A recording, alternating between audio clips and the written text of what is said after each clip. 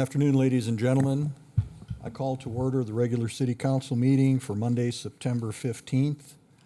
Roll call, please. Blessum. Here. Fuller. Here. Hayes. Here. Janser. Here. Olson. Here. Pittner. Here. Samuelson. Here.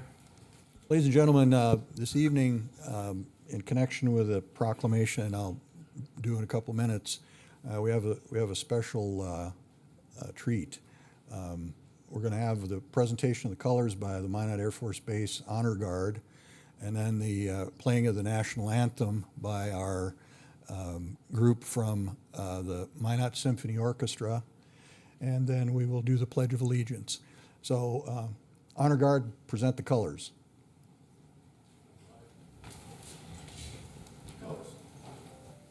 Right shoulder, arms.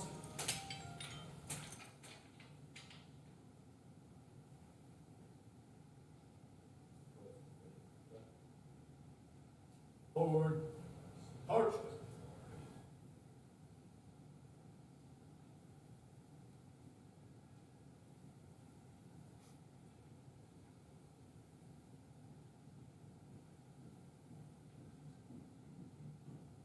Colors. Halt.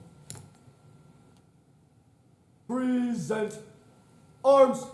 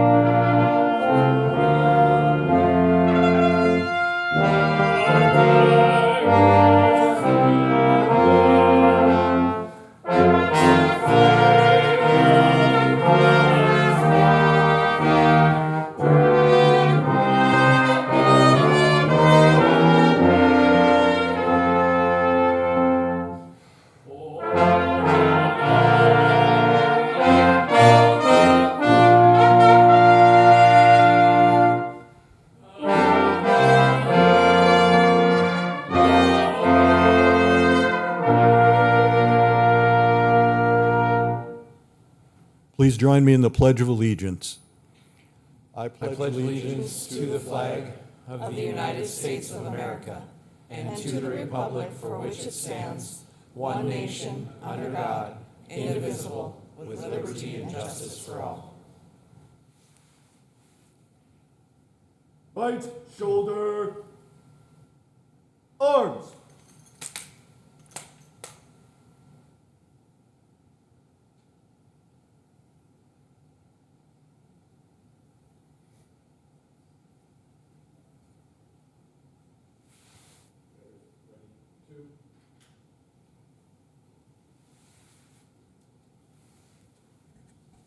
Please be seated.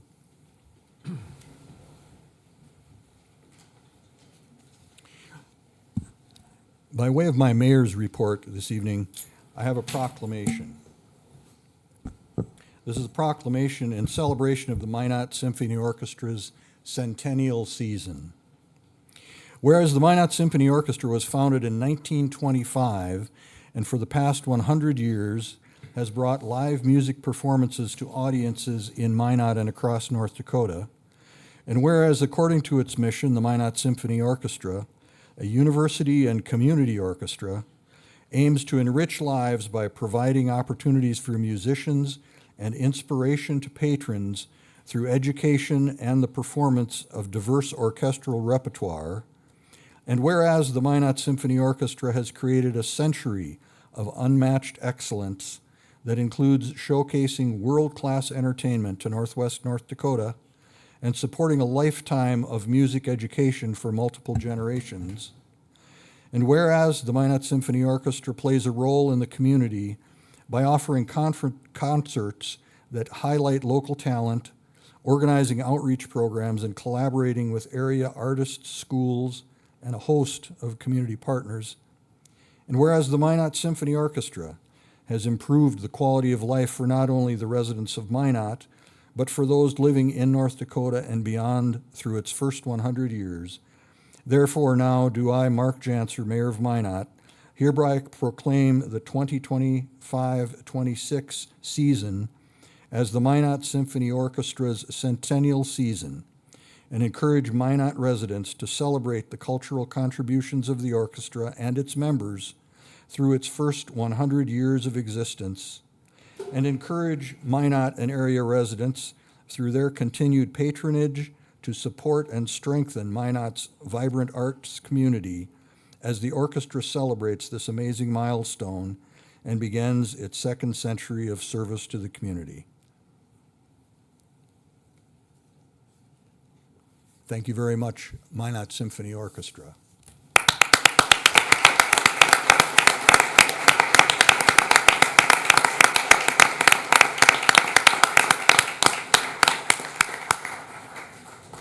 And let me take just a second and present this proclamation to Ellen Fenner, the Executive Director of the Symphony, and Maestro Maya.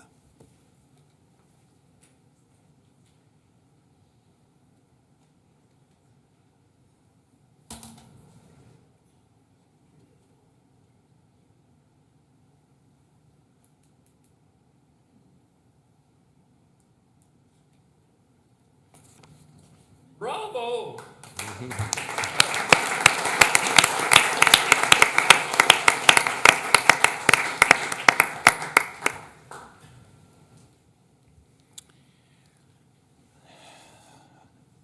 All right, I think that will do for my report for this evening. We will move on to the city manager's report. Thank you, Mr. Mayor, members of council. As is the norm, city manager's report is attached in your packet. If you have any questions, please let me know. As noted, this was our inaugural packet with the new cadence of posting the agenda 7 days in advance, as we saw that there could be some changes as we go through the week, so we appreciate that. But again, the idea is to get you the vast majority of the agenda as soon as possible and get that out to the public as well. I also would like to just let everybody know that we have our City of Minot Community Satisfaction Survey. So earlier this summer, you approved that. You can see that up on the screen. So look for that little icon. It'll be in various places. It's currently out on the city website. We'll push it out in social media. You can download the QR code and get through this in about 10 minutes. The survey itself, will also be pushing it out through our water billing. Whether you get a hard copy or if you get emails, you'll be notified in that manner. So the intent is the more the merrier. We want to hear from you. Tell us how we can improve. The more feedback we get, voice of the customer, the better we can serve you. Mr. Mayor, if I could. Alderman Blessum. Tom, I just want to say thank you to you and the staff for getting the agenda going this way. This was a hectic week with the budget work that was going on as well. And, at least for myself, it allowed me to engage with the items throughout the week. It was fine that there were things still coming in. There was still info that we knew was going to get filled in, but I feel better informed because of it. So I think it's going to be a good practice, and it works its way in. It's going to be good. So thank you. Okay, anything else for the city manager? That's it, Mr. Mayor. All righty, thanks. Then with that, we'll move on to item number 5, which is a public hearing. This is a public hearing regarding the preliminary plat in alignment with the recommendation of the Planning Commission as provided for in the packet. This is a public hearing, so anybody who is interested in speaking for or against this plat of Able Acres, please come forward. Anybody who wishes to speak about the plat? Seeing no one coming forward, what are the wishes of the council? Alderman Blessam. Mr. Mayor, I would move that we close the public hearing and approve the item as sent by the Planning Commission. Then moved. Second. Second by Alderman Fuller. Any discussion? Seeing none, please record your vote.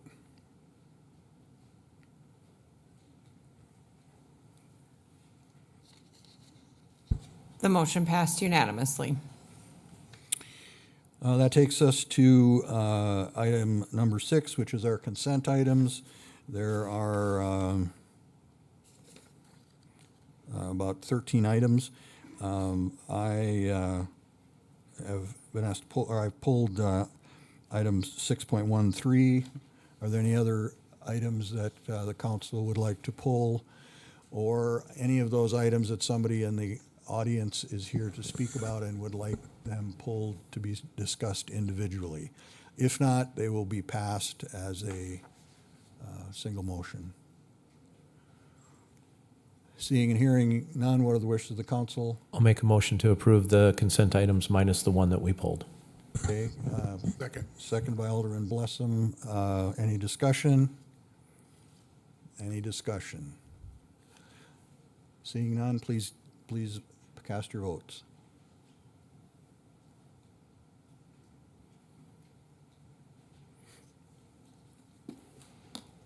The motion passed unanimously. That brings us to item 6.13. Is there a motion? I would move approval of the item. Second. Moved and seconded that 6.13 be approved.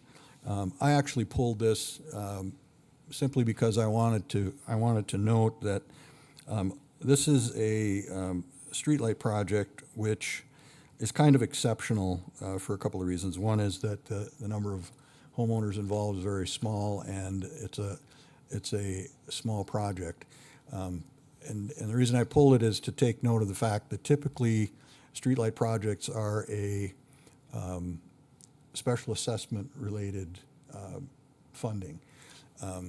There was a comment. There were comments were made at the previous meeting when this started that there would be a change in policy, and that here going forward, that all streetlights would be replaced without any special assessment and 100% city funded. I'm not sure I agree with that, and that's why I pulled this item. I do intend to support this tonight because I think this is a bit of an exception for the couple of reasons. But I just wanted to bring that up. And is there any other discussion? Seeing none, let's record our votes.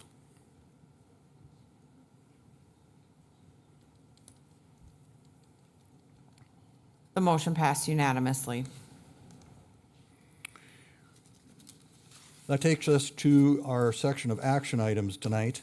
The first item is 7.1, which is a acquisition of a refurbished bus for the transit system. What are the wishes of the council? Is there a motion? Move approval. There's a motion to approve. Is there a second? Second. Seconded by Alderman Fuller. Discussion. Alderman Blessam. Thank you. I've had a lot to say on busing and our bus systems over the last year or so. While this is a great step that saves us money, it assumes the status quo and that we're going to continue to do things exactly as is. We're going to continue with 30 passenger buses, and we just have to find the best deal we can when they come up. And I'm not in agreement with that long term. I think we need to look at it. We do have an opportunity with our transit development plan that will be starting up in the next few days here, actually, to look at this further. And I still am of the belief that we need to rethink how we go about this, and just rubber stamping the exact same approach over and over and over does not do us well. In this case, we're saving a little bit over what it would cost new, so that's a good thing. But I would like to see us reconsider these as they go. Further discussion. Alderman Fuller. Thank you, Mark. I just wanted to jump in and just tell Brian and his crew, nice work on finding, are you here, Brian? There we go. Nice work on finding some savings for us as a city and using the taxpayers' dollars wisely. I greatly appreciate it. Thank you. Further discussion? Further discussion? Seeing none, we're prepared to vote, then let's record our votes.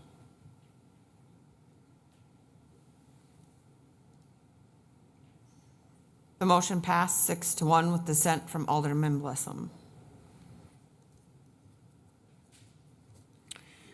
All right, item 7.2 is up next. That is a local preference bidding policy. What are your wishes? Move approval. Second. Moved by Alderman Fuller, second by Alderman Blessum. Discussion. Mr. Mayor. Alderman Fuller. Thank you. One thing I just wanted to talk about, I guess, I like the language. I like a lot of what they put in there. I think there's some very good metrics or standards that we need to hit or that the entities had to hit. One of the things I was going to question is the 5% number, just as a group up here. Is 5% where we want to go? I think 10% is too much, but in the grand scheme of things, I thought 7% would be a good number to find, to come to. One of the reasons, like, and just in rough numbers, I mean, if you look at the extra 2% in a $100,000 project, it's $2,000. And if you look at it on a $1 million project, it's $20,000. So it's not a ton of money in the grand scheme of the projects, but it may give that local bidder just a little bit more extra room where they could have the ability to take that work and do it for their crew here. So I guess I'd like to make an amendment to change this to 7% from 5% and go from there. There's a second to the amendment? I'll second. Moved and seconded to amend the motion to have 7% instead of 5% be the threshold. Discussion. Alderman Olson. Thank you, Mr. Mayor. I can't support 5%, I can't support 7%, and it's for two reasons. One, we haven't had business owners come to us and request this. I would think, you know, in all of our dealings with the public, that a business owner, even just one, would have called and said, I think this is a good idea. I have not heard from those businesses. Second, I think the likelihood that we have, particularly out-of-state businesses bidding, will dwindle. Because if they're going to put all the work into a bid process only to be matched by a local bidder, I think they're going to go elsewhere and our prices will increase. Further discussion.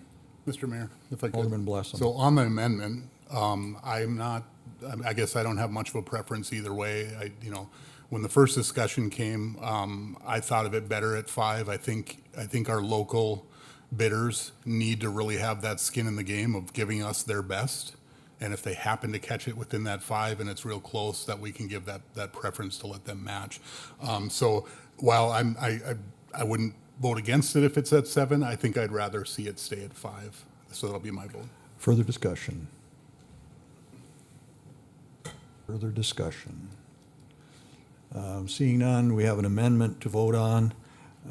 We're voting on the amendment. Please cast your votes.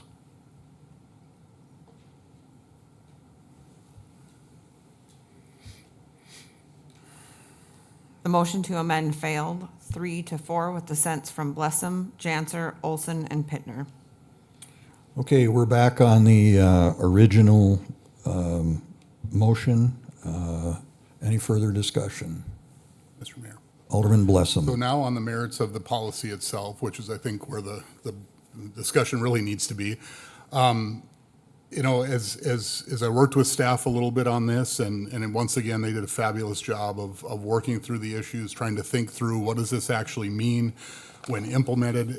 One of the biggest things that we had to work our way through was what is a definition of local bidder? And I think the city attorney working with Jason Sorensen and the rest of the staff did a great job of putting together a set of criteria that I think will work. The one thing I would say is that no system's ever perfect. And we, like many other things, we may find that, oh, this didn't do what we thought, and we need to adjust. The great news is we're up here every 2 weeks roughly and can adjust. And so if we've got something that's not quite perfect, we can go back to it. If, just like the 7% number, we may decide that that is important to come back to at some point. So I think that we've got about the right setup here if we want to put this in place, and I am an advocate for it. I think that we don't want to see our local bidders missing consistently by small amounts. If they're out of the ballpark, absolutely, they shouldn't win that bid. But if they're within the ballpark, I'd like to see that happen. One other thing to note, and I think we ended up with it in there, Steph, if you want to remind me for sure, but one of the other things that we did that's kind of a nuance in the way that it's laid out is we wanted to make sure that they also adopted the bid itself, meaning how the bid is structured. So you couldn't just have a different part of your bid that was open-ended, have the dollars work out and win, and you get all the stipulations that go with that. And so there's some nuance there, but the point is that you've got to accept the way that the lowest bidder structured the deal and move forward with that. And so I just wanted to clarify that with the city attorney. Do you have a comment, City Attorney? So it does, as written currently, I believe it is just like the dollar amount. So if the lowest responsible bidder has submitted a bid that contemplates a specific structure, and there is a local bidder that's within 5% of that, the local bidder that's within 5%, and it's just the one in the case there's an event if there's a tie, there's a provision for that in here too. But the lowest bidder will have the opportunity to adopt that number and make that number work by whatever means they believe is feasible. That doesn't sound like what, It doesn't, and so did we back, I'm seeing shaking of heads. I assume that means we backed off from that provision. Jason, do you have the detail?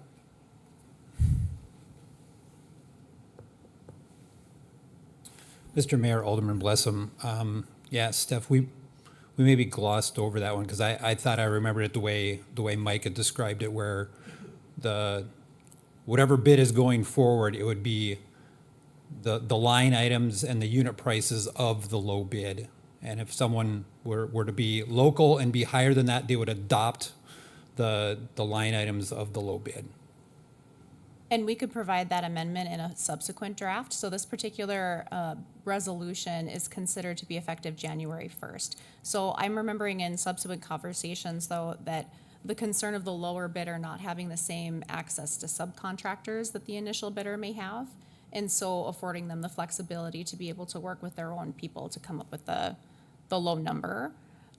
So I believe it was written this way to afford more flexibility, but we can certainly try to incorporate some more language that it requires them to adopt something more closely in resemblance to the lowest bidder in the initial bid opening, if that's what the council would like to direct. Yeah, if I remember right, I remember that discussion coming up and worried about subs, and I think in the end we agreed that the price is the price. If they adopt that bid, it's up to them to find subs that can do that work for the price that the low bidder was at. So yeah, we can work on that. And Mr. Mayor, if I could, Jason, help remind me, because again, I don't have the exact detail for why this concern mattered. In my mind, the idea was it was possible to have your bid leave a portion of it, let's say open-ended somehow, where the other guy didn't. So the city actually it's a more advantageous project under one set of rules than the other. And the point was, we wanted to make sure that the dollar amount that was associated with the lowest bid, you also had to adopt their approach, because otherwise you could write it completely different with your number and go and grab it. And that wasn't good if those details of the bid were not to our favor. Right. Mayor Janser, Alderman Blessum. So I think the example I used was like for one of my water main replacement projects, if the local bidder wants to adopt the price, but he has a bigger price per foot for installed water main price, a lot of times in projects, if we discover something, we'll extend work on. So now we'd be extending work on at a higher unit price than what the original bid was. So we just thought it would be fair if they just adopted those unit prices across the board. So my recommendation, if we want to go into that level of specifics, is to let staff rework this a little bit and present a fresh draft here in a couple of weeks. Okay. So do you, would you like to see us withdraw the approval motion or table it, or what's the appropriate? My recommendation would be to table it for 2 weeks, but if the council wants to discuss other aspects of this resolution that they'd like to change or bring back, that, this would be a great time to do that too, so we can try to get it all in one swath. Okay. Okay, is there further discussion then? If I could, I think I'm good, Jason, with that. Alderman So- Blessing? Yeah, so one of the other things I wanted to point out to make sure the council understood it is the provisions, if you do want to look at the draft, they're at the top of page 2, under section 2, because one of the most important aspects of this is how you define a local business. How do we decide who qualifies as local? And I think there's room for discussion and debate here. I think the way that we look at this matters a lot. So just to give you the 3 pieces, and in the draft, you have to satisfy 2 of the 3, okay?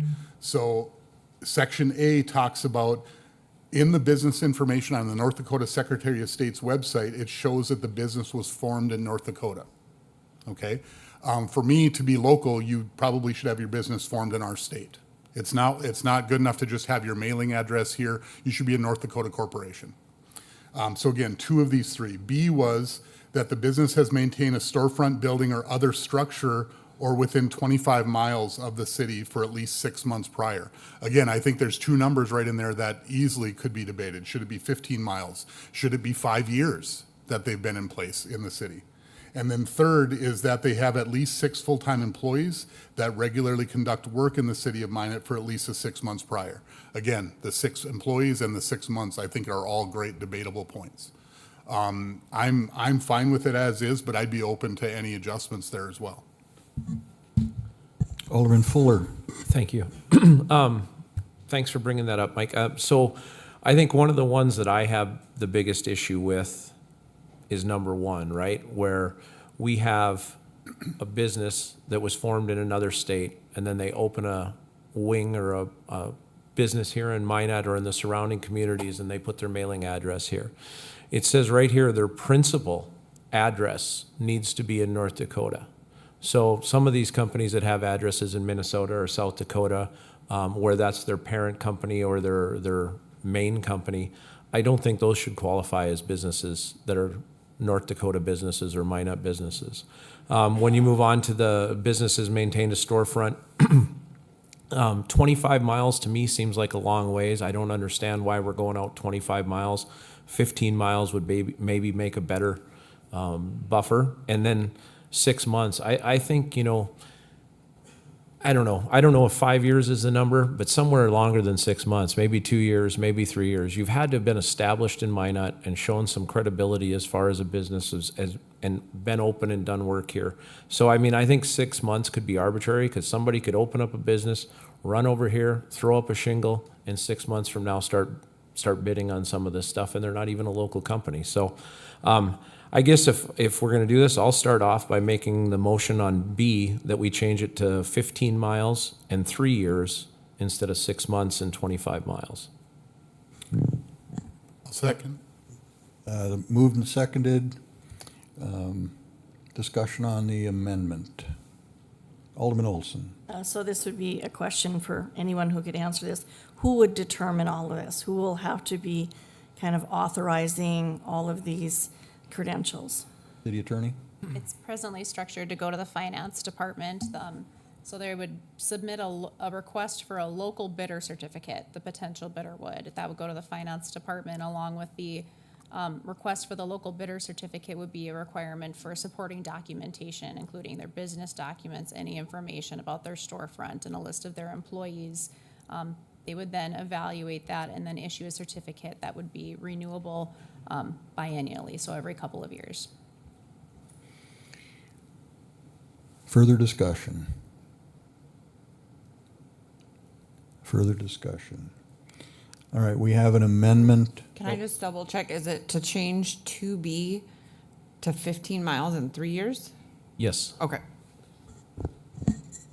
Everybody clear on the motion? All right, if there's no further discussion, then it's time to vote.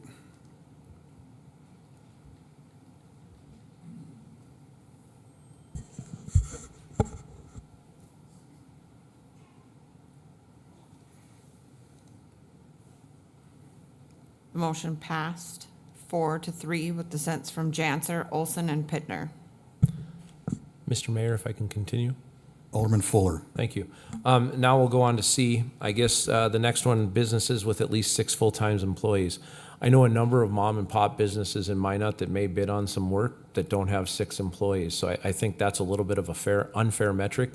So I'd like to change that to 2 or 3. Let's say 2. I'd like to make a motion to change the number of employees to at least 2. And again, let's use the same determination, 3 years of prior to the date of application. So we'll change 6 employees to 2 and the 6 months to 3 years, like the letter 2 above it, or letter B above it, I'm sorry. Is there a second? I'll second. Second by Alderman Samuelson. Discussion on the amendment. Mr. Mayor. Alderman Blessam. This one, I agree with the 3-year point. I think the mom and pops, hopefully they'll hit A or B, or I should say A and B. So in my particular case, I'd like to see if somebody's, let's say, using B and C as their qualification, they're a Minnesota company, but they want to do business and be considered local in Minot. I think our hurdle in C, we want stronger than just a couple employees. And so I'm on board with the 3 years. I think that makes sense, but I do think we want some strength in the employee numbers. Alderman Fuller. Thank you. And I appreciate that, but let's take a look, and we'll just use a sign company here in Minot that has 2 employees. They do a ton of work around Minot. Yes, they would probably qualify as 1 or 2, but that are under A and B, like you're saying. But, maybe then would you be opposed to 4 employees rather than 6? I mean, I'm just trying to get it to where I think it's not an sorry, Steph? City Oh, Attorney. and you're okay. I was just going to point out that the definition of local business is no less than 2. So 2, A, B, and C is not that they have to meet all 3 requirements. It's they have to have at least 2. 2 of them, okay. So, okay, well, I mean, I guess if, I'll pull back then I'll change my motion, if that's good. I'll change my motion and leave it at the 3 years for the period, but leave the 6 employees if that helps with the hurdle you're thinking of. I'm okay with that. There's no objection to the amendment.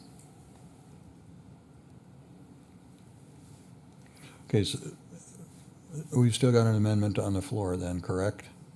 But it stands amended. So as soon as it's moved and seconded, then the decision belongs to the body. And so if there's a proposed amendment to it and there's no objection from anybody on the council, then it can proceed to a vote as amended. So the motion before the floor would be to amend item 2B, at least 6 employees for at least 3 years prior to the date of application. 2C. Or 2C, excuse me. Okay. Further discussion? I would just observe that the more I hear about, the more we're talking about this, the more bureaucracy it looks like it adds to, get to an end where, in reality, somebody got the low bid and somebody didn't. And that's the way a lot of business is done. I think most folks find that acceptable. I am concerned about the provisions that were talked about earlier regarding a local person that's selected with the 5% rule having to adopt whatever the low bidder put in, or adapt so that they can meet the low bid. I think there's all kinds of trouble in this whole thing. So I have some concerns about it. Any further discussion? Okay, we have an amendment to vote on. Seeing no further discussion, cast your votes.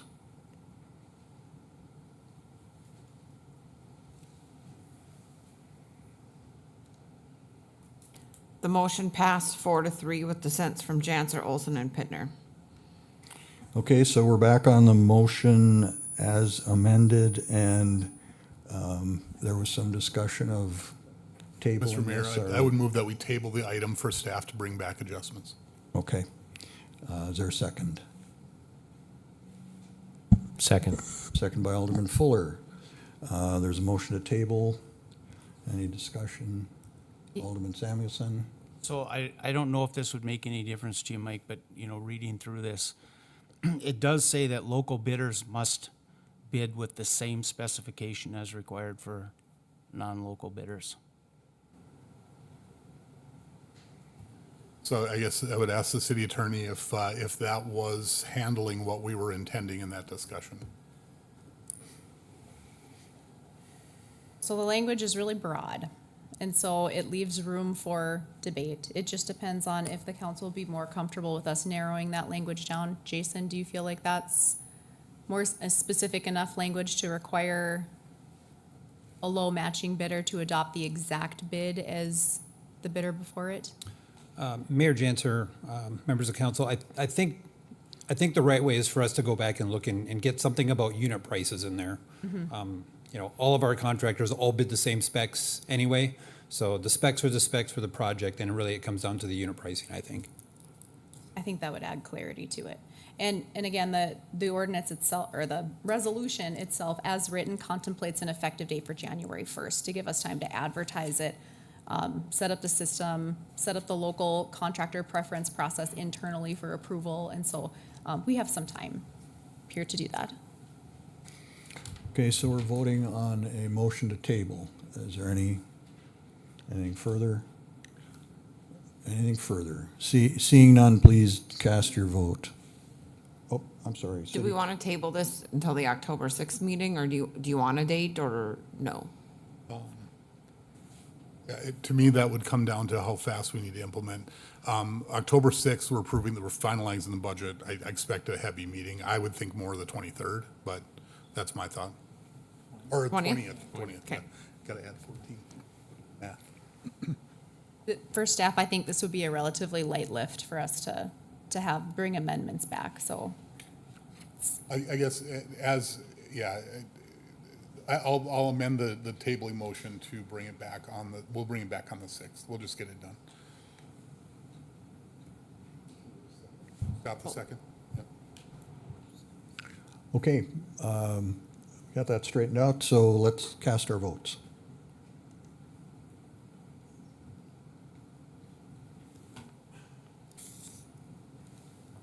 The motion to table passed 6-1 with dissent from Alderwoman Olson. Okay, item next is a 7.4. This is a public hearing. The public hearing is on the 2026 annual budget, and Finance Director Lakefield is going to sort of give us some positioning on kind of where we're at the present moment before we begin hearing people.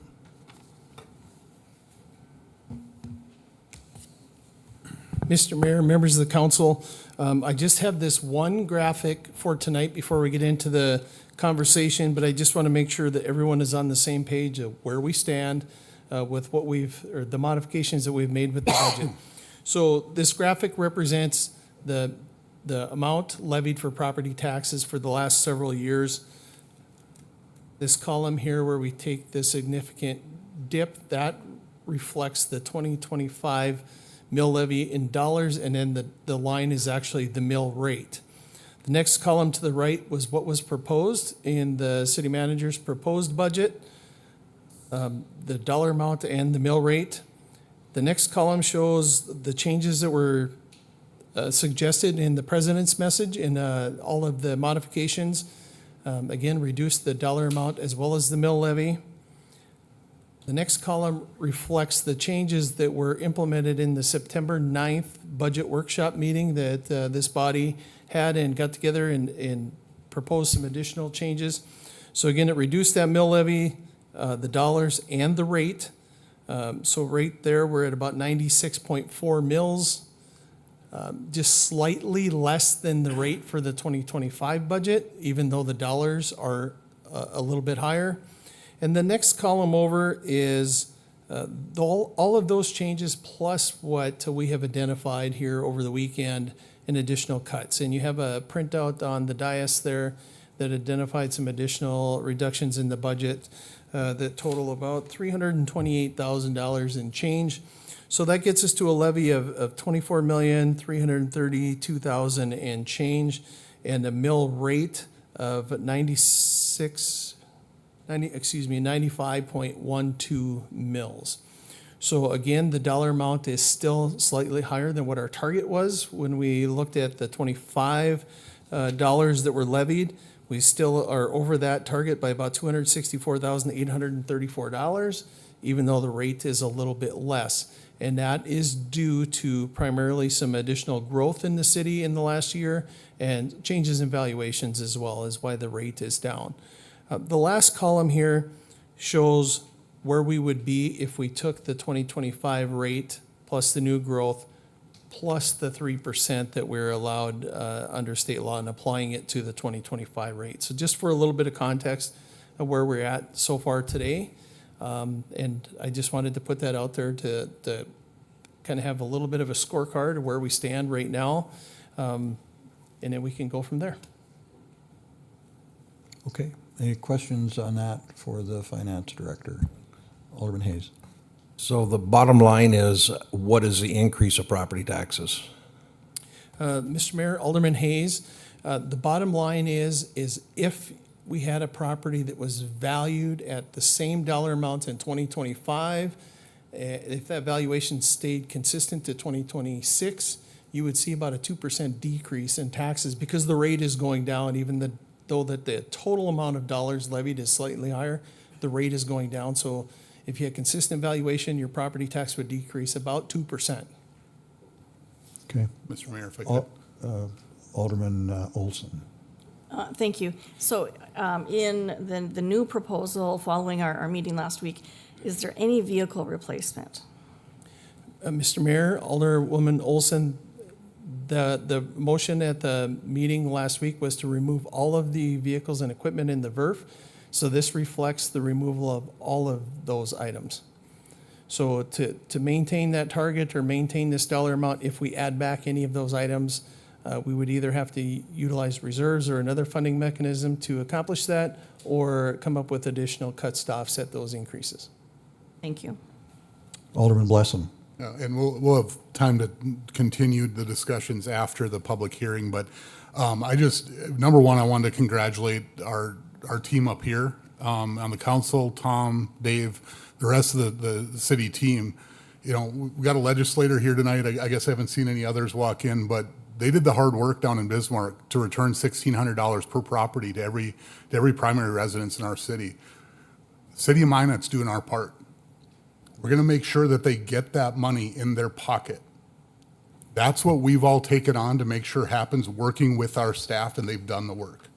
So, Senator, I'm happy to say that, okay? And I hope that the rest of the legislature and others see that. We've got some work that we can still do yet. There's still more that can be done in this budget, and we're going to hear more about that as we continue talking. But I just wanted to say that we're on the right track here. So thanks, Dave, and thanks, Tom and team. Alderman Hayes. Regarding the VERF, was that all the funds or just the 1.18 million of the city of Minot contributed? Mr. Mayor, Alderman Hayes, we removed all of the equipment that was contemplated in the VERF. However, only those that are funded by property tax levy, so it's primarily general fund, and some other departments that we fund at least partially with property tax, actually have an impact on how much is being levied. So, for example, enterprise funds that are funded fully from fees or payments for services, even though we reduce that equipment or take that equipment out of there, it doesn't have any impact on what we levy for taxes. Alderman Olson. So Dave, tell us what is cut out then, as far as vehicles? Mr. Mayor, Alderwoman Olson, I don't have the entire list here, but it is quite extensive. And I think Mr. Banfield is probably going to go into that. But it was everything that was on the list. I know that there were several police vehicles included in that. There were some other vehicles for some other general fund departments. I think maybe Street Department had at least one vehicle in there, so it was about 1.18 million, I think, was the general fund amount. So there was quite a few pieces of equipment. It isn't all vehicles. Some of them are loaders or other things as well. Thank you. Further questions for the finance director? Okay, thank you, Finance Director Lakefield. So that's where we're at tonight. So this is a public hearing on the 2026 budget.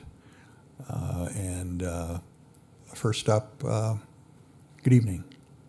Good evening, Mayor and Council. My name is Ryan Ackerman. I'm a Minot resident. I have ownership interests in multiple businesses here in Minot, including Ackerman Esfold, which I co-founded in 2003.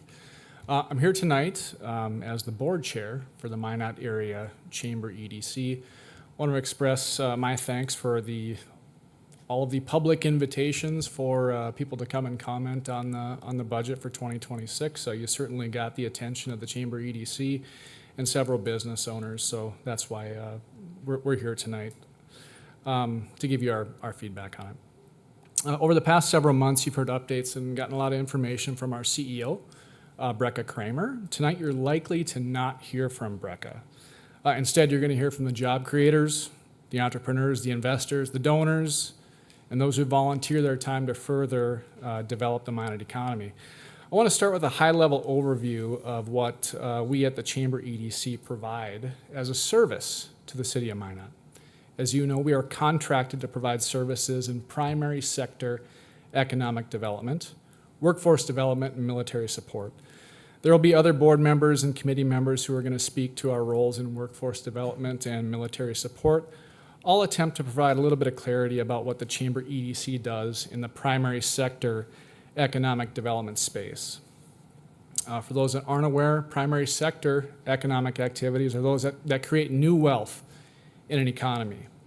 Generally, the industries which create new wealth are agriculture, energy, manufacturing, and technology.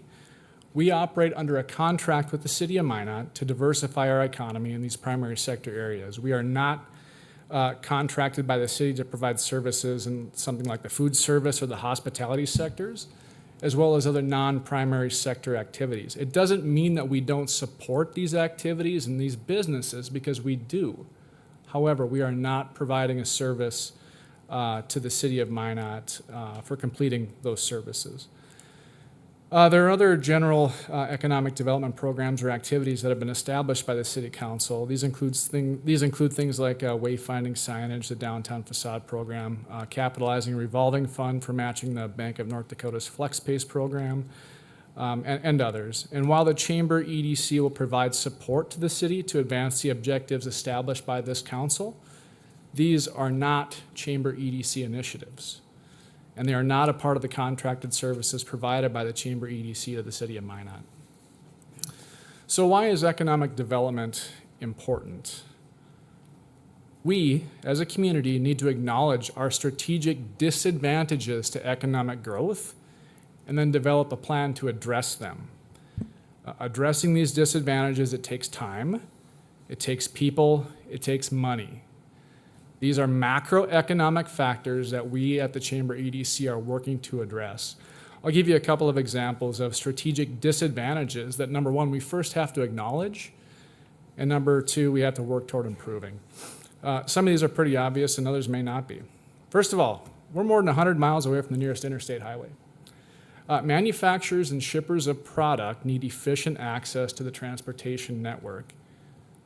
We'll continue to advocate for expansion of highways, whether it's additional lanes on Highway 52, additional capacity on the two-lane highways going east, west, and north and south of Minot, and also increases in load limits on those highways to address that logistical disadvantage. We've been engaged in this space for decades. Number two, in terms of strategic disadvantages, we're situated near the geographical center of North America, and that always makes for a cute bumper sticker. But when your economy is largely in the business of selling products overseas, as it is in ag and energy, It's a huge disadvantage to be the location that's the most distance from ocean vessels in North America.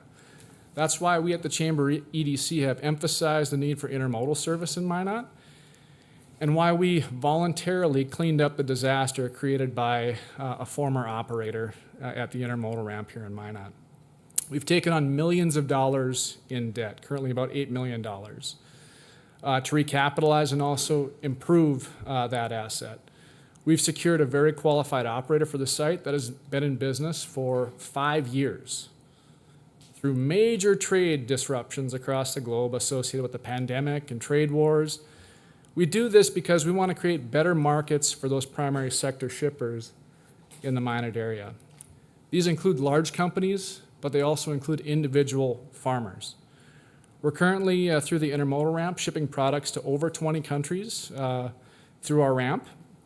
We're providing better access to markets across the world and giving our shippers a more cost-effective option to get their products to customers, their existing customers or new customers. Another issue that we have here in Minot is that we ship far too many products out on the left end of the value chain. We're blessed to be the nation's #1 producer in North Dakota of roughly a dozen different agricultural commodities.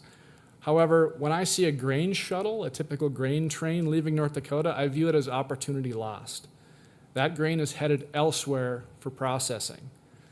Processing of these products creates new value and new wealth in the economy where that processing occurs. That's why we're so proud of the success and expansion of AGT Foods here in Minot.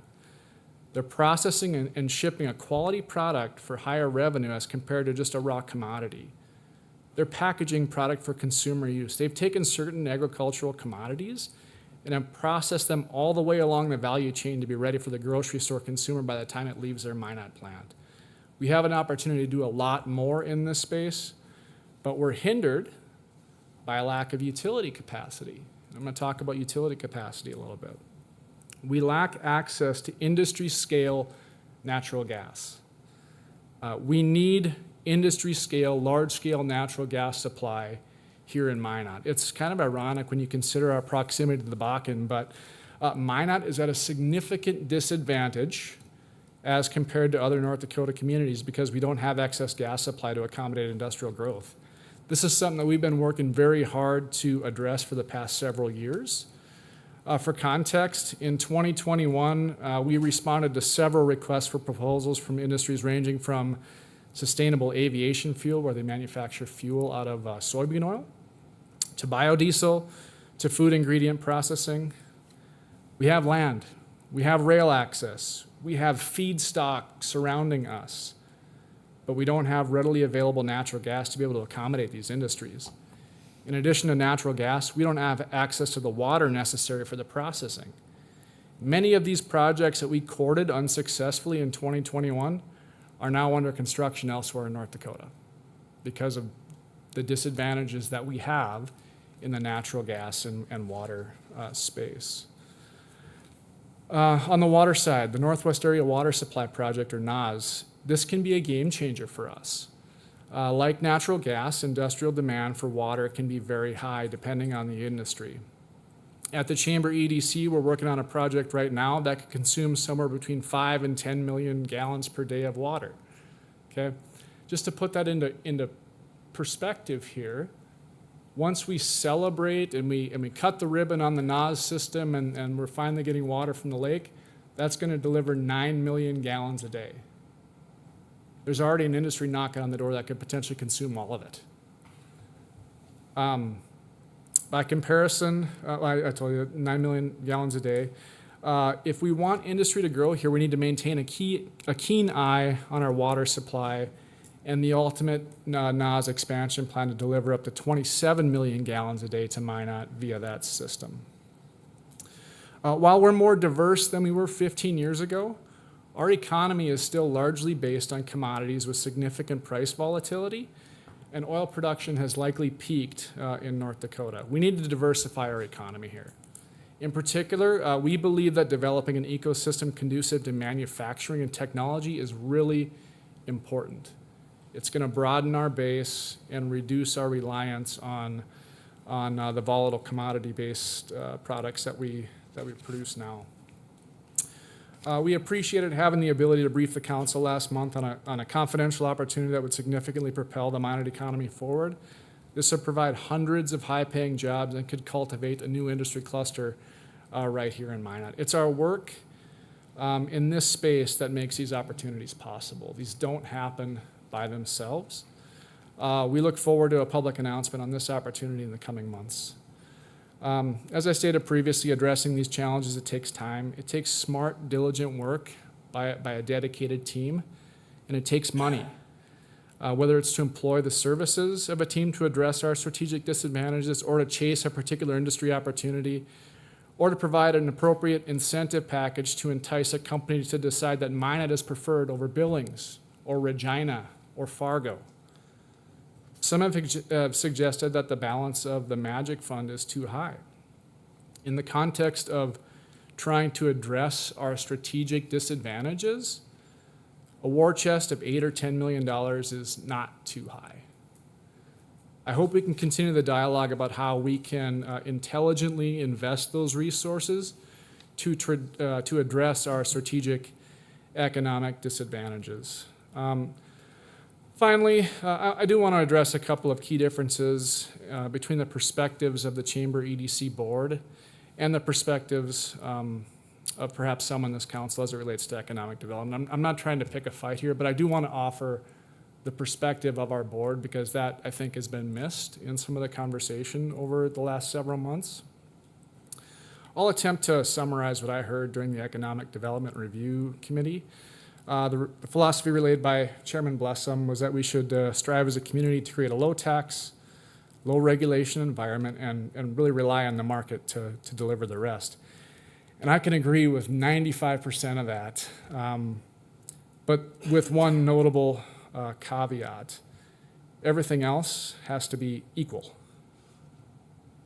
Of course, we aren't equal to anyone else.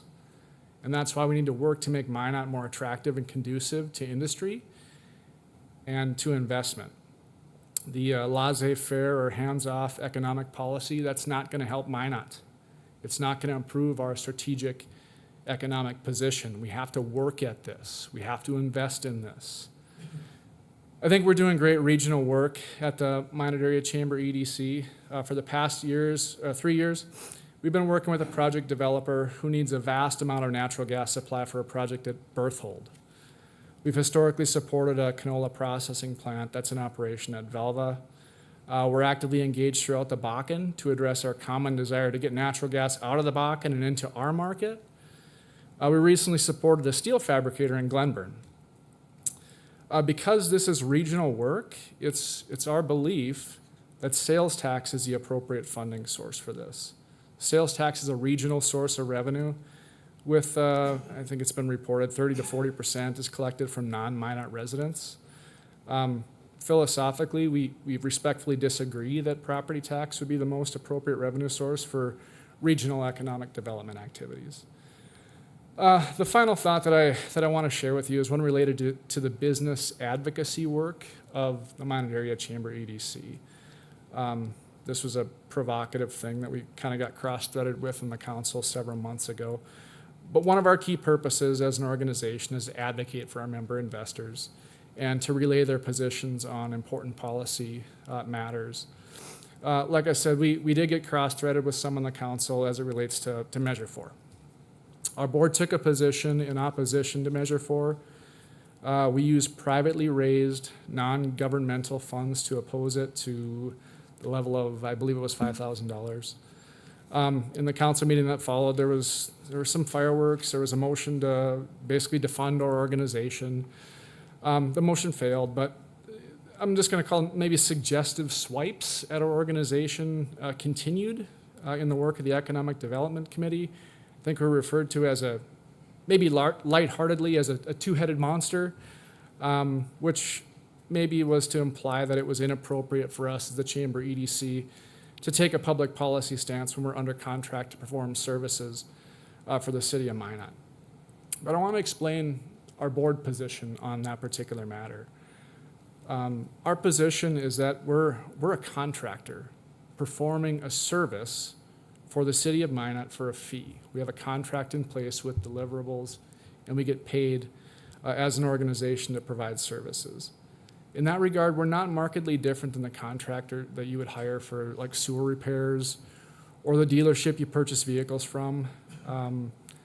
I don't think this body would place similar restrictions on their rights to free speech if their views were different than your personal views on a policy question.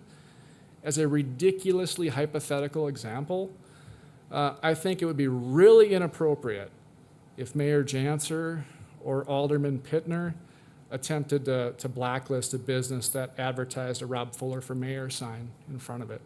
That'd be ridiculous to do that and absolutely inappropriate.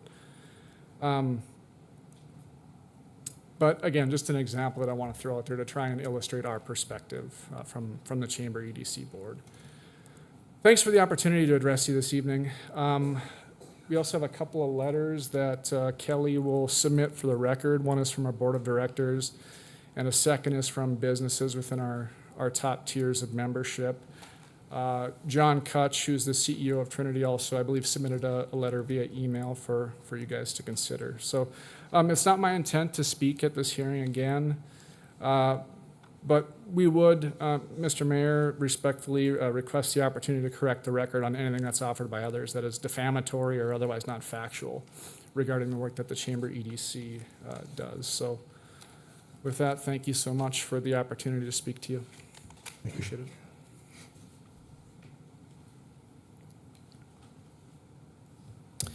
Good evening, Mr. Mayor, members of the council. My name is Kevin Black. I'm a resident here in Minot, a business owner, member investor and director on the Chamber EDC, and also chairman of the State Board of Higher Education. I rise this evening in support of maintaining the support and funding and also the mechanism of funding for the Chamber EDC. The reason why I feel so strongly about this is quite simply the power of partnership that the Chamber EDC brings to this community. There is no other entity in the city of Minot that does more to develop partnerships that deliver value to the city than the Chamber EDC. And there's one particular aspect of economic development that is absolutely critical, that I feel very passionate about, that I want to talk to you about tonight, and that is workforce development, which is absolutely a component of economic development. Right now in the state of North Dakota, we have about 30,000 open jobs, according to ND.gov, and many of these are in critical workforce areas, particularly healthcare. And tonight I just want to give you two examples on how the Chamber EDC was absolutely influential in delivering healthcare workforce for the city of Minot. The first one is about the acquisition of the Trinity West building here in downtown Minot. I had a first row seat to how the Chamber EDC cultivated a partnership between Trinity and Minot State University, Dakota College of Botano, the State Board of Higher Education, to support the healthcare needs of this community. First, I saw how the Chamber helped build a vision for what Trinity West could be, and then secondly, construct the framework of a deal on how it could be amenable to all parties. Secondly, I had a front row seat to see how that project got through the State Board of Higher Education. Last May, June, when the State Board went through its capital building project budgeting process, we had over $400 million of capital projects come in to the State Board. By the end of that process, it was dwindled down to $126 million. Of that $126 million, $8.5 million, at that point, $11 million was in that budget request from the State Board of Higher Education because of the work that was done by the Chamber EDC. It made the list that eventually was forwarded to the legislature because the Chamber EDC helped clearly demonstrate the community need, but also all the partnerships that came to the table to support it. It's not just Trinity and Minot, it is an entire healthcare network across north central North Dakota. And then finally, the last hurdle for the acquisition of that building, which was actually getting funding from the state legislature. When Senate Bill 2003, which was the funding bill for higher education, emerged from crossover, funding for the project was not included in Senate Bill 2003. Okay, it got cut. However, at the 11th hour, because of a lot of heroics by a coalition that included a lot of community partners, but was led by the Chamber EDC, funding was restored. $8.5 million was restored. And because that $8.5 million was restored, Trinity West will have a long and bright future in downtown, but more importantly, we will have workforce development. We will have programming that is going to address major healthcare workforce shortages in our community. That's $8.5 million that I would suggest would not happen without the leadership and the facilitation of partnerships that the EDC, Chamber EDC delivered. The second example that I want to give you tonight was the state of North Dakota in the last legislative session provided about $15 million in what's called innovation workforce education grants. These were dollars to help stand up new innovative programs that address critical workforce shortages in the state. I was part of that process that ultimately voted on where those dollars went, and I can tell you it was the communities that showed up with letters of support in hand that demonstrated community support, that demonstrated industry support, that ultimately were successful. Not all institutions and communities were successful, but Minot was, because the Chamber EDC was able to lead again a coalition of partners that demonstrated the need. And as a result, there was almost $1.5 million delivered to Minot State and Dakota College of Botano to deliver, again, healthcare programming and also engineering type programming here that will happen in Minot. And so how is this possible? It's because when you go around the state and you talk to state leaders, you talk to legislators from other communities, business leaders from other communities, they say a lot of things about Minot, a lot of different things. But one thing that they all say is that the Minot Chamber EDC is one of the most respected chambers in the entire state of North Dakota. The chamber delivers true results, and they deliver results on workforce in a big way. And for that reason, I would ask that you support the Chamber EDC's funding and keep the current funding mechanism. Thank you, Mr. Mayor.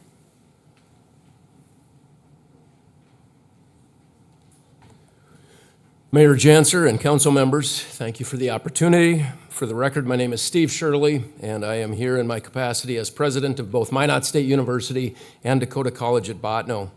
I want to share a few examples of previous initiatives, as well as some new efforts that we have on the horizon, and the important role economic development has played in helping us create solutions addressing workforce-related challenges in Minot. Several years ago, we worked closely with the city of Minot in partnering to launch training in dental-related fields. You can likely visit with any dental professional in Minot or across western North Dakota and hear of the workforce shortages in that field. To that end, Dakota College at Botano established a new dental assisting program that began 1 year ago, and a new dental hygiene program that launched just last month. Until DCB brought these to downtown Minot, the only places within several hundred miles for this training was at NDSCS in Wahpeton or the Technical College M-State in Moorhead. MAC EDC helped facilitate many of the efforts as we worked with the city and Trinity Health to secure a location in downtown Minot. This also included helping secure extra state grant funding of about $650,000 for state-of-the-art dental training equipment. The city of Minot and this council were critical partners in providing economic development funding for the facility and helping ensure the program was launched. We graduated 8 dental assisting students back in May, our first ever cohort, and with our second cohort this fall, we now have 10 students enrolled in dental assisting. In dental hygiene, with our first ever cohort starting this fall, we have the program completely full with 10 students enrolled. In fact, we had nearly twice that many apply, but can only take 10. Clearly, the demand signals are there for these programs. Please know that none of this would have been possible without the economic development help from the city of Minot and the important work of the MAC EDC. More recently, as Kevin just mentioned, in the 2025 legislative session, we worked to secure funding for MSU to purchase the Trinity Health Center West building downtown. The second floor of that building is currently occupied with DCB's nursing programs, and we have graduated approximately 30 nurses each of the past 2 years with 1- and 2-year nursing degrees, and this year we have 40 students enrolled. As we eventually move into the entire Health Center West location, DCB is planning to add such programs as surgical technician, medical lab technician, and Minot State will develop and establish a nursing simulation center where MSU's bachelor's level nursing students can also do their training. When completed, this new Health Sciences Institute will provide much-needed health-related educational programming in downtown Minot, helping solve workforce-related challenges in our community. MAC EDC has been a key partner helping bring this vision forward, organizing and facilitating conversations, advocating on the idea's behalf down in Bismarck, getting the necessary partners at the table, and providing letters of support to help us secure additional state resources for this concept. Those additional resources included our successful application and awarding of over $2 million in state workforce funds that Kevin mentioned, and these funds will certainly help successfully launch these medical programs. Looking forward, MSU is now preparing to launch a new undergraduate bachelor's degree in engineering. This is a major step. Moving forward with our first ever foray into engineering is a significant educational addition for MSU. We have been working closely with industry partners in designing a curriculum to help satisfy workforce-related shortages. Again, MAC EDC has been helpful with some planning activities and providing important support as we have garnered over $500,000 in state funding that will be beneficial in getting this program added. This engineering program has the potential to not only be vital in turning out prepared graduates right here in our local community to assist local industry, but also a game changer in attracting new students and new talent to the MSU campus and to our region. Finally, as public colleges, it is at our core to provide solutions to workforce challenges in our community. I am excited with both my MSU and DCB hats on to be playing a part with these initiatives, but also know full well we cannot do these things alone and fully need the city of Minot as an economic development partner. We need to ensure a level playing field with other communities across the state with whom we are competing for well-qualified employees in the private sector. A continued commitment from the city of Minot is of great assistance as we successfully bring these new programs and other future endeavors to reality. Thank you for your work on behalf of Minot citizens, and I sincerely appreciate the time. Thank you.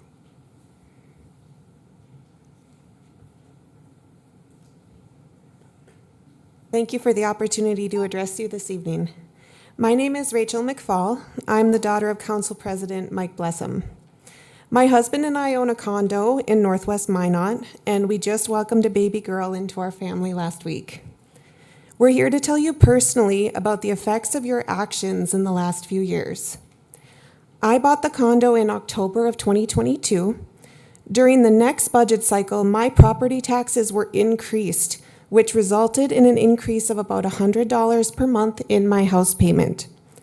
This was a significant increase that was felt in my budget immediately as a single full-time employed woman.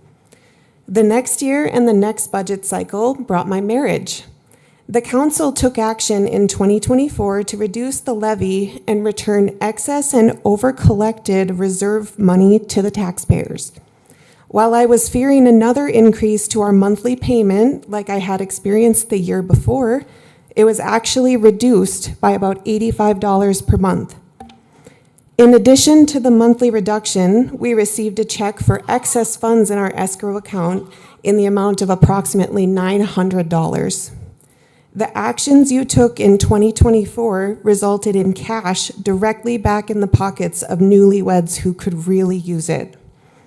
So today, as a couple who just welcomed a newborn baby, we ask you to remember us and all the other young families who are trying our best to live within our means in this community. We are directly impacted, both positively and negatively, by the choices this council makes to raise or lower our taxes. Thank you.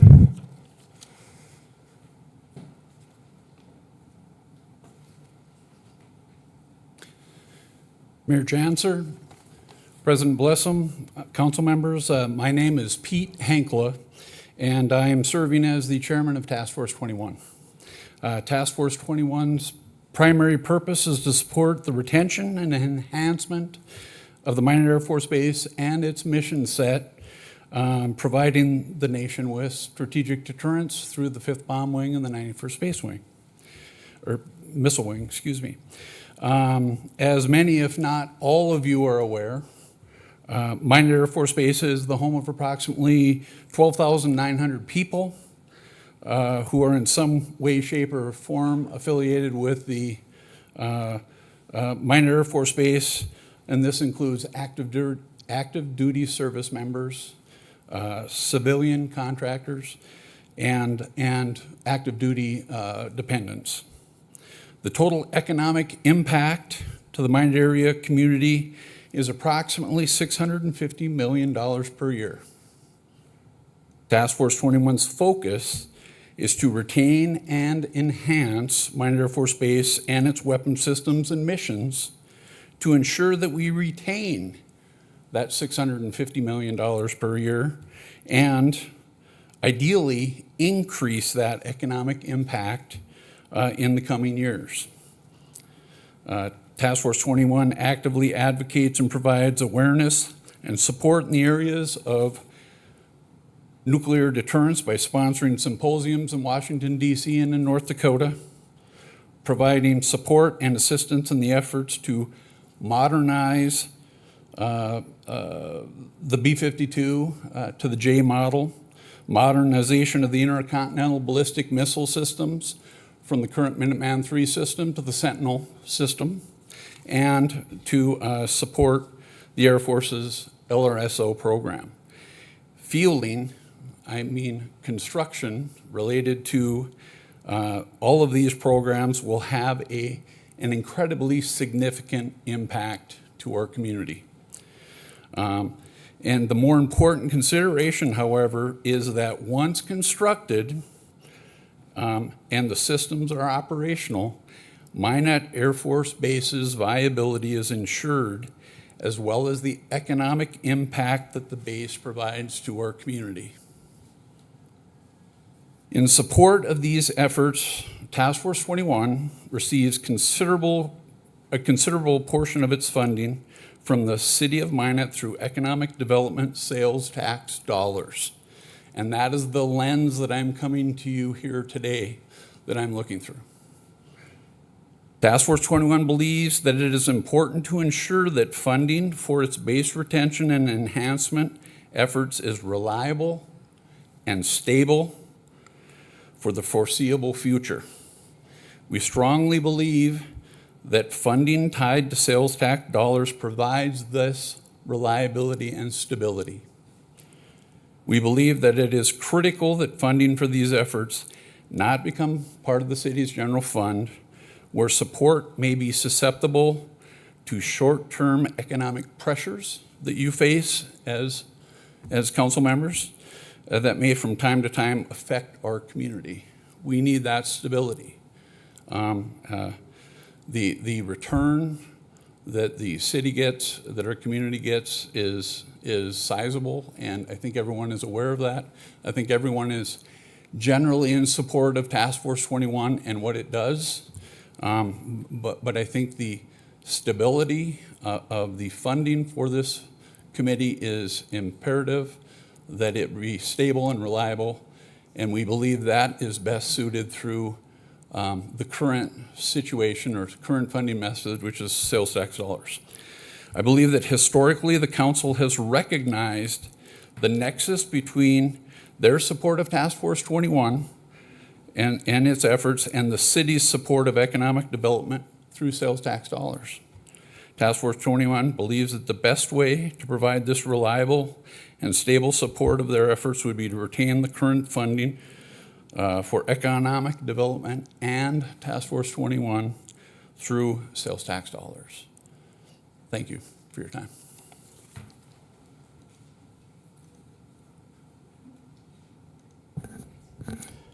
Good evening. Travis Zablotny from here in Minot, business owner, farmer. feel inclined to respond to some of the things that we've just heard. And the first one that I'd like to really, the question that I would like to understand, and I believe many of you would like to understand ultimately about the focus tonight so far in this budget hearing, which has been money for economic development, is what's our return on investment?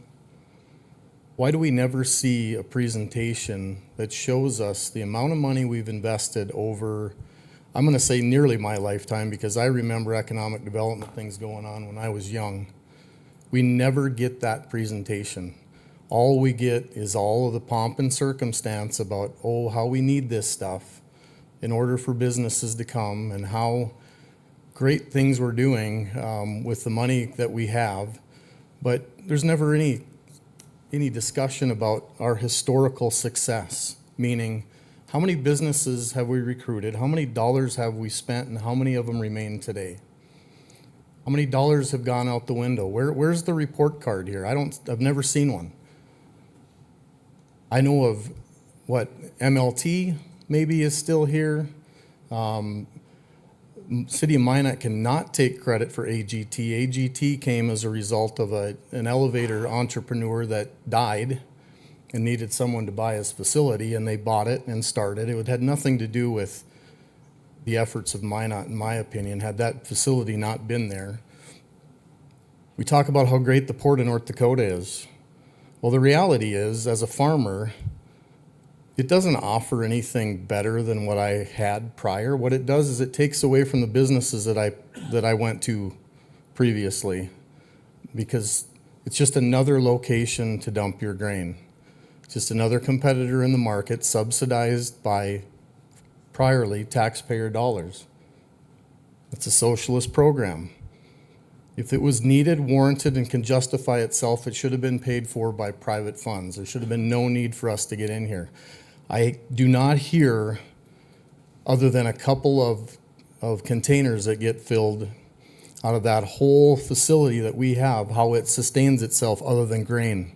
If it wasn't for grain, which grain was already here, elevators were already here, elevators already had the ability to ship containers, we haven't moved the needle.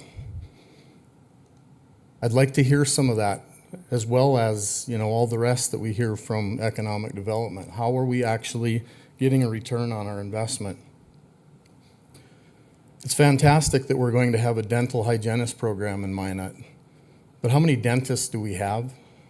How many employees will we provide to the city of Minot once those jobs are filled, and how many dollars are we investing to get that done? I'll advocate that we miss the mark. I'll give you one example where we need workforce development. That's simply in our core industry called agriculture.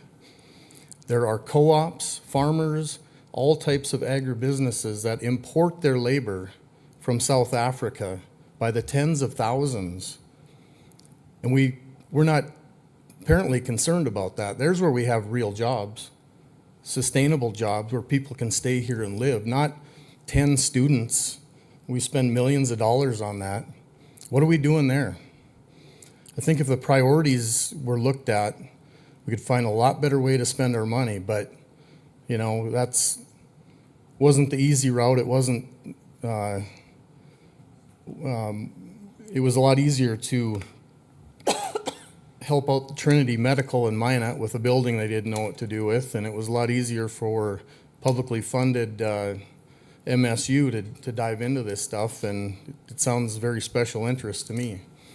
I'm glad we'll have more hygienists. It's great that we have a college, but we're missing the mark. If we're going to do that, we don't need to do it with all the taxpayer funds in the city of Minot.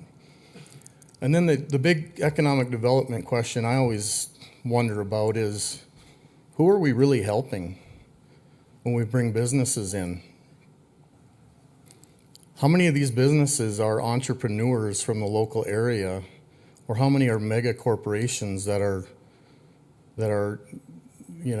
basically their profits go to their overpaid CEOs and their boards and their high-level executives, while the people that work here barely get by? So is that the kind of jobs we're going to create? I think without entrepreneurship in Minot, we're not going to create meaningful jobs. We're going to create a tax burden that all of those average wage earners get to take care of and pay for, including infrastructure, including all the services, all the costs that go into these businesses. We get all riled up about how great these things will be, but we never really think about what we're actually doing. Looks good on paper, but it sure, in reality, never see an explanation as to why it makes sense. Task Force 21, fantastic. I'm glad everybody gets to go to Washington, D.C. a couple times a year and put on a symposium. But who do you think you're kidding when you tell us that you're making a difference as to whether Minot Air Force Base exists in Minot, North Dakota? Not a chance. I'm glad you get to go out there and hobnob and pretend to be influential and important, but I don't believe it happens. It's wasted money. Give it back to the people in this community or find a better way to spend it here. Thank you.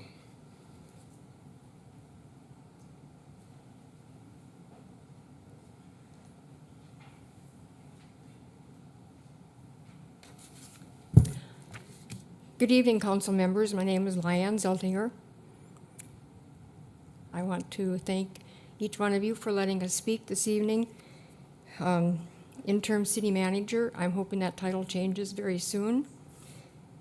City attorney, thank you for all your work. City clerk, thank you for holding it all together. I heard your plea to hear from the citizens, and here I am. You may be sorry, okay? I'm just letting you know up front. I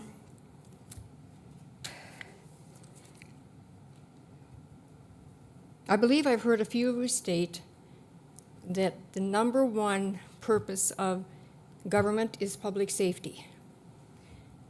And I believe that of the city government, the county, the state, and the federal. Number one is public safety. I cannot provide my own police force, my own fire department, my own water. The city does that. Along with public safety comes the responsibility for those things, the streets that we're working on $11 million through this summer. I think we all felt that. But that is number one. Other services can be provided by the private sector. Even garbage can be done by the private sector. Another one is recycling. I have recycled with my family since my oldest daughter was in 3rd grade, same age as Mike. They went to school together, so it's been a while. Do I do it through the city? No. Have I ever done it through the city? No. But we started out with aluminum cans. That was the first thing. Always through Calix or Calix, however you pronounced it, or earth recycling. And to this day, I still, twice a year, well, first of all, I take my cardboard to Our Lady of Grace Catholic Church for their food pantry. It helps subsidize their food pantry. Minot Daily newspapers either go to Pinkerton's or Animal Empowerment League, and I'll let you figure out why they need that. I'm not going to go into details. The other thing, twice a year, I take the trip out to Glenburn to earth recycling. And do I stock my recycling? Yes. Do I store it in boxes and bags? Yes. I'm not as neat as Councilmember Samuelson's wife. I have it everywhere. But I load it up and I take it out to earth recycling.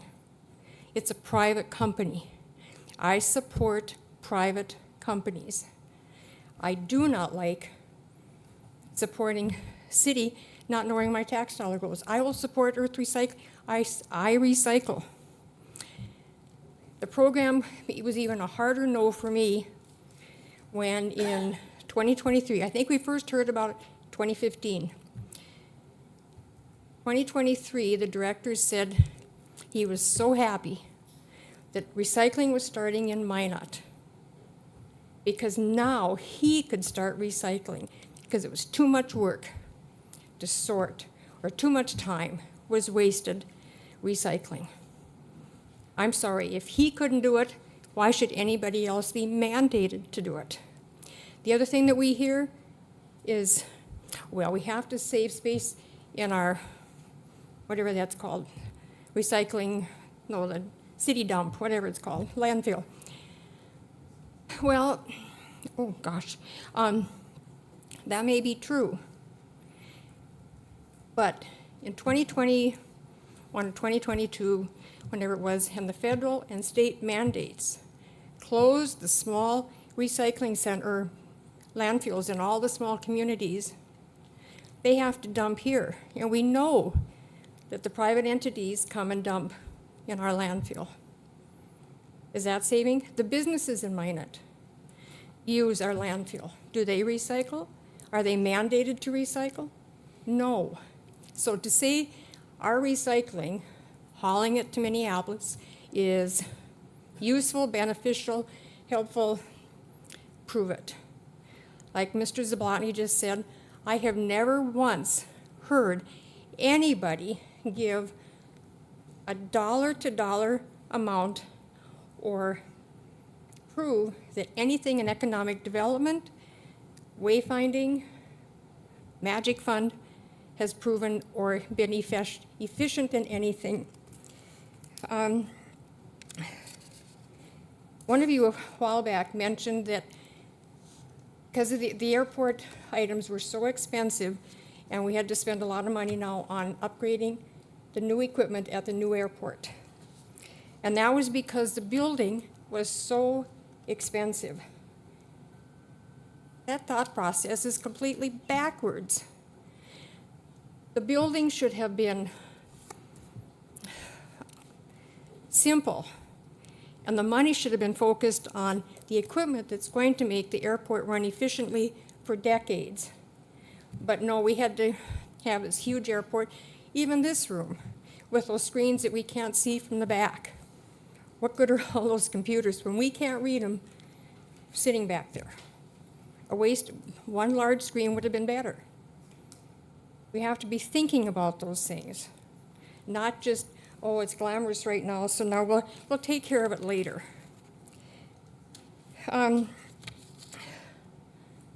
I heard that somebody on the council received many letters stating that people were against the merit-based pay, because that would cause job losses. It is exactly the opposite. If you're getting paid the same as everybody else, but you're not producing, you're getting by on the minimum, you're showing up late, you don't have an interest, you know what? You need to be fired.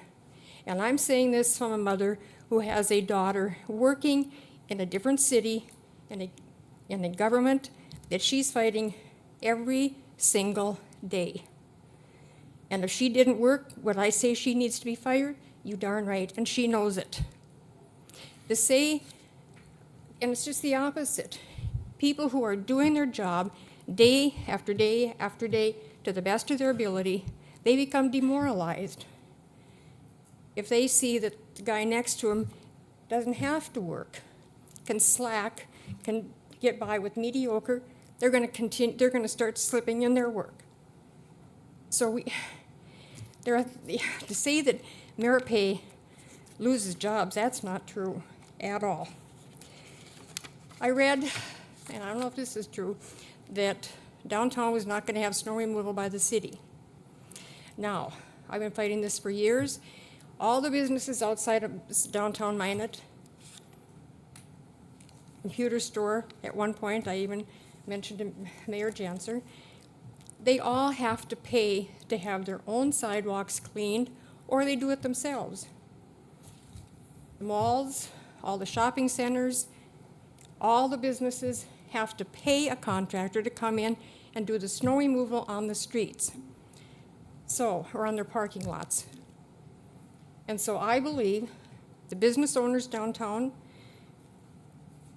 should be required to keep their sidewalks clean and shoveled to the curb, not a little tiny path, but to the curb, and then pile the snow up around the trees. However, I believe the city should be removing the snow from downtown. Now, I said removing. I didn't say blade the streets, I said removing.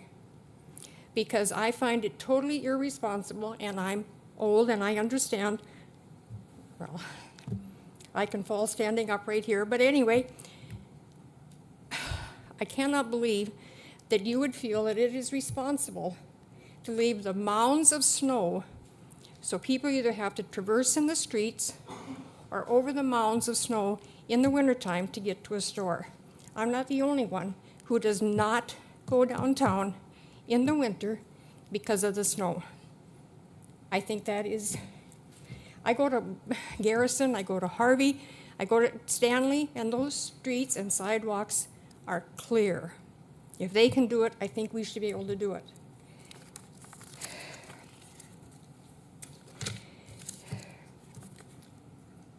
And speaking of downtown, and I'm getting into economic development, and that includes the Magic Fund, the Facade program, the Renaissance, the wayfinding signs, and all of those things. And like Mr. Zablotny said, where is our tax dollar? I'll start with the wayfinding signs. If I had been a downtown business owner and I had seen that the wayfinding signs directed travelers to the mall for the shopping district, I would have felt that was a slap in the face.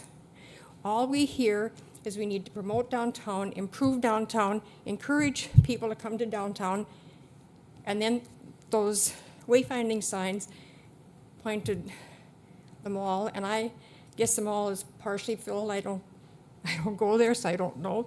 So those signs don't help me anyway. But the wayfinding signs were a waste of money.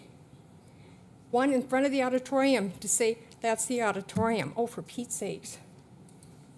We need better thinking from this city council. Facade program. One of the buildings that I received, I think, $180,000. I might be off on that. It's empty. What is it? Was it open for 4 years? They kicked everybody out that had been there for years. The building stands empty. Prove to me that that is good economic development. Prove to me that that is worth the dollars that is going into those facade programs. The other thing, Renaissance program. That started years ago to benefit downtown, spruce it up. Now we're up on North Hill. I'm not going to get into all of that, but there are 2 homes behind the bowling alley that got 5-year tax deferment. The bowling alley up there on North Hill? Why? I would have loved a 5-year tax deferment, and so would my husband after the flood. Did we get that? No. You're picking and choosing. Somebody gets it, somebody knows about a program. That's not what our tax dollars are for. I don't know how else to say it. And I'll say it over and over, and I've said it for years, and I never change. But that is not where our tax dollars should be going. The Magic Fund program has been dormant for years, or I guess. Many of us question the history behind that fund. Millions of dollars sit idle in the bucket. We heard that. Is there a better use for that money? Well, I pulled up the reports starting in 2019 when the first $1,050,000 was given to the Service Board Planning Council. Okay. There was nothing posted on the city website since 2022 when the chairman wrote, and I quote, "The Sales Tax Economic Development Fund, of which the Magic Fund is a subset and has an end-of-year unrestricted cash position of $8,736,242 and a total fund balance of $10,941,904.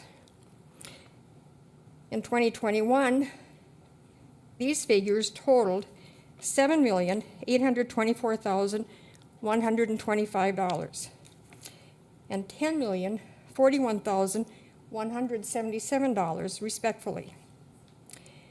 Those numbers have continued, now remember this is an exact quote from the chairman, those numbers have continued to trend in the right direction and will leave the fund with the words that were said tonight, a healthy war chest to use to fund future economic development projects in our community. Okay, 3 thoughts. I don't know where 2023 and 2024 reports are. I couldn't find them on the website. Do we know the current amount for the Magic Fund? I'm not sure. But more importantly, and this is where I have a real stickler, the members of these boards who decide how the money is spent are not elected officials by the voters. So now we're under the 3% cap, and the federal government is working hard, and the state government's working hard. It's going to be, we're not sure we're going to get the $1,600 credit every year. That could change. We don't know about this 3% cap. So this is the time to reassess our priorities. And back to my original comment about the purpose of government, which is public safety, I suggest that you take that money from the half-cent sales tax of the first penny and transfer it to our first responders so they can do their job. And any other money from the Economic Development Fund, I don't know how all that ties in. There's no way in a million years that my brain is going to wrap around all of that money that goes every which direction. An article from the paper in February of 2025, and I'll be sending an email so all of you can read the rest of this. But to me, I like black and white, be able to follow the budget, not pass-throughs, play around. So I'm asking that money go to the first responders, to our police, to our fire, to our ambulance crew, to anyone who's working as a first responder, and eliminate the frills that select the few business and building owners in Minot. Thank you. And I have a question. Is it too late to fill out for the personal appearance? Fill out a card? No, it's just a requirement to have it filled in prior to speaking, so you could fill up. I can fill Yep. one out, okay. Yep. I'll fill it out. Thank you.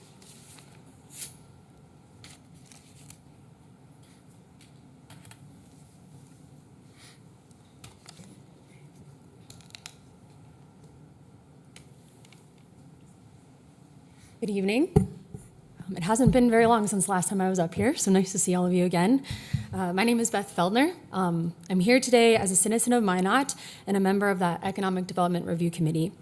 I want to compliment the council on their quick work to appoint Alderman Hayes and forego an election. I think, congratulations. I think that was a smart move, especially with the dollar constraints of an election and the short time frame for the budget. You picked a really easy time to join the council.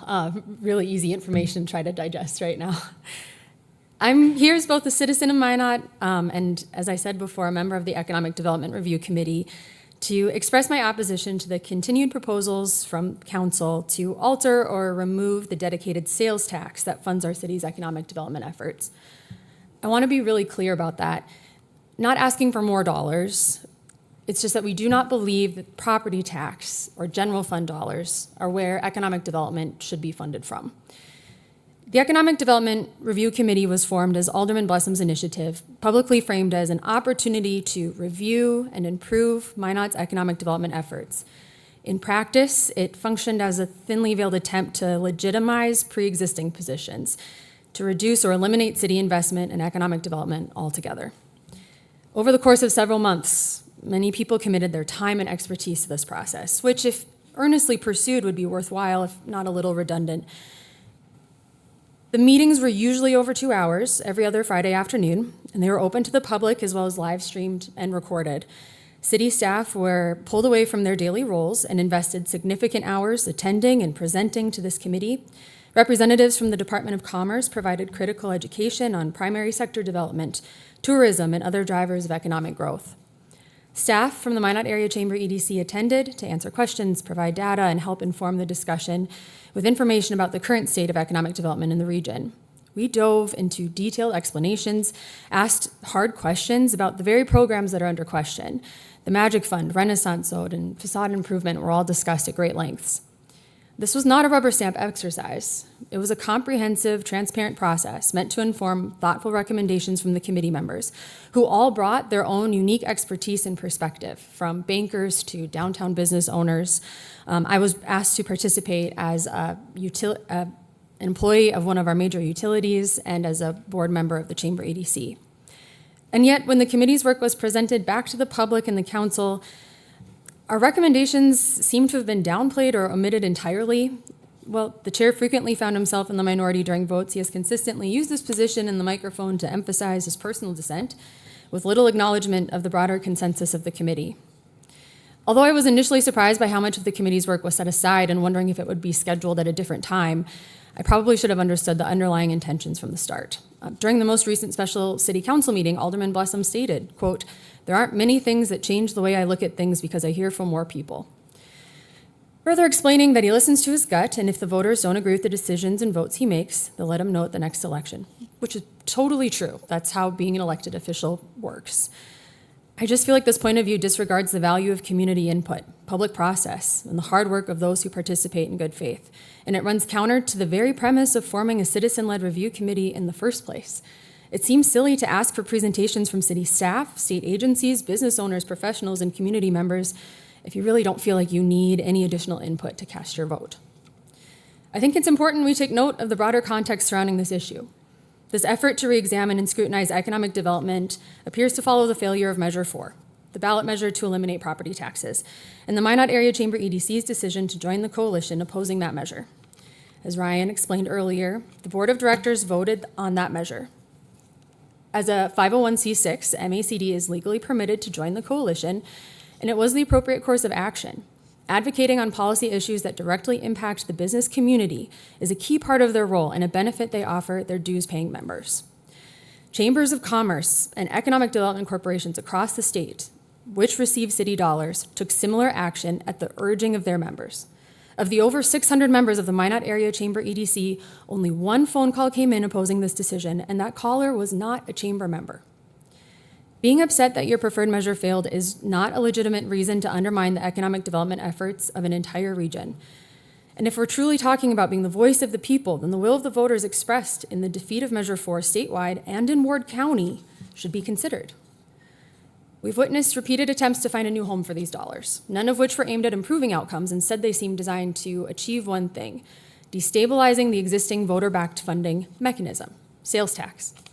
Last October, a motion to completely remove the funding for workforce development, military support, and economic development.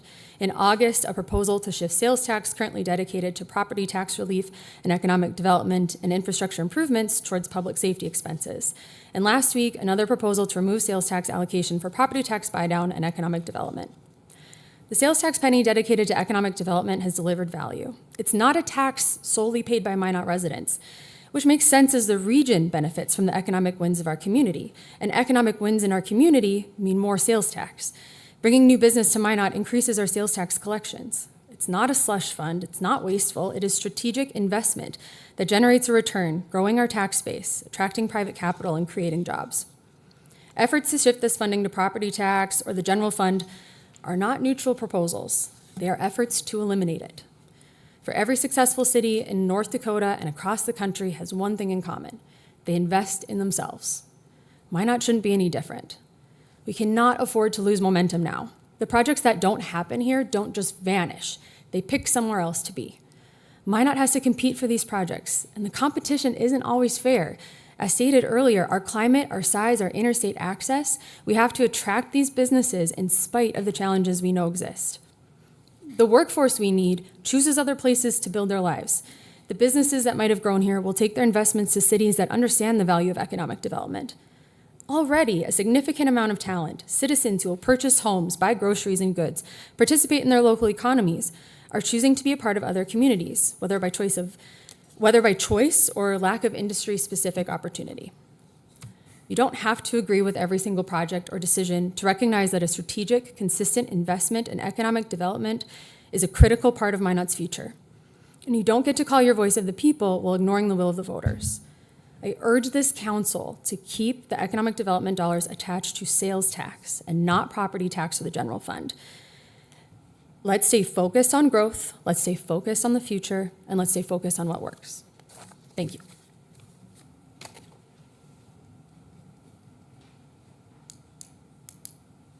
Mr. Mayor, members of the council, my name is John Coughlin, lifelong resident of the Minot area. And I'd like to comment on what I've just been hearing about the proposal to move the economic development dollars from sales tax over into the general fund. I just want to, and I will be brief, I promise. So I just want to go a really brief history on this. I think it was about 1990, and the city of Minot was in a kind of a doldrum, if you will. And a group of young leaders, I think, Mark, I think you might have been one of them, I might have been one of the other ones, kind of got together and said, hey, we need to do something about this. And basically formed a group, and that group took on the name of People for Progress. And it was kind of the idea was we can do better. And so it kind of had two principles.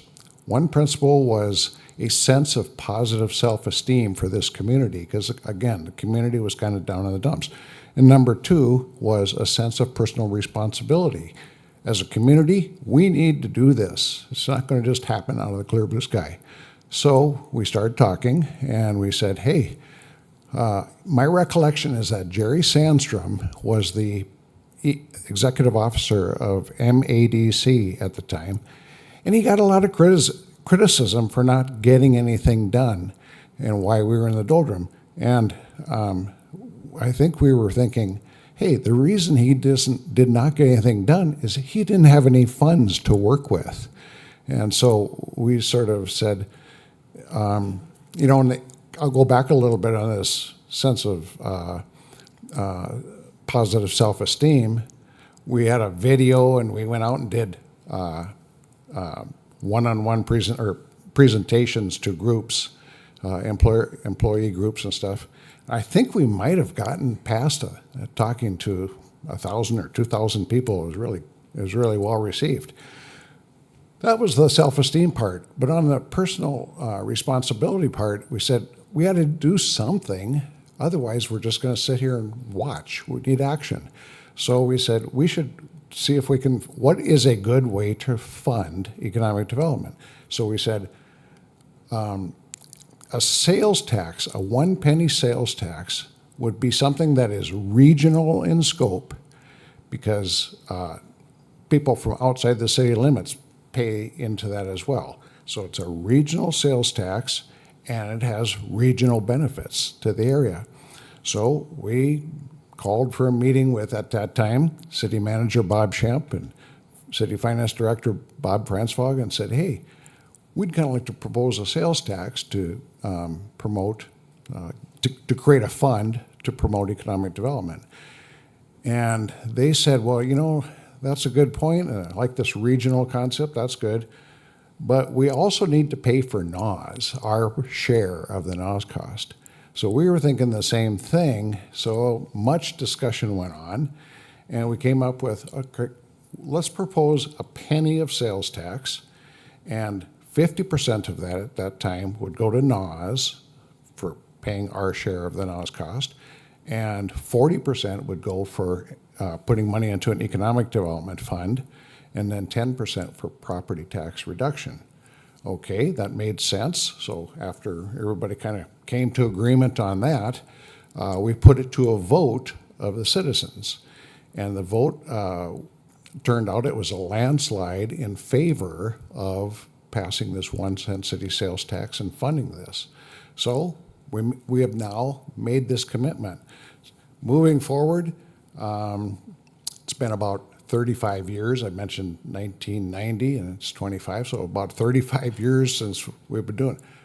What were we doing 35 years ago, Mark? I don't know. Anyway, so it's been in existence for 35 years. It has functioned, contrary to people thinking that it hasn't. And, you know, I think it has stood the test of time. So I'm recommending that we leave it as it is. When something works, I would think that it would not be a good idea to move it into the general fund. And then as far as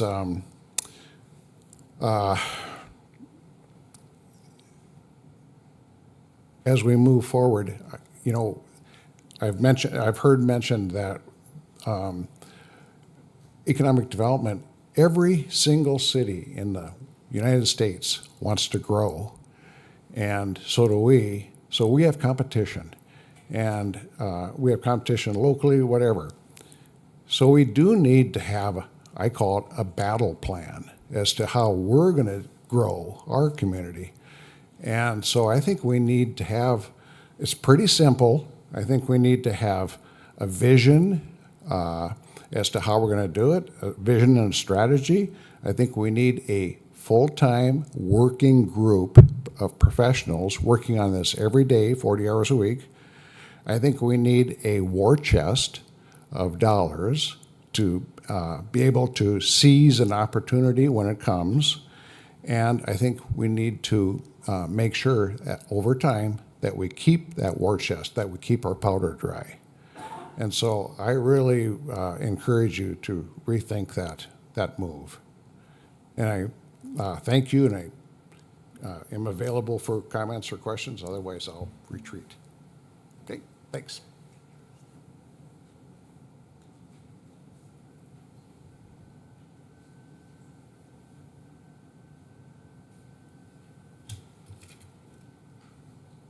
My name is Deanne Regalado.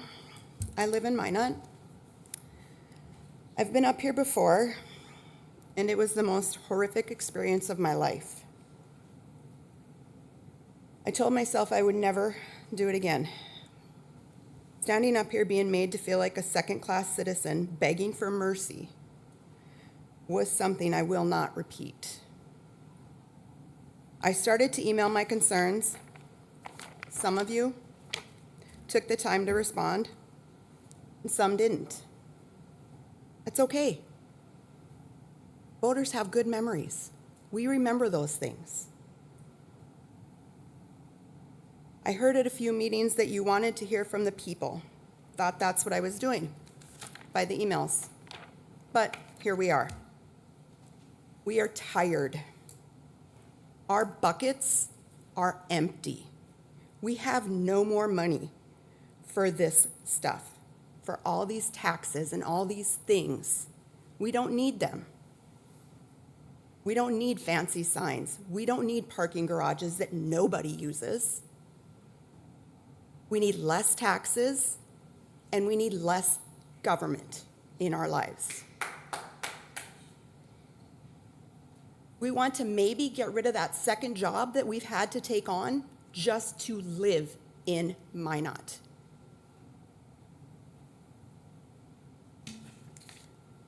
We are done. We've got nothing left.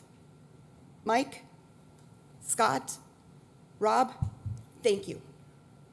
Thank you for trying to give our city back to us, because it has not been ours for a very long time. We are done.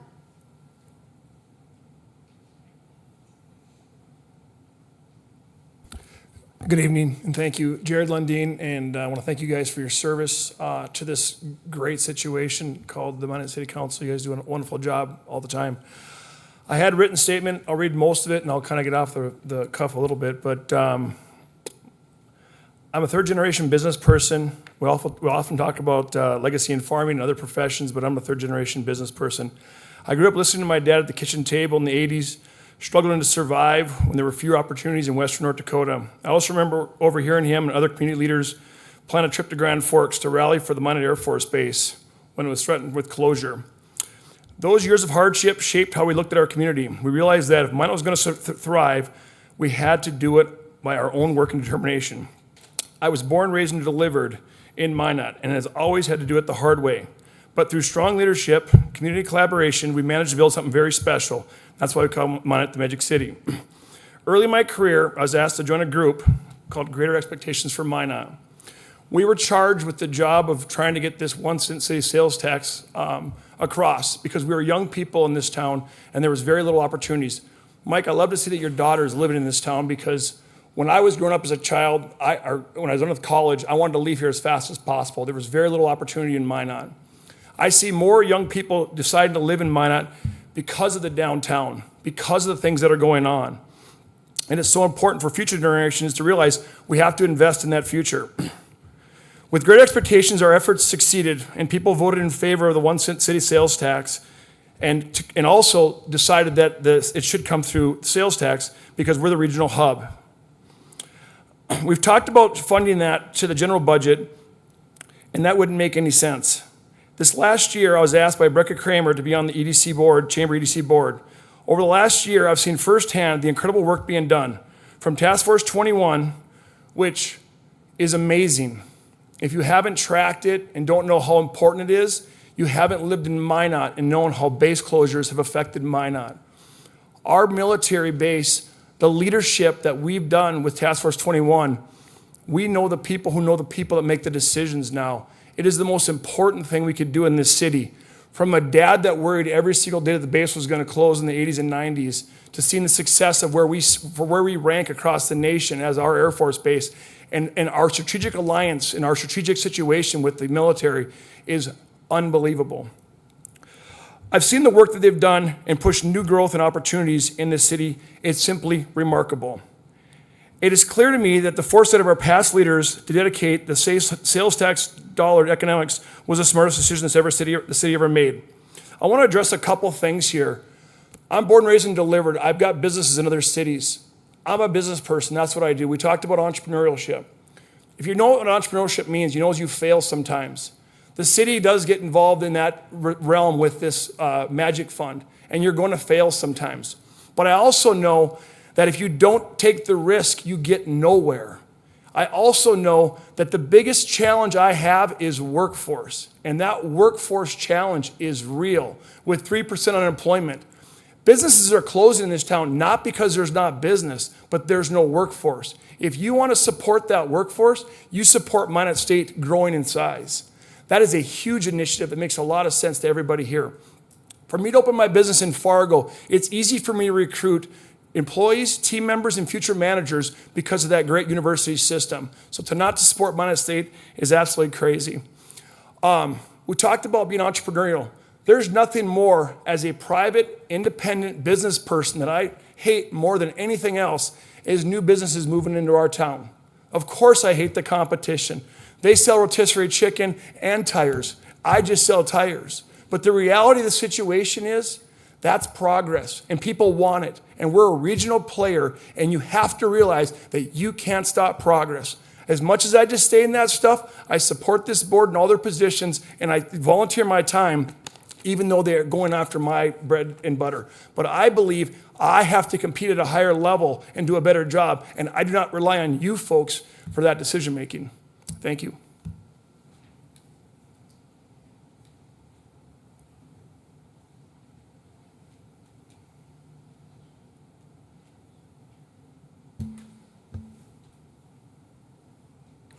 Mayor Janser and members of the council, it's a pleasure to be with you today, and I do not envy at all the position you're in.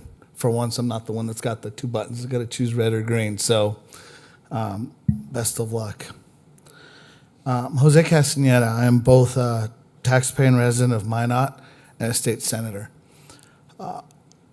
Perspective I'm going to bring today is particularly as a resident of Minot, but it has been is grown based on the experience that I've had being able to be in the legislature for about 9 months now. Economic development in the city is crucial. You have to have it.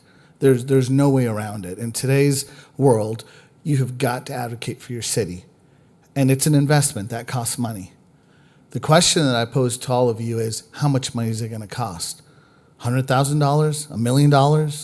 I don't know. It's for you to figure out. It's a city budget, not a state budget, right? So once again, I don't envy you. I would make the argument that when that investment is paid for by pennies from sales taxes, not only is it coming from the whole region, but if economy grows, that means there's more sales tax. That means that the percentage of it that you've said, 1%, 2%, 3%, you pick it, goes to this fund to in turn reinvest into economic development. Well, then it grows and you keep going. If the economy is shrinking, then they get less money because I guess they haven't done their job so well. This started mostly as 50%, we just heard about it, 50% of 1 penny. We're down to about 15% of 1 penny. So if it needed 50 and now 15%, that means the economy has grown. And although inflation always goes up, the fact that you need a smaller percentage of the sales tax to continue doing development, I would argue it has worked. Now, to the point of previous speakers, they're absolutely right. Show me the money. I do think that it is important for the residents of Minot to know exactly where their money is going and how the investment is coming back. If someone told me to go invest in this 401k fund and they would tell me, oh, don't worry about how much money you're getting back, I'd be worrisome, right? So I think we do need to do a better job of saying we're investing, $500,000 a year, and here's in turn how much Minot is getting in return. Sometimes it's in the form of dollars, sometimes in jobs, but what is the return on our investment? Some spoke about Task Force 21. I'm not a member of Task Force 21, but I can tell you that I've spent 10 of the last over 20-year military career at Minot Air Force Base, and that's over 2 tours. The first time, I was voluntold to come here. The second time, I volunteered to come back on my second tour. The reason for that is because of the community. The community that exists here. At the time, I didn't even know if I was going to stay in Minot after I retired, but I knew that at the very least, I wanted to finish up my military career in Minot, and that is because of the community, and a big part of that has to do with Task Force 21. Well, what does that mean for Minot? That means when people stay, we get people that can stay and work. So ultimately, I really do believe that we need economic development, and it should come from pennies on sales tax, because that is a direct reflection of the work they're doing. I would argue that if for some reason this council decides that we no longer need to fund it, or at least not fund it from public dollars, then I suppose that we no longer need that penny, and we should lower the sales tax by said penny, because we're no longer using it for that purpose. I don't think that's the best idea, but if you're no longer going to use it, don't start pulling it out of a different fund. You don't need it, get rid of the penny. But I really do believe we need it. Once again, this is regional, and it is very important to Minot's future, and I think North Dakota's future as well. Thank you very much.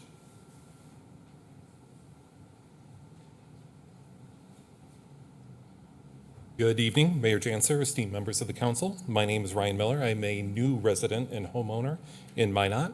I have the privilege of serving as the Vice President and Chief Human Resources Officer at Trinity Health. I joined earlier this year. I moved my family, 2 school-age children and my wife, here to a great community that has been extremely welcoming.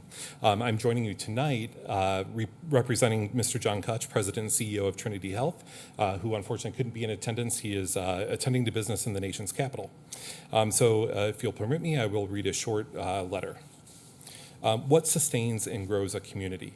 Trinity Health is not just an organization made up of medical facilities, we're an economic anchor. We are one of the largest employers in the region with a vested interest in workforce stability, economic vitality, and quality of life for our employees and their families. Over the years, I partnered with the Minot Area Chamber and Economic Development Corporation. The MAC EDC is not an optional asset, it's a core catalyst for ensuring that Minot can attract and retain talent, recruit new businesses, and maintain momentum for growth. In my experience, healthcare leadership cannot be effective in isolation. Quality of care depends not only on skilled physicians, nurses, and facilities, but also on whether a community is vibrant, competitive, and welcoming. A healthy local economy directly translates to a healthier hospital and workforce. This is why I've made it a priority to build a strong reciprocal relationship with the MAC EDC. The MAC EDC fulfills the important dual role of Economic Development Corporation focused on strategic growth, identifying, recruiting, and supporting businesses that create jobs, increase the tax base, and expand economic opportunity. As the Chamber of Commerce, the MAC EDC is the voice and advocate for local businesses, providing policy support, networking opportunities, and resources that strengthen Minot's commercial ecosystem. The critical need for a strong and strategic relationship between the Minot City Council and the MAC EDC could not be greater than it is today. A city cannot thrive if its leadership bodies are in competition with one another. A city council governs, a chamber advocates for business, and an EDC builds the economic base. Each plays a different role, but they must all be aligned. When these entities are united, vision is shared and communicated clearly to residents and investors. Projects are accelerated rather than stalled by political disputes. Opportunities are seized quickly before other communities win them away. Public trust is strengthened, leading to more community buy-in for development initiatives. To strengthen a true strategic collaboration between the Minot City Council and MAC EDC, I recommend the following. Unified Economic Development Vision Statement, adopted jointly by each entity to guide recruitment, workforce, and infrastructure efforts.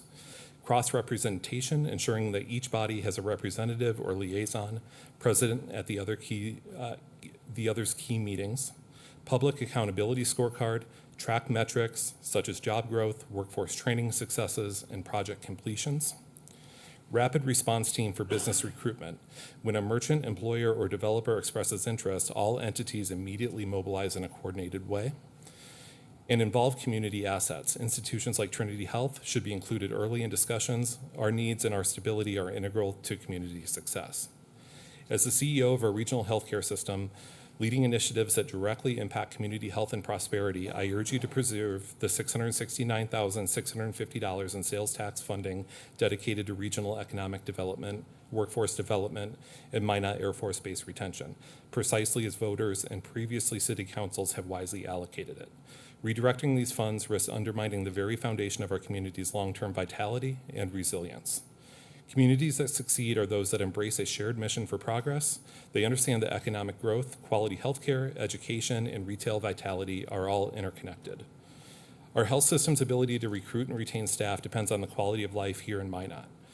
The MAC EDC's ability to advocate depends on a healthy business ecosystem. The City Council's ability to govern effectively depends on a strong tax base and engaged community members.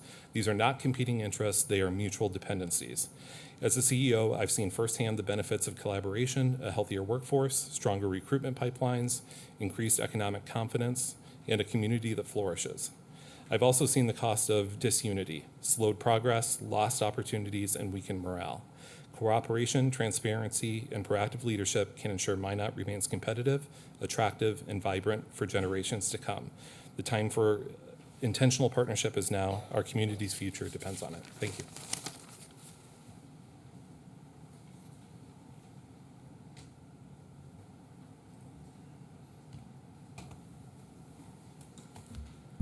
Good evening, Mr. Mayor, council members. My name is Peter Hugret. I came here with the Air Force II in 1961. Liked the area, liked the community, felt very welcome, and married, had a family, stayed here, and I've been here ever since. We opened a business, which was, we had our ups and downs, but we made it for 51 years. And I sold in 2010, and I'm still here, very interested in the city. and what happens, and naturally taxes and all that. I'm here to ask for support for I've been on the Renaissance Committee since it started in about 2000, 2001.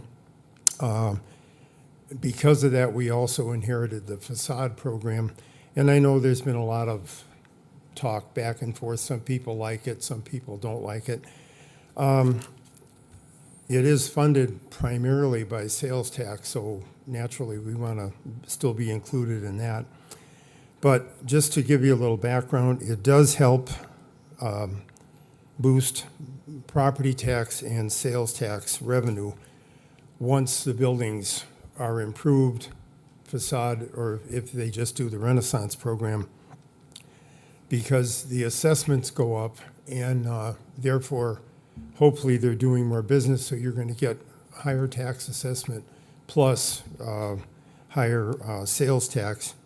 It also prevents further blight of downtown or any building around. The assessments go up, and I feel too that it helps reduce crime. Just as one example, the Renaissance building over on 3rd Street Southeast, which is right just south of Ebenezer's, in 2002, prior to the Renaissance program, or them joining the Renaissance, that building was assessed at $43,000, and that included the land. It had started life in 1906 as a implement dealership for many years, and then it was a warehouse furniture for Keating's furniture. The roof was leaking. I mean, it was just not in good shape. Okay, so they got the tax abatement for 5 years. They still had to pay for the land. In 2024, the 5 years was up. Well, the 5 years was up in 2007, but in 2024, the building was assessed at $2.5 million. So in the very first year that it went back on the tax roll, they made back all the give that they had reduced for that 5 years. So I mean, to me, that's a pretty good jump from 43,000 to 2.5 million. They are fully leased. They've got a couple of government leases in there. ICE is in there. I mean, those people aren't going anywhere. They're here to stay. So anyway, that was that one. The Facade program, again, I think those of you that have been downtown and around will agree that it's looking pretty good. I wish we could get more property owners to sign up for it.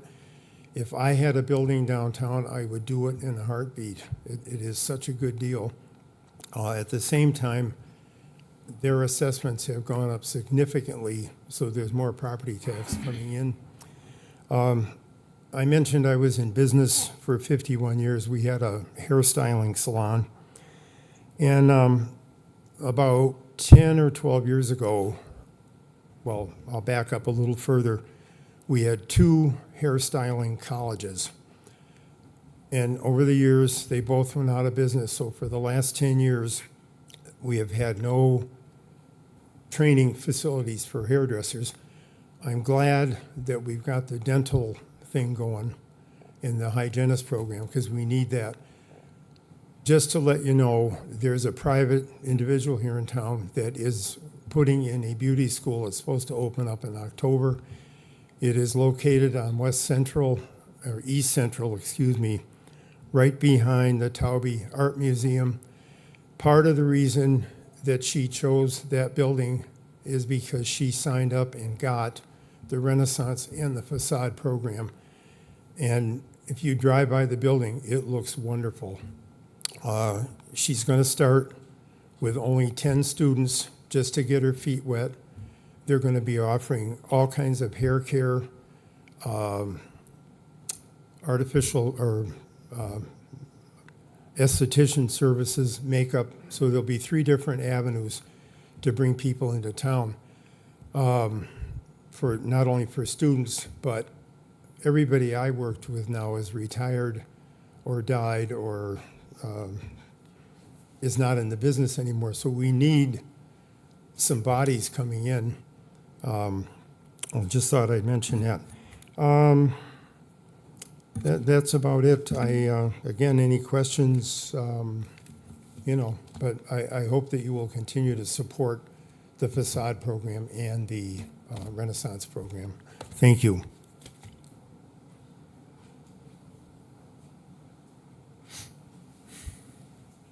Good evening. We've passed quite a bit of time already, so I will be brief this evening. My name is Sean Sitmo, for those who don't know me, resident of Minot, former mayor, former journalist, and, somewhat of a historian. But I want to talk just for a moment about that other penny that not a lot of folks have talked about tonight, because it's been 14 years already since the flood of 2011, and unfortunately, I think that has also led many people to forget, or a lot of folks that simply weren't here in 2011 for the Mouse River flood. So I do want to just ask for the continued support for the Mouse River Enhanced Flood Protection Project. Its entire premise is based on the protection of life, health, property, and economic resilience for our community. In 2011, 4,200 different individual properties were damaged within Minot. 3,100 homes and businesses were substantially damaged or completely destroyed, which meant more than $1 billion of damage, not just to homes, but to infrastructure and everything that the water inundated. The entire community was stymied. Our community was entirely cut in half with 2 access points down the US 83 bypass, which almost washed out, and Broadway, which had to be substantially reinforced with a secondary levee just so that we had access between North and South Hill. So with the Mouse River Enhanced Flood Protection Project, absolutely, the longer it takes to build, the more expensive it's going to cost. So what is it that we're protecting that is worth all of that cost? I put together a quick list. We have Perkett Elementary, McKinley Elementary, 10 different churches, Arrowhead Shopping Center, Oak Park Shopping Center, at least 3 gas stations, auto repair shops, MSU's southern section of its campus, Trinity Nursing Home, Roosevelt Park Zoo, Corbett Field, the North Dakota State Fair Center, and all of the buildings, a significant number of businesses that number into the hundreds, and more than 4,000 homes, and that does include all of the properties that have already been acquired, tore down in the wake of, in preparation and the construction for the enhanced flood protection system. I've also heard a lot of people that have said, well, it was a fluke accident. That was a history of record. It will never happen again. History is a phenomenal thing. It teaches us a lot, and if we pay attention, we tend to learn a lot of things. And if we don't pay attention, if we don't educate ourselves on it, we're only doomed to repeat. Since Minot became a city in 1886, Minot has flooded 16 times. I not only pulled it up from the Minot Daily News, great work there, by the way, Jill, but then I cross-referenced with the USGS just to ensure that the numbers themselves were accurate. In 1897, 1899, 1901, 02, 04, 1916, 1923, 1925, 27, and 28, Lake Darling then was built during the Great Depression, which was also a big drought in the Northern Plains in 1936. We flooded in 1943 after that. 1969 was the big one that most people remember, but we also forget that Minot flooded in 72, 74, and 76, which then kicked off the channelization project and the dam projects north of the border in Canada, and also the refurbishment of Lake Darling Dam, which were all completed in the 90s. And then the Mouse River did what it does best. It let us forget. We became complacent as a community. Not that we were complacent in knowing that Minot has flooded in the past, but we forgot what the total volume and the capacity was for the entire Mouse River system. In 2011, we flooded at 27,400 CFS, that's cubic feet of water per second. That's 24 feet in total, 12 feet above flood stage, breaking the record that was set back in 1881, even before Minot was a city. I bring this up tonight because, yes, there is a heavy price to pay for flood control. The residents of Minot, not just those that are on the hill, but in the valley, have paid and continue to pay each and every year. I testified in 2020 before the state legislature on what it was looking like for flood insurance for the residents and for the businesses within the valley. FEMA has said that it is going to remap the valley from the low risk, which is an X zone, into the high risk, into the AE zone, and that time is coming. In 2020, I projected on what we were already seeing with flood insurance is about a 9% increase per year. I've updated those numbers and I was underestimated. Right now, it's 11 to 13% across the board now that FEMA has introduced a program of rating called Flood 2.0.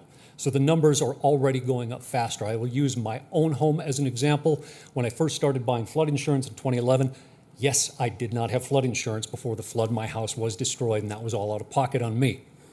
So when I started buying flood insurance in 2011, I paid about $424 a year. Right now, that number is right under $1,000. And every year, compounding now going forward, whether that's 13% or when FEMA changes those maps, and they will, it is guaranteed and mandated that it go up 18% per year. So when we talk about 20 years more of construction, and anyone who has a home rebuilder's loan, or anybody when those map change has a loan period that is backed by the federal government, it will be required that you have flood insurance. And that will go up 18% per year. And if it didn't have before, you get to buy at the actuarial rate, which FEMA has said, well, we're not exactly sure what that is yet, because when that final determination comes, we will let you know that. If we take a look at other communities around the country, that can be anywhere from $8,000 to $18,000 per year. And that is what flood insurance rates will continue to climb until it hits actuarial. So when we talk about an exodus of money, running those numbers forward by the number of either residential homes, secondary dwellings, or commercial properties, that can be anywhere from $20 million to $45 million between the next 20 years just in flood insurance. And that's mandated when those maps change. So I would ask for the continued support of this council and from our state legislators, and I know a lot of community partners out there continue to support it, but I bring it up tonight because I've just heard too many people that have made remarks. I realize it's been 14 years, but we can't take our eye off the 8 ball the same way we can't take our eye off the 8 ball when it comes to economic development or Task Force 21. I did want to mention that just briefly, only because serving as mayor from 2018 to 2022, I had my eyes ripped wide open on the impact of what Task Force 21 has.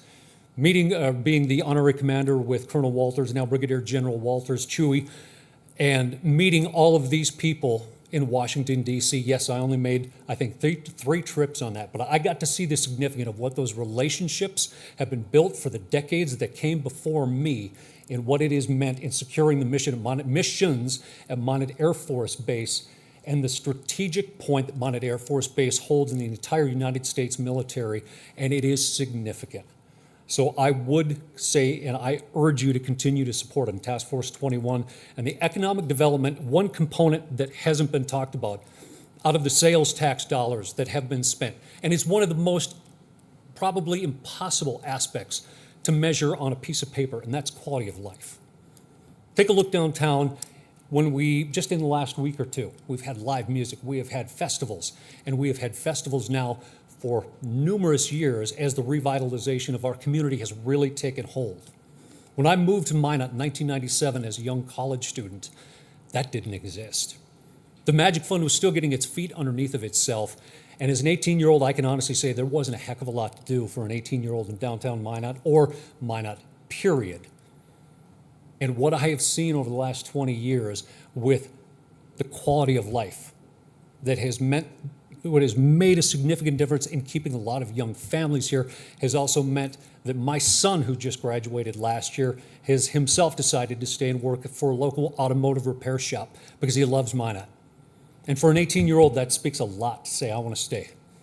My daughter also lives in Minot. She loves the quality of life here. She loves that we're a big, small town. And a lot of that has to do with us reinvesting in ourselves. Appreciate your time, and I do not envy any of the positions you are all in. I've been there, and I wish you all the best of luck. And I do sincerely say this, I thank you for all of your service. Thank you.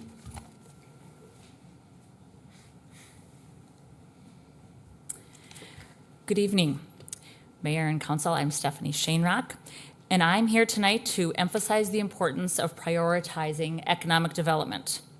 Simply put, Minot must grow if we want to remain strong and competitive. I'm here in my professional capacity. My husband and I live just outside of city limits, but I dedicate 40 plus hours a week to this community. over the past, and I've done that for the past 5 years as my role at Visit Minot, but over the past 20 years, I have worked in essentially, when you boil it down, moving the needle. I spend a tremendous amount of time studying consumer behavior because when you're responsible to move the needle, you have to know what consumers are going to do. And of course, motivating humans. So tonight I have 5 points and I'm going to do my best to keep it under 5 minutes. Point number 1 is that, as I mentioned before, I really believe that growth is essential, and this is why. History shows us that costs always rise, even with sharp pencils, and you guys have proven how sharp those pencils can be, and efficient budgets. The cost of running a city ultimately is going to increase over time. The only way to keep that cost share manageable for residents is to grow the tax base. That means more residents, more businesses, and more economic activity. And yes, economic development has not always been smooth or perfect, but that does not lessen its importance. Number 2 is that economic development is an investment. Economic development is about small investments that create outsized returns. I want to give just one example, and we've heard a lot tonight about the Facade program. But I wish that I would have recorded this conversation. So in late 2023, I took a tour. I was taking a tour of downtown Minot. I was taking a group from the Department of Commerce because we were being considered for the Destination Development Grant. And the commentary at that meeting was that they were asking about why things are looking new and all that kind of things. We just ended up talking about the Facade program. And they were impressed. And so I bring that example up tonight because the Facade program certainly wasn't the only factor in a successful $1 million award for the Destination Development Grant. But there is not a doubt in my mind that it was influenced. And from that, when you look at the numbers again, so there was $5 million of private investment, $1 million from the state, and look at the impact that we've had from downtown. Those investments ripple. And another example, just this summer in June, I was giving a tour. The Airstream leadership was in town. They're going to be here next year. And I took them on a tour of downtown, and they had the exact same reaction, you guys. They had the exact same comments about how things are looking. They're like, man, this downtown looks alive. And that makes Minot more competitive. Number 3 is proof of impact.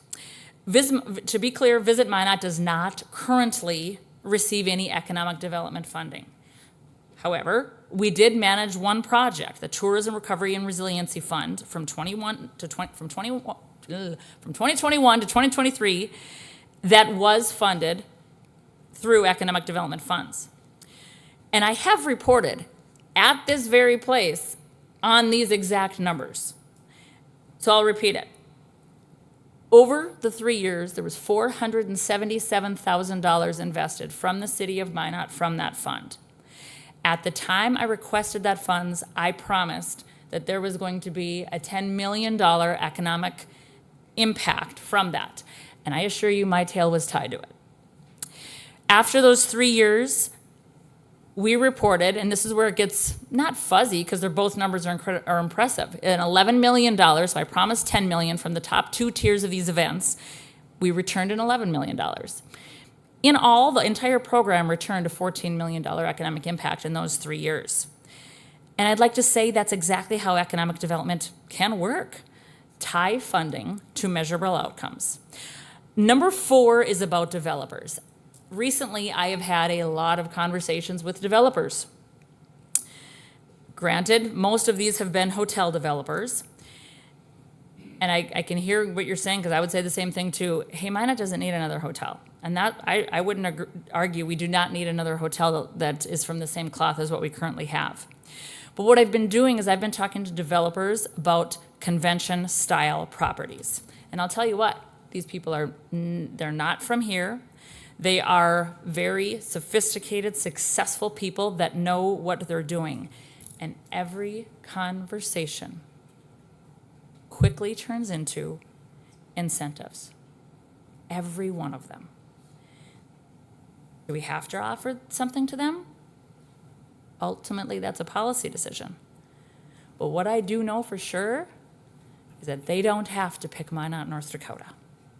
There's other communities competing hard, and this is not about keeping up with the Joneses.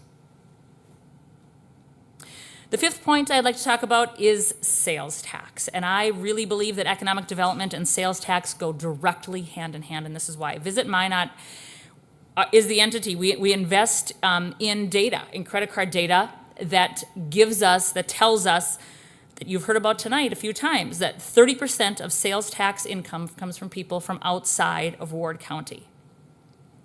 Our mission at Visit Minot historically has been heads in beds.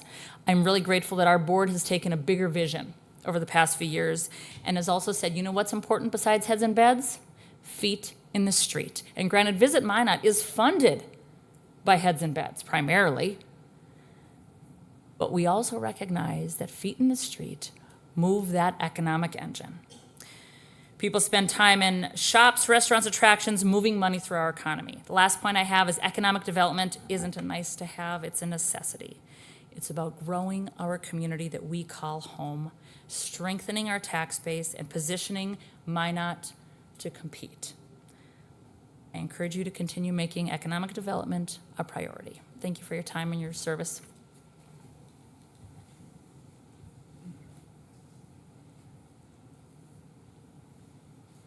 Good evening. Tom Warsaki, been a resident of Minot for 19 and a half years now. First of all, I'd like to thank all of you for listening to all these opposing views.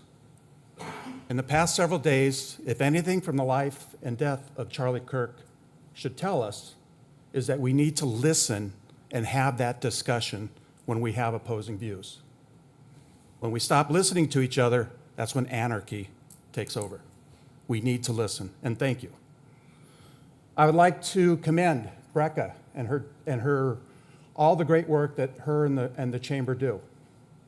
I would like to commend Dr. Shirley. Minot State is a phenomenal facility. I've had the pleasure of living in 3 cities in the United States, and Minot State is among the best. I would like to let everybody know, and I think I've spoken to this before, with all due respect, I am diametrically opposed to this city funding an engineering firm or an engineering school in Minot. I don't think that we as taxpayers should be paying for that. There are technically, I believe, 5 engineering firms in Minot. Realistically, there's only 2. So we're going to take tax dollars to support a couple companies that quite honestly get a lot of business between the flood and the city of Minot. I respect everybody's opinion. We need to respect mine, and I appreciate your time. Thank you.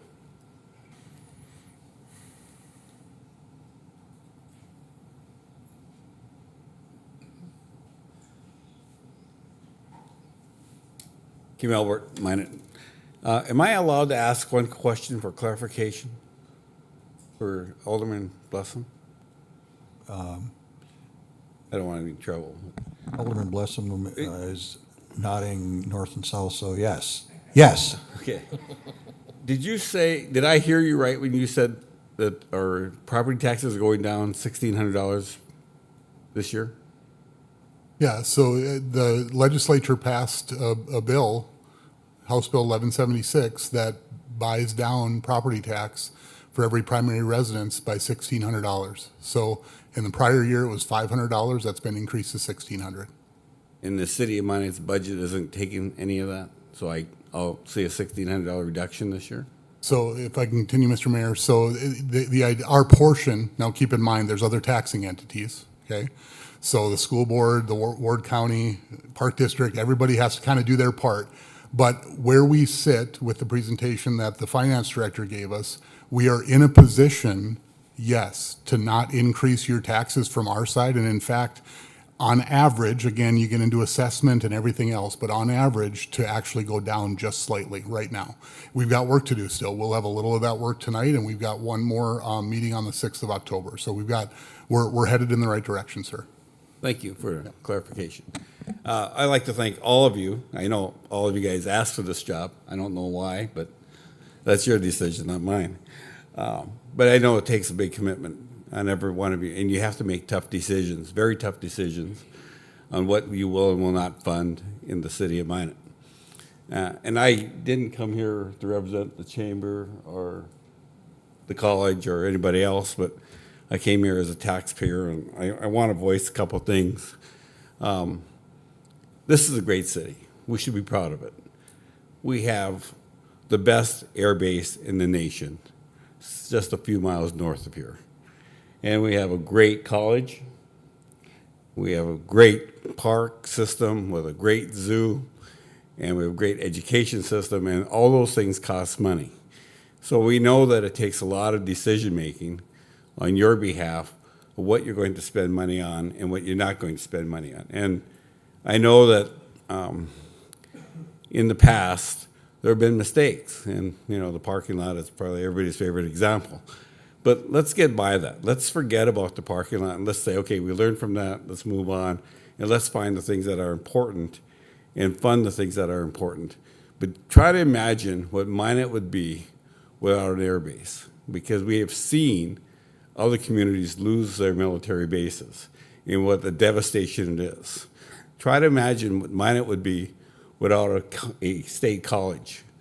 It would be a devastation to this community, and we need to continue to support those facilities for a number of reasons. I recently attended the Board of Regents meeting at Minot State, and he spoke about the dental program and why we did it.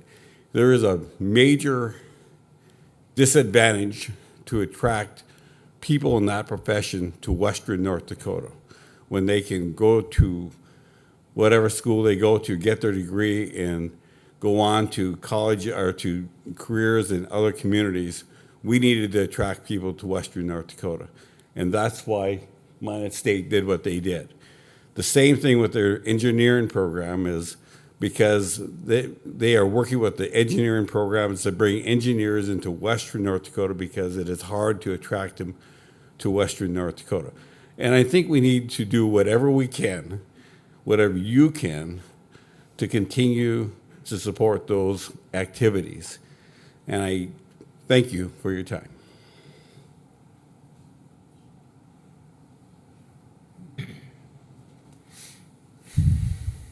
Hi, Roscoe Straley, work at an institution that's a Cornerstone member, and just wanted to briefly talk on when I saw this bulletin that was put out on the proposed reallocation. I guess that was my concern with that, and I'm looking at this from a budget standpoint where it says first responders essential services proposed reallocation to sales tax, and to me, you have just like in power generation, you have base load and alternatives. And the way I look at sales tax, it's a variable revenue source. Property tax is generally a fixed base load, let's call it, so for comparison reasons.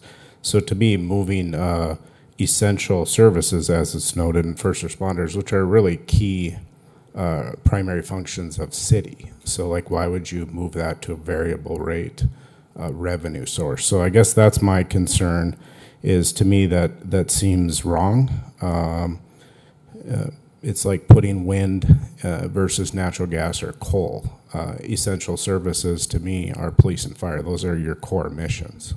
So those should be, I think, on the stable source, which is property tax. Granted, sales tax in recent years is not probably decreased. It's increased. But we've had situations where it does decrease. So I guess that's my concern there. And then as far as the minority community, MAC EDC, I guess that was one of my amendments the very brief time I was on this council, was to increase funding for the workforce development position. I believe Paul voted for it, Mark did, and Lisa as well. So to me, that's their funding is their contractor. It's just like that was stated earlier. Very important contractor. We're investors through the companies I have or work for in the chamber at very high levels. So to me, they've done great work, and the work development piece is huge to that.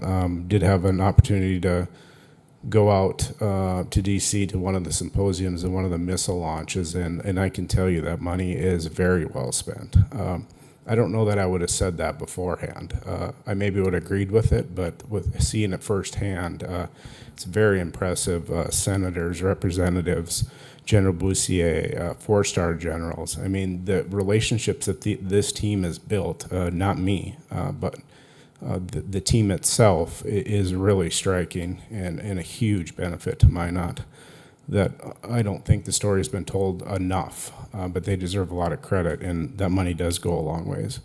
As far as the missile launches that have been out in Vandenberg, I mean, I would argue the state legislators that went on that trip that I was on directly, it shocked them actually on the impact the base has, what it's all about, which then led to, I believe this last session was a key reason why some of that funding for Sentinel is coming in, and further chunks of that will come to this community for it. So I guess moving the economic development piece, which, I look at them separately. You got the Magic Fund and the Chamber. The Chamber piece, I think, should stay. It should just stay on sales tax. It's a variable. It's been there. It's been voted on by the people. And I think moving that to a base budget just opens the door for cuts or excuses to cut. So that's my concern. But yeah, just stress again on the Task Force 21. Previous speaker had mentioned about waste and subsidized and all that. I just find that rich, being that we fund, all of us in this room fund property tax, crop insurance subsidies for the last 25 years on that same person. Thank you. A couple clarifications, if I may. I think part of what my point was in standing up here prior was to basically make the statement that everything is kind of hidden undercover. So Task Force 20, or Minot Air Force Base, first and foremost, don't get me wrong, I understand how valuable it is to this community. If Task Force 21 does such a great job, please share that with the people. Please don't hide it. Please don't just tell us that you go out to Washington, D.C. and spend big dollars, because you know what our perception is? That you're going out there just having a good time. Tell us what you're doing then, if that's what's going on. When it comes to economic development, I can agree to a small extent that we need to do some work and promote and try to, do the right things for our community, but again, show us the numbers, because as far as I'm concerned, there aren't demonstrable numbers since the inception of this that justify the investment that we have all made as investors. We're asking for our board of directors, who, by the way, and again, I'm friends with some of them, maybe all of them, acquaintances with every one of them, all come from the same group of people. There is no diversity of thought, in my opinion, in that group in how we should do this. When they talked about putting out their statement about property tax, how many of their members, where's the survey that you took from your members that say we want to support or not support Measure 4? We asked Becca Kramer that, and I don't think the answer was we didn't do a survey. We just knew. We only got one person that called and spoke against it. Well, I don't think anybody, for the most part, paid attention and knew. Did you send that out to your folks, telling them what you're going to support? And thanks, Roscoe, for pointing out the fact that we get subsidized crop insurance, because you get subsidized food. You get to eat in the cheapest country of the world with the most plentiful supply, while we take mega risks with weather, frost, as we just had the other day, in order for you to eat and enjoy your life and not have to worry about food. So think about that next time you make a comment.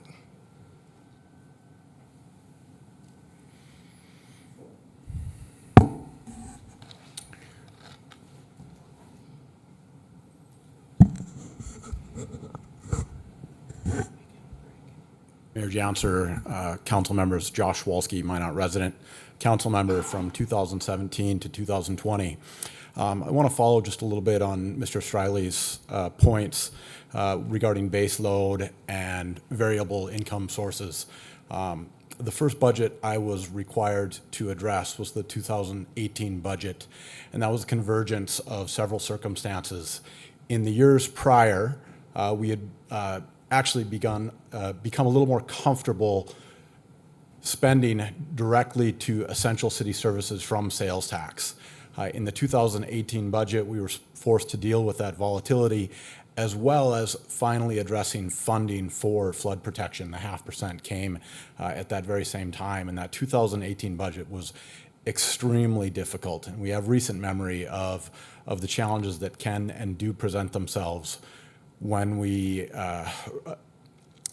fund from these variable funding sources essential and critical city services. So I would urge you to keep that in mind. We have learned this lesson recently, and I think we're on a good path with our funding source for core city services. Thank you.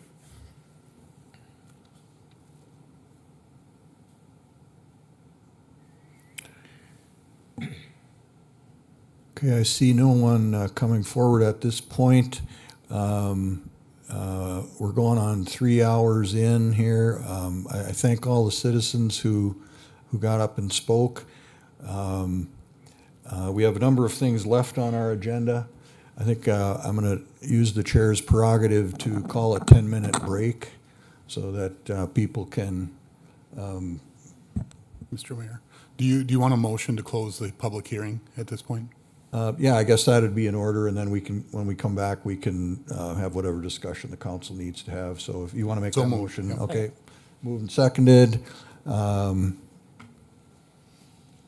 Do we, yeah. Yeah, we're gonna, let's vote on closing the public hearing.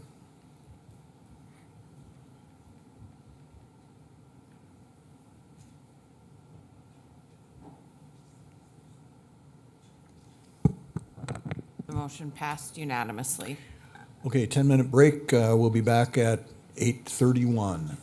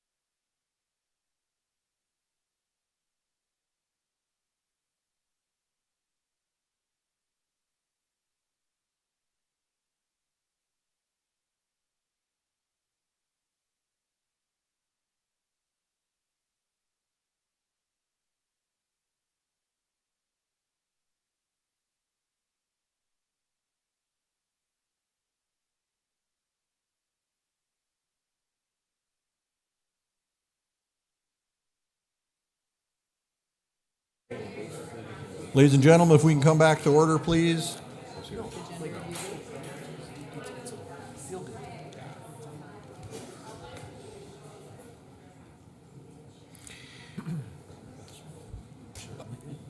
All right, so we are still on item 7.4. We have completed the public hearing on the budget, and the recommended action is that the City Council approve the 2026 budget ordinance on first reading.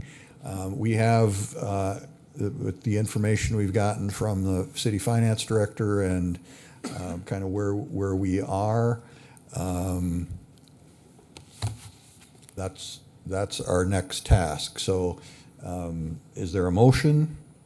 Mr. Mayor, Alderman just a point Blessing. of clarification from you, sir.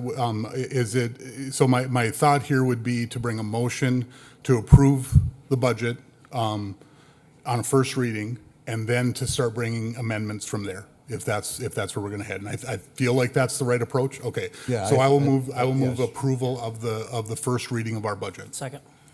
Okay, is there any discussion at this point by the council? Alderman Olson. Thank you, Mr. Mayor. So I asked a number of hours ago if we were considering a vehicle replacement plan because we had taken the VERF out of our budget a week ago. And I believe that city staff has some information for us related to a different vehicle replacement plan. So if Mr. Banfield could come forward, we could get some information related to that. Very well. Mr. Banfield, welcome. Thank you, sir.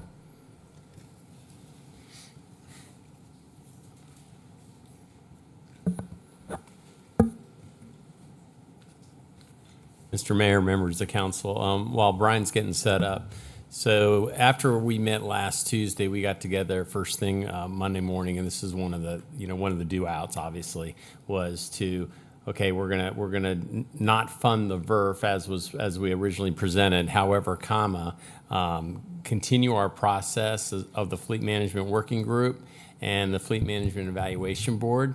The processes that were going to be built into the VERF, but use those processes anyway to at least see, present what we talked about as a one-to-end list to show you and different methodologies of getting after that, just to present that to you. So Brian has that, so we can look at, again, what's the impact if we didn't put any money back into purchasing any equipment in fiscal year 2026.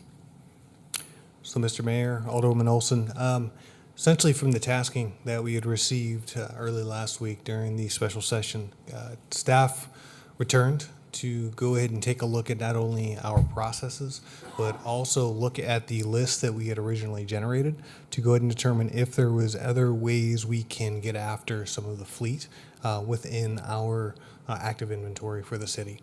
So with that, as Mr. Joyce had mentioned, we followed the standard process. We just accelerated the review itself. We were, this past year, in the process of doing a full inventory of our entire fleet for all departments, ensuring that we had accurate accounting for all vehicles, rolling stock specifically, within every single department. What we were also doing is trying to assess the current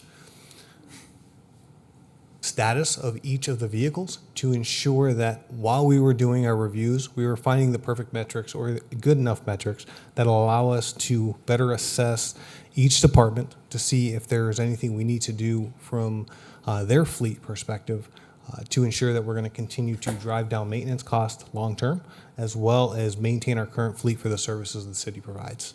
So with this, Mr. Joyce mentioned the inventory or the fleet management working group process, which is essentially what we started with. We assembled a team of individuals, one representative from each of the departments, to go ahead and give us the opportunity, or give each department the opportunity to speak up, be able to have that voice in the room. Okay, while we were doing a full comprehensive review of their inventory and what we were actually noticing, items that were requiring replacement due to the, again, age of the vehicle.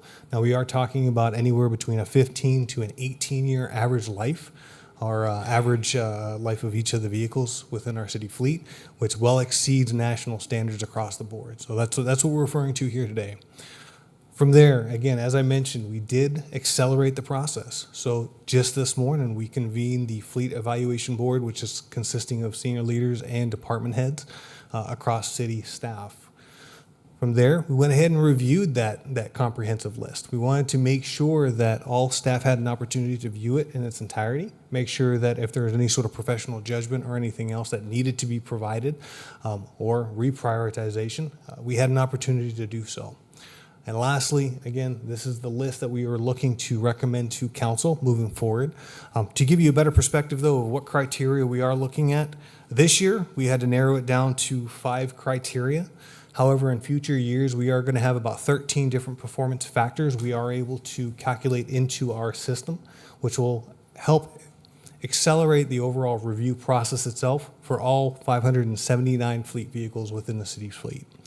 So right now, we were focusing in on the lifetime usage of the vehicle itself. So overall mileage or hours accounts. After that, we went ahead and looked at the usefulness of that vehicle. Was it being used within each of the departments? Meaning, was it low mileage for the year or was it high mileage? Was it low hours or high? The biggest factor, and again, this is part of the weighted scale we used, was the maintenance factor or lifetime maintenance of that vehicle. What is the overall cost of that vehicle? What is it taking for the city to go ahead and maintain that vehicle long term?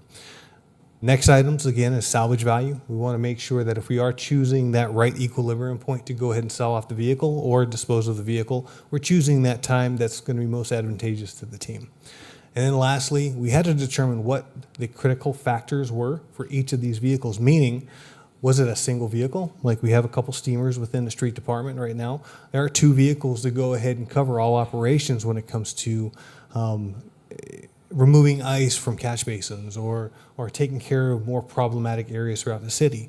Well, these vehicles are sitting on chassis from a 1967 Ford F, I believe, 900. It is something that we have to go ahead and get annually inspected, so it's not easily replaceable. Okay, I mentioned that because, again, that's the type of fleet we have. So again, looking at the critical equipment factors, that was the last factor that we were going to consider this year. And what that ends up doing is that creates a weighted score for each of the vehicles as they sit to date for the 2026 recommendations. So moving forward here, these are the recommendations based off of that weighted scale factor. It gives us the opportunity to not only identify realistic costs, what we would actually see, but it also identifies the total weighted score for council to understand that there was consideration given to all city departments as well as the critical need for those pieces of equipment. Now, I will say this. The assumption going into the fleet management plan itself was that we are going to need to focus in on our more aged fleet. Again, that's just good practice. Over time, you end up having vehicles that require more sustainment. More sustainment means higher cost. Higher cost to go ahead and sustain it at the city level means I need more full-time employees to go ahead and maintain those vehicles. It is pretty much a downward spiral from there. We have to make sure that we're taking care of this. So that's, again, why we're trying to focus in on that. We're not trying to buy new vehicles all the time. We are trying to look at which vehicles are going to go ahead and reduce maintenance costs long-term, as well as keep those services going for those departments that have those critical core services out there. To ensure that we also cover some additional items, we went ahead and also requested, and I apologize for the eye chart here, that each department provided an additional items list that went above and beyond what we currently had identified via those performance factors. This right here is something to go ahead and help out each of the departments if they have identified something that's more of a critical need or if it is a brand new item across the board. So again, we wanted to highlight this. I did separate it out between the enterprise and general fund departments just to give a better perspective of what we're looking at. Overall, though, as you can see there with the total request, it is a little bit expensive. Okay, we do have an overall fleet within the city of the 579 pieces of components worth roughly about $41 million. With that, you have to remember we also have some very expensive construction equipment. Our motor graders themselves are running $290,000, I think, back in 2016 when we originally purchased it. Now they're $408,000. So we're seeing that sort of inflation. So again, replacing our fleet is not something we're going to consider quickly and easily. We are going to go ahead and look at it and extending the life the best we can. But the other side of it is if we have a piece of fleet that's sitting there and it's pretty much a paperweight, it does really no good for the actual services we're needing to provide. So, with that, I'll stand by for any questions. We do have dashboards available as well, created within Power BI to allow us the opportunity to do real-time updates if we wanted to look at and maybe walk through which vehicles or which departments should take priority. They are broken out by enterprise as well as general fund departments, so that should give a little bit more flexibility if there was real-time consideration to what we are looking to fund this year. Okay, any questions for Brian? Alderman Blessum? So, Brian, I have a few questions, I guess, before we go and start considering the list. I understand the weighted score generally. Just at one starting point for me, when we're starting this process, we're trying to use some of the fleet thinking, the VERF style thinking to do something like this. What jumps out at me right in the first set is $500,000 for a bomb truck. I mean, number one, we are a regional bomb team, right? In fact, I think we handle a lot of Western North Dakota from a bomb perspective.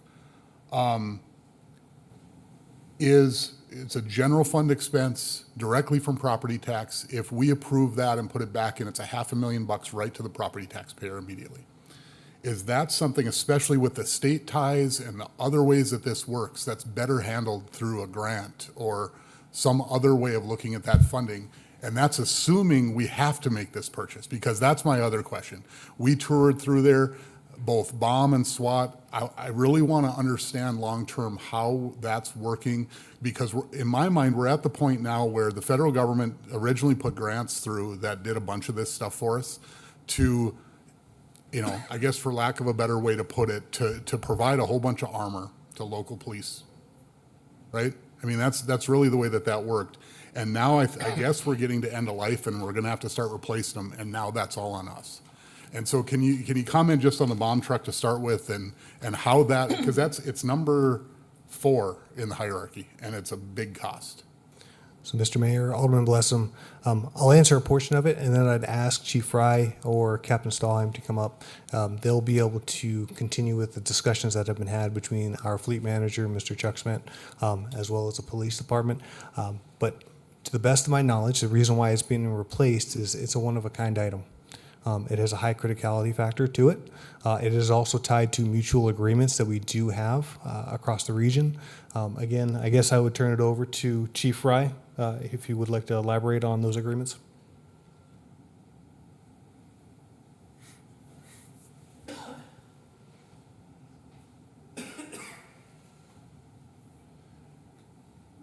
Mayor, Alderman Blessum. The bomb truck, not like he said, is tied to a number of different entities and projects. But when you start looking at it I've changed the scope. I recognize that there was a huge risk that we were taking when I first came in on how our SWAT teams operate and how they are conducting and going out when they are when they're called for service. I changed it to where every apparatus that we have rolls out on a SWAT call out. Only our SWAT teams are conducting search warrants now, where that wasn't the case before. We'll be presenting that more. And so that bomb truck is older, it's running its life course, and we're going to be using it a lot more.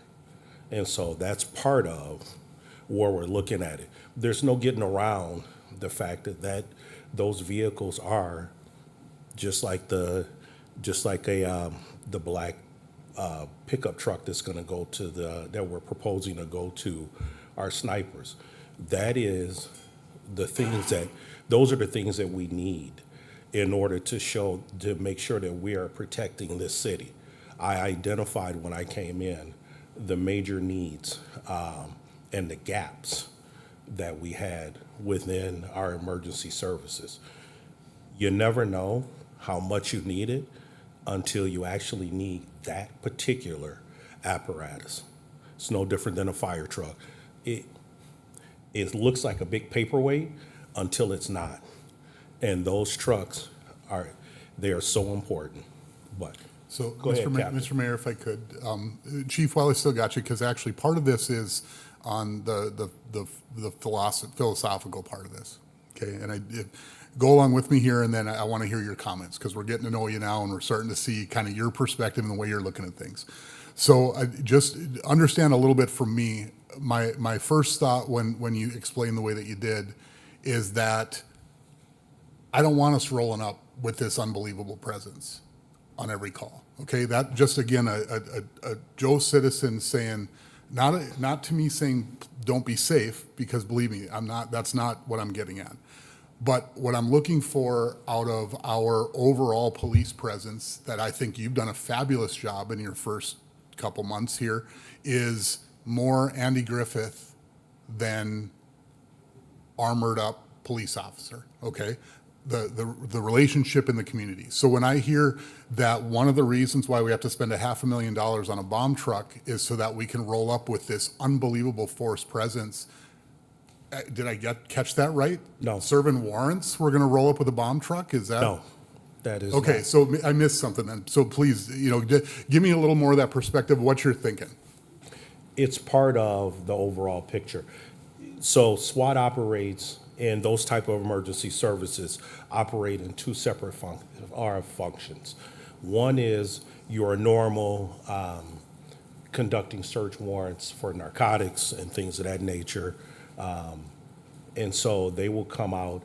The way we've been operating for years in Minot, and it's a risk, is the task force will have just a few SWAT operators, maybe 2 on their team, and then they'll just grab any officer and have them come and help serve these warrants. Well, that is a risk in itself, because if a mistake happens at the back end and the front officers that are SWAT trained, we open ourselves up to that high level of liability. It's the same. Now, you start looking at, you have a SWAT call out the way it used to operate. If you had a barricaded suspect or something like that, the way it used to operate was the SWAT commander would make the call if they wanted this tool or if they wanted this apparatus, so on and so forth. That's not how that's not how SWAT teams across the country, functional SWAT teams, operate across the country, because by time you need that special piece of equipment, it's already too late. You have to have it on site, and I wouldn't put any of your lives at risk. Your lives do not have a price tag. I get it. Money is a lot of what we're talking about. But when it comes to saving lives and the philosophy of saving lives, we're going to roll with everything. If there's a barricaded suspect, if there is a bomb call, if there's this, all of our resources will be there to make sure that we can take care of that individual or individuals. So if I can continue, Mr. Mayor. Go ahead, sir. So Chief, and maybe Justin might need to answer this one, just because what I want to know now is, what does that look like then? Because I remember doing a tour, and if I remember right, it was something like bomb was going out once a month, something along those lines. SWAT was a little more, but we don't have a ton of calls that were handled that way. Where are we headed here? Are we talking about quadrupling the calls that we send a full force on? Because I think what we got to get our arms around then, if we're headed in a different direction here, as you said, Chief, we're not putting dollars on people. That's not the point here. But at the same time, we do have to plan for the dollars then that are coming, because that sounds like a whole lot more than even just a $500,000 bomb truck. We're talking about a whole other level of force that we're talking about doing. That's people, that's equipment, that's vehicles, it's all of the above. And so if that's changing, I think we all got to hear that. We went through this a little bit with fire, where we were talking about, hey, we have this many people on a truck, that's 15 new people across the organization. That's a couple $1 million a year that we're going to have to start budgeting for. So I want to make sure I'm understanding this, because this only feels like we're starting to scratch the surface a little bit. And you are just scratching the surface on where we're headed. And these are some of the things that we're going to talk about as we move along. I was brought here for a new perspective and for what I know from the 5 agencies that I've worked for and the high-functioning SWAT team that I was operator on and team lead. We are moving. I recognize that we have a high-risk level the way we've been operating. And so that bomb truck is just one aspect. It's getting older. At some point, it will need to be replaced or it's non-functional. It gets used all around the county and throughout, going down towards Bismarck and whatnot. So, but yes, I have zero problems with explaining all of this and showing all of you, because as we move forward, we all have to I would like for us all to be on the same page with where this is headed and how we're going to utilize these teams. But the way they were being used before is risky, and it puts the public and the officers at risk. So, sorry. Alderman Bless, members of council, I guess to put a little bit of perspective specifically on the bomb truck, because that was what you asked about. So that was purchased probably around 2008 or so out of an opportunity that arose for the Minot Air Force Base. And that was actually bought used because they got a new one. So that actually was not purchased out of the traditional Department of Homeland Security funding, as a lot of our special operations equipment is. That was just bought through an opportunity that arose, and it was approved and it was purchased back in 2008. You're absolutely correct that those opportunities through the Department of Homeland Security are going to be our first and foremost option to buy those high dollar amounts, customized equipment like the bomb truck. That is a custom specialized equipment, much like a fire truck. That's probably about a 3-year build in order to get that accomplished. We will continue to look at those funding opportunities, but that Department of Homeland Security money has dramatically been reduced over the course of the past several years, but that still will be our priority in order to fund that, because we do understand that that is a high dollar amount for such a piece of equipment.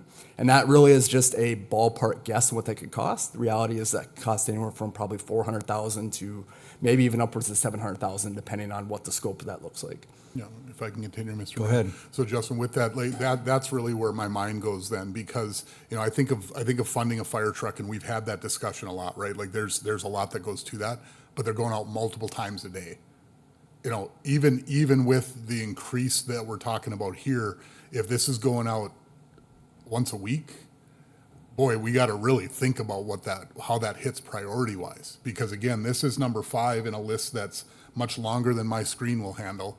And the fact that rose up to the top of the screen. Now, again, it's really easy for me to push the dollar side, and it always sounds like that, right? I understand the human costs too, and so that's why as we think about what this looks like, we got to figure out how to weigh that. And I don't know that there's a great answer. I know you guys know that, and so I look to Brian, I look to Tom. Like, how do we actually navigate this? Because when we start looking at this and signing up for this kind of stuff, we're setting a new trajectory again that we're helping bring down a little bit right now, and we're going to skyrocket and take off again with no funding mechanisms. So more commentary, I guess, Mr. Mayor, but I don't know if there was a question in there, Justin, but that's kind of where we're at. The one thing I can tell you in terms of priority when it comes to EOD, which is bomb response, I can tell you that threat is not going to be any less today than it will be tomorrow or the day before. That threat is only probably going to increase. It's just the nature of the world we live in. And so in terms of the bomb response, I hope that it doesn't go out once a week. That's my hope. But we have to be ready for that should that be the case. Because not only is it, like you said, our Minot community that handles that, they, under the MOU, handle all of Northwest North Dakota. And so anything from Farmer Joe that has dynamite in his barn that they have to safely dispose of, to those potential threats that officers are coming across on search warrants or alongside roadways, which are all different things that they have responded to. They have to be prepared for anything from A to Z in regards to explosive threat. Alderman Fuller. Thank you. And I don't have questions for either of you guys. I was just to the council, I guess, a little bit last week. Alderman Blessum at our meeting brought forward another motion because I tried before to fund fire and PD with a portion of sales tax. There was pushback on that. So last week, Alderman Blessum brought a motion at our working city council meeting, or our budget meeting, I'm sorry, to move 25% of the first penny to property tax buy down, leave 25% at improvements, make sure the chamber gets funded, because apparently everybody thought that they were going to be unfunded, and then leave the other 50% for the portion of flood control buy down. That was shot down as well. And so we're sitting here tonight talking about vehicles that need to be paid out of the general fund. I added it up. It's $1.2 million in vehicles that need to be paid out of the general fund. After we fund the chamber, they're $670,000 every year. We have $1.6 million that we could use for anything other than economic development, property tax buy down if we have to fund these things through property tax or anything else. But we refuse to let go of this economic development 1.6 million that doesn't go to the chamber that we use for wayfinding signs and everything else. Again, guys, this is where I keep talking about priorities. We have to make some hard decisions, because I am not going to tax these people out here and in this city anymore. We have been taxed greatly over the last 10 to 15 years. When I bought my house in 2016, my property taxes were $5,400. Today, my property taxes are over $10,000. That is not normal, it is not right, and we haven't received services double for the property tax that we have gotten. So all I'm saying is, again, we have options here to fund these things without raising property tax on people, but we have to make some hard decisions. I'm not talking about unfunding the chamber. That's never been an issue with what I brought up. But what I'm talking about is using that economic development money, because again, there is $8 to $10 million sitting in those funds that we can use to fund economic development going forward. And yes, it's nice to have a war chest, Ryan, but if you ask the people in Minot, they would rather have their money back than that war chest. And so I'm just saying, we have to ask ourselves, what is our priority here? We fund the chamber to do economic development. We have a person in the city who we pay to do economic development. What is the hurt if we take that other 1.6 million, even for a short time, to help fund some of the things we are finding trouble funding right now? I just don't understand it. If we have to fund it through property tax and we're not going to raise taxes on everybody, how do you guys want to do it? That is my question to everybody up here. Like, how do we do that?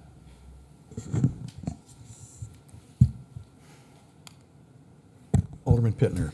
Okay, a lot to unpack there. Again, we've tried several times. The council at this point has decided to keep economic development in place. We say we've been overtaxed for 10 years. The state's red book shows that we are not the highest taxed community in the state. I mean, those are facts. Those aren't my opinions. Just because we say there's a spending problem, not a revenue problem, doesn't make it true. The people have also spoken. I'll point to this. One of the emails we got spoken in the most recent mayoral election. Mayor Janser's image and message to the community of moving this community forward is the one that resonated. Not yours, not mine.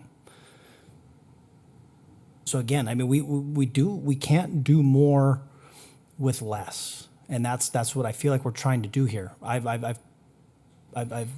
thrown the proposal out there of if we don't want our property taxes to go up, let's shift some of these non-essential services or non-variable revenue items into sales tax. Let's give it to the people. Let them vote.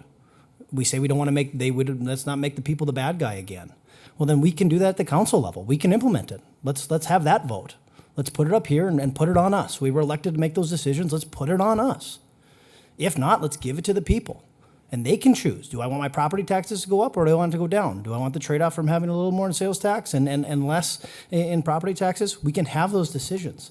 We have, again, Mike, you say that there's no funding mechanism. That was the purpose of the VERF, for us to plan for these expenses, for us to put these expenses, hey, this is what we're going to do this year, and we're going to set money aside. We're going to build a fund. And Brian, correct me if I'm wrong. I want you to stand up and tell me if I'm wrong, because I might have missed the mark here. We talk about a $500,000. Well, first let me ask this question, because my mind's going a lot of different directions. Was $500,000 bomb truck in the expected purchases for the VERF this year? Mr. Mayor, Alderman Pittner, it would have been, because we would have followed the same mechanism for the scoring criteria. So all these vehicles would have been proposed in the VERF this year? Yes, sir. Okay. And again, the practice of setting money aside to plan for the future so that we don't have a $500,000 kick in the nuts on an annual basis, so that we set money aside, so we plan for the future, so we protect against the ebbs and flows.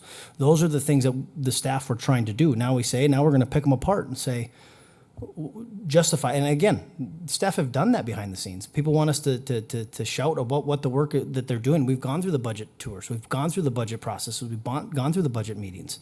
Economic development has been said clearly by the people, even through the last mayoral election, which Mayor Janser and myself both were very clear. Economic development is an important component of this city. We can't sit here and say that we're the voice of the people and then not listen. The people spoke. 60-some% of the vote voted for economic development to be a part of the equation. Let's put it on the people. If they don't want to do a sales tax, they don't do a sales tax. But again, we keep going back and just beating a dead horse and trying to eliminate economic development. And it was clear even through the items tonight. What is the benefit of economic development? Steph Shanrock, $477,000 to a $14 million impact. I mean, again, we can't lie to ourselves about what government costs. And we've done this before. In 2018, Josh Wolski was on that council with myself, Alderwoman Olson, Alderman Janser. Tough decisions had to be made because we subsidized the budget. It is a horrible idea. It is a horrible idea to put fixed expenses into a variable revenue source. It is a horrible idea. Mr. Mayor, if I could. So Alderman Blessing. I'm going to come back in just a second, but isn't that exactly what you're proposing, Paul? Is a new half cent to do exactly what you just said? I think it's the same thing. No, It's, no, Mike, no. That half cent is not going to be covered. So, because you made the caveat that it not go towards staff expenses. That's the difference? Not salary and benefits, correct. Okay. So if we have, So this could be paid for with that. This bomb truck could be paid for with that because it's not staff expense. Well, these are all tied together. They're all coming out of the same fund. Whether we call it that or we don't call it that, it's the same exact idea. So, Mr. Mayor, if I could, I'm going to make a motion right now that this council decide whether we want to take on this sales tax. Okay, we're within the budget right now. We got to open one there. It's an amendment that I'm going to bring. So I'm going to throw out this motion for this council to vote on it right now. This doesn't preclude us from down the road deciding if the people want to look at it, but I want our council on record as to whether they want to raise the sales tax right now. So I'm going to ask us to vote on whether we should implement a half-cent sales tax, as Paul has laid it out, and if you'd like to give more detail, because I want to hit your idea here. It's not my idea. I'm trying to say, you just said the council can do it. Let's decide if we're going to do it, because that makes all of this a lot easier. okay, do you, and That's my motion. I'm going to phone my friend real quick. I'm going to ask Dave. Dave, can you give me a rough timeline on the sunset of NAS and the requirement for our 40% of the penny to fund NAS?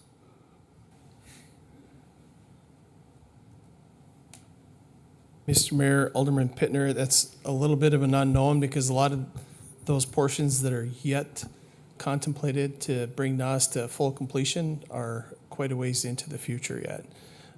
It will be at least 3 or 4 years if the collection's maintained just to fully fund what we have under contract already. Okay, so I would say for 5 years, a half-cent sales tax to fund non-salary and salary and benefit expenses of police and fire. That's my motion. That's my motion. Yes, so Paul just clarified it. Second. Okay, we have motions or discussion. Well, Mr. Mayor, just to clarify, because this is the real deal, okay? If we pass this right now, we are implementing a half cent on the people of this city to take us up to 8% overall, okay? The things that we've talked about how we can do the things we're trying to accomplish without doing this are getting no traction. So we're giving this council the ability right now to vote yes, raise the tax, let's do it. $6.5 million coming into the city out of the people's pocketbooks to fund these things directly. That's the motion. For 5 years. Can I ask one question on the 5-year? Why is it a 5-year thing? Help me. for the sunset of NOS, my thought is we've been doing fine without, I shouldn't say fine, we've been managing without the 40%, I believe it's 40% that's collected for NOS, that when that's commitment is made, those dollars then can go back and reallocate to subsidize public safety or salary expenses. They can't. Oh, they can't. They're already Not reverted without a back. change. Not without a change. We as a We have to redo that, right, Dave? just like we're trying to do tonight with all the It other just things. reverts, from what I understand, it just Yep, reverts it back to what it reallocates, was but- before. I agree, and I understand that it goes back to its previous allocations. However, can the council change those allocations? Are they committed to go back to those allocations? Can they change those allocations once the NOS is sunsets? Mr. Mayor, Alderman Pittner, that is always in the purview of the council to do that. However, and this has been my position, and I think I've been fairly consistent with this, is we have issued debt and we have pledged those sales tax proceeds as a repayment mechanism for those bonds. So that is my concern if we start changing the allocations of that, because one of those components is flood control that is in that penny as well. So once NOS sunsets and we don't need that funding to pay for NOS, it does revert back to what the allocation was, which would be flood control, property tax relief, and its infrastructure or improvements, one of the two. Okay. So there are portions within that, outside of flood control debt, that could be reallocated to supplement the budget. Mr. Mayor, Alderman Pittner, by the nature of it, some of those allocations would have impact on property tax just because they would go back either to direct property tax relief, or in the case of the improvements portion, presumably that could fund projects that would otherwise be funded by property tax.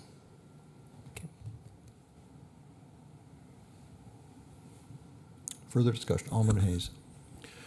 We all know that once a tax is put on, it'll never disappear. It'll always stay there. It'll get revisited by the next city council, and the sales tax will always be there. Alderman Olson. Thank you. I think my head's spinning, and I think probably everyone that's watching, their head is spinning tonight too, because it's like, whoa. This is a lot to consider without a ton of background information. I haven't decided how I will vote on this if we're forced to vote on it. I personally can say that I don't really like to be pushed into voting on it this evening, but if I have to, I have to.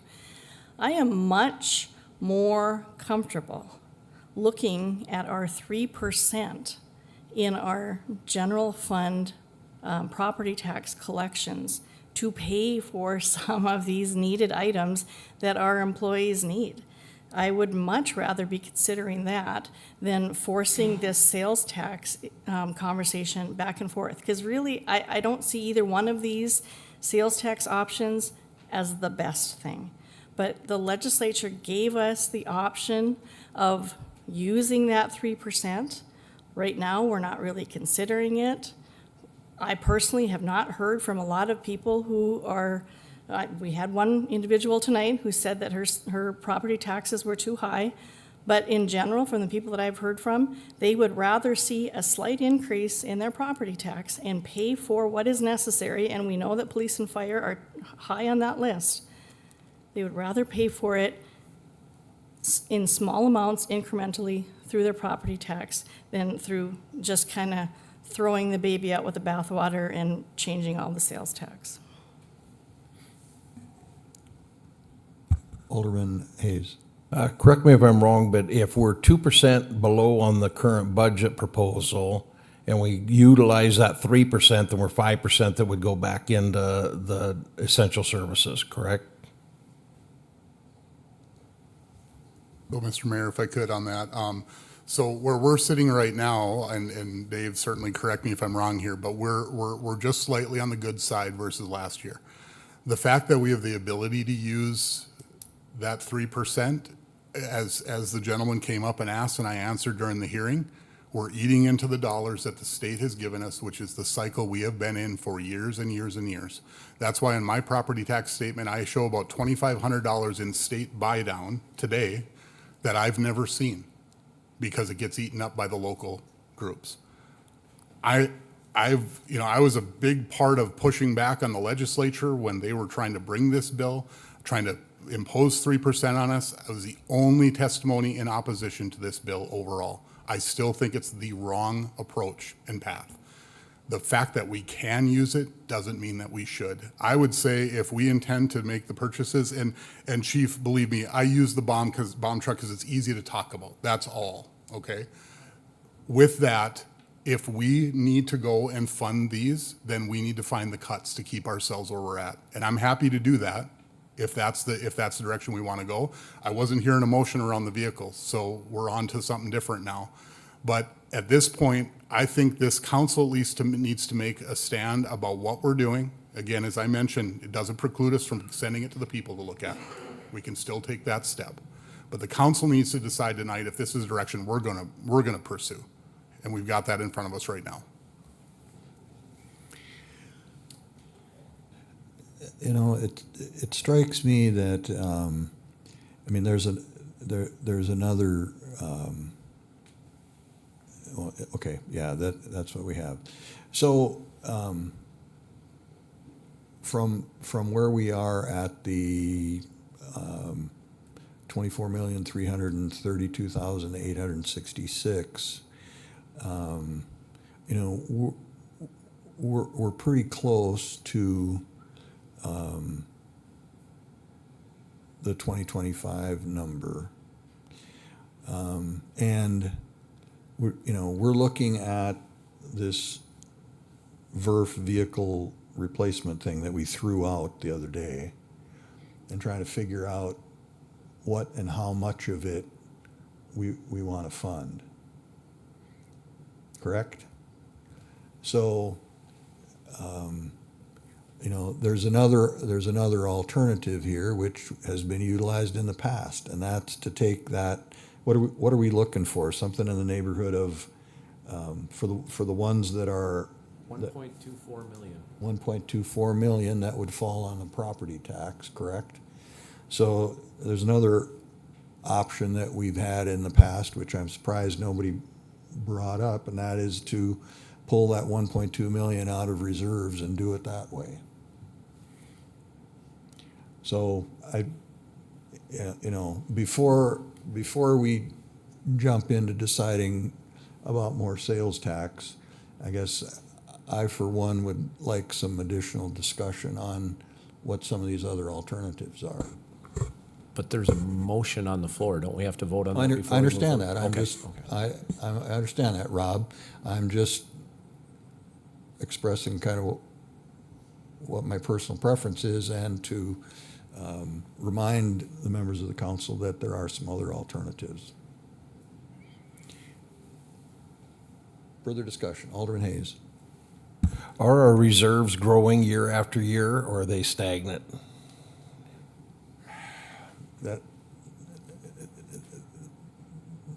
That depends. That's a good place to get it then. It depends on the year, and I guess it depends. Over the on, last 5 years, what's the reserves done? Mr. Mayor, Alderman Hayes, I don't have all of the data for the last 5 years off the top of my head. It has been our practice the last several years to reprogram the savings from prior years back into the budget in the form of utilizing it through reserves to minimize the impact on property taxes.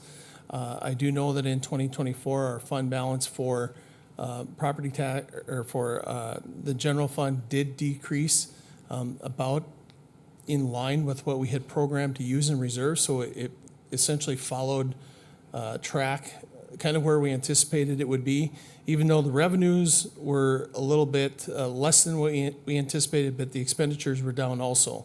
So we had programmed to use about 2 million in reserves, and that's about where we ended up in 24. Okay, is it safe to assume we could use reserves to fund the VERF? Mr. Mayor, Alderman Hayes, that is always an option. So the one thing that we need to keep in mind is we still have some big ticket items that are unknowns, that we don't know what the commitment is going to be. And that is primarily the police department building. And we also have a bridge project that we know that is going to be in our future sooner than we anticipated. So those are some big ticket items that we have to also plan for.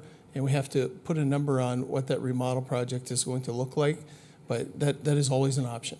Okay, and then the Magic Fund and the 4 buckets that are all full, what's the utilization of that money?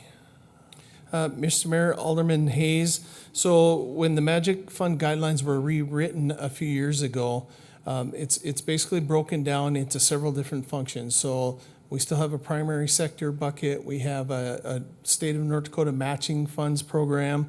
We have a bucket that is City of Minot economic development activities. We have a small business bucket as well. And then we also allow for that funding to be utilized for flood control. So in the past, we haven't allocated any of the funding to flood control.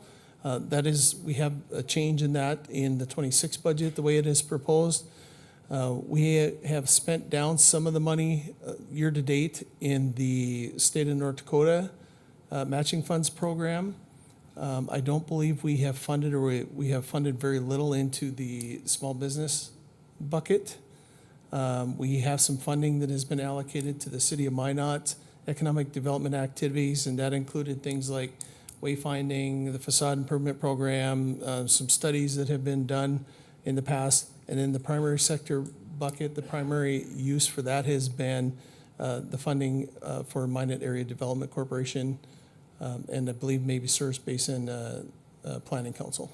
So it looks like there's a little over $11 million in those buckets, and they continually grow each year. What's that money used for? What's some big ticket items that was brought up by a speaker? You know, where does that money go to, and what's it used for? Is it buy a new building? Or does it just sit there and keep overflowing into the general fund? So, Mr. Mayor, Alderman Hayes, so prior to the revision of the sales tax ordinance in 2019, the portion of economic development dollars was allocated for just primary sector businesses and job creation and development, primarily related to primary sector. So it was a little more focused on what those funds could be used for.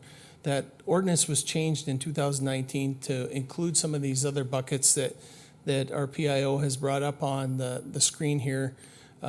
So it added for a little more flexibility in what those funds could be used for. So we have those legacy primary sector dollars, and off the top of my head, I think that balance is about 8.5 million. Okay. But those funds are limited to primary sector dollars because that was collected prior to the change in the ordinance. So the funding from 2019 on is available for all of these different programs that we have built in there, and that is programmed every year in the budget. And each one of these sectors has, as it says in the graphic here, has a maximum that it can carry over, or that the target is. So for example, the City of Minot Economic Development Projects has a max of $800,000. If that was fully funded and no projects were funded through that bucket, it wouldn't be eligible for additional funding the next year because those dollars weren't utilized. And the City Council has the purview to make those decisions at budget time with how much that allocation is going to go to each one of those buckets. So they could be used for a bomb truck or fire truck, police car. Mr. Mayor, Alderman Hayes, the way the current ordinance is, that would not be contemplated using economic development dollars.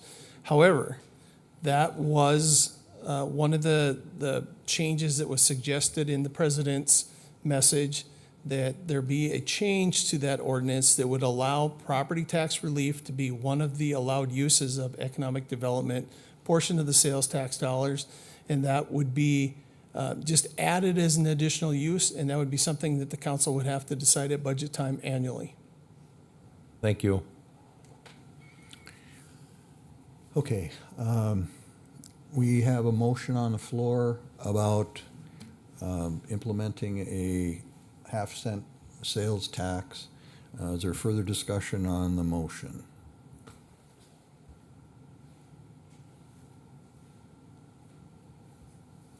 Just to clarify, is it a new half-cent sales tax? Okay. I believe that's the point, yes. Okay, seeing no further discussion, let's vote on the motion.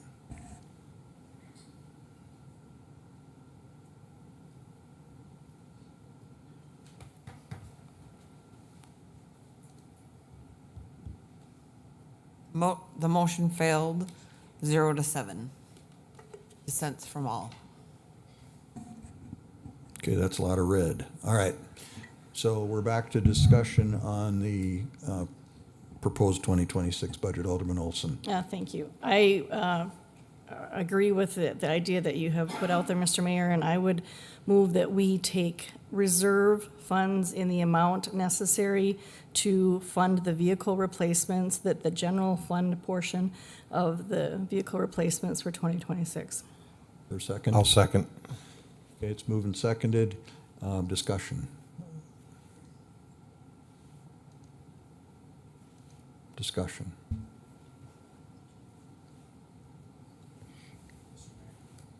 Alderman Samuelson. So as these replacements come up, they would come before the city council before they would be approved, such as the bomb truck. Is that correct?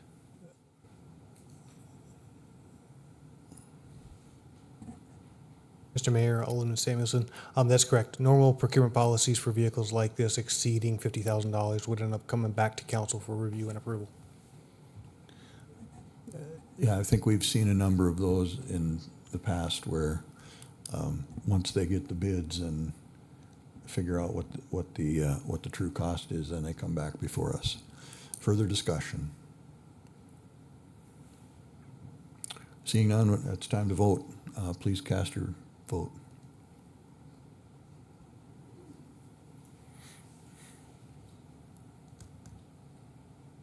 The motion passed unanimously. Okay. Further discussion. Alderman Blessum. Okay, Mr. Mayor, I want to start because I believe that it's the right approach for us to go through the letter that you developed working with Alderwoman Olson and to make active decisions about the components that are in there, because the numbers that we've got on our board right now at the $24.3 million essentially have accepted those. And so I would like to work through that and make sure that we're taking action to actually do that. Because to be honest with you, I said this in an email to Dave today, I lost the thread a little bit along the way here because we got an awful lot of moving parts. We started with a preliminary budget. We've made adaptations to that. We've got this mixed into it that are taken by default. So what I want to start with is I want to start with the recommendations that are on, shoot, I don't know page numbers, sorry. I want to start with the staff set that are on the second to last page, I believe. I'm sorry. And my first motion is going to be that we do not retain the full-time lieutenant or the analytical administrator in the budgets for the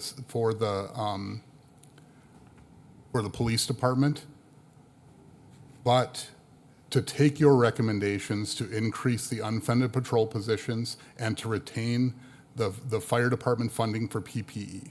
So it's those first four bullets saying yes to the second, the third and fourth, and no to the first two. Oh, Sorry, Michaela. I need to find where that is.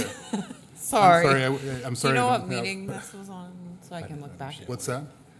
Oh, sorry. I just got it off the front page of the. If you go to the budget page on the website, you can get their letter, and it's right at the very top there. I can help you out. And so, yeah. So that's my motion, and we can get a second. I can. I'll second. Okay. So, Mr. Mayor, if I can continue, and Michaela will come back to make sure you've got exactly what I'm saying. So I want to make a few things here because sadly, we end up right in the police department over and over right at the beginning of our discussions. My point here, and I want to make this clear to staff, to the chief, to Tom, to the rest of our department heads, that in my opinion, we need to develop a very strong level of trust in the work that we do together as a council and staff. Okay? These changes came about in the city manager's budget that Harold Stewart put together through great work with everybody as ways that they found to help us get through the process that we're working our way through right now. Okay?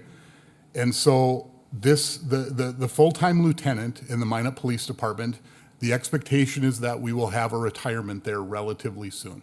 That's why this was contemplated to be cut from the budget. Long-term, we need this lieutenant. I don't think there's any doubt that that's the case. But as we sit today, I think our number is very close to 20 patrol officers short in our police department, which in my mind means that we are top-heavy in our police department. We are paying an awful lot of money for leadership level positions without anybody to lead. So I come back to trust. And what we need to get to is that staff trusts us that we will help meet their needs when it comes to funding. And we will work our way through that. But my rationale here is that that's not in 2026 for this position. And I think there's going to be a time when we need this lieutenant back. And again, I can't make a commitment because I'm only one vote. But you have my commitment to my vote that when the time comes that that's right, that we move forward with that. There's a reason the city manager made that decision. Second thing with the analytical administrator, again, it's a repurposing of a position. We also, just a few months ago, approved Adam's position, which does a lot of analytic work for public safety. And so in my mind, this is another one that was offered up by the city manager's budget as a place where we could make some savings and not impact somebody's job to remove them from it. There's an opening in this position that's contemplated. So that's why I would intend to take those savings that Harold Stewart proposed and move forward with them. Now, on items 3 and 4, I think this is a place where you got it right in the letter, and I would suggest that we accept those changes and so increase the number of unfunded patrol positions, which is the way it's laid out in the budget right now, as well as holding on to the funding for the PPE for the fire department. So that's my motion, is those 4 bullets. Okay, did we get a Did you second get on there? that? I'm working on it. Okay. Okay, city clerk's catching up here. So 3 and 4 suggested. Alderman Pittner. Just a question for the motion maker. Would you object to splitting the items to each position individually? And then if the council would be okay with taking those as each bullet point individually? Or maybe Yeah. 1, 2, and then 3 and 4 together? Yeah, that's fine. Okay. Oh, man, I just. She just had it. Changing on the fly, it's always. Okay, so now what's the plan? If we could just retain one. So if I could, I mean, you is can- there, you is can there, split the is there a question. splitting motion? You can move on it. If there's somebody that objects to it, though, you would have to, as presented. So if there's no objection to splitting the question, then. Is that a new motion, though, to split? So Can he bring a motion to split? you can bring a motion to split, yes. you can. I'll move to split to bullet point 1 being its individual item, bullet point 2 being an individual item, and then 3 and 4 being one item.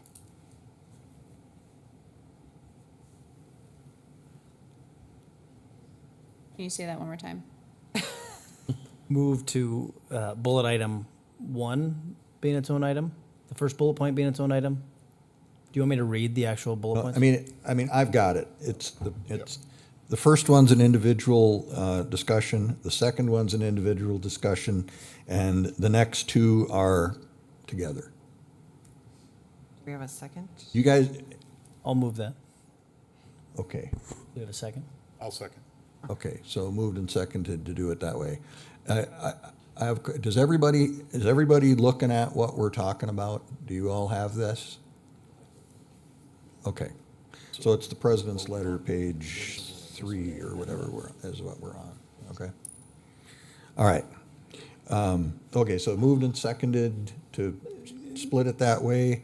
Do we need to vote on that, I presume? So if there's no further discussion, let's vote on doing that split that way.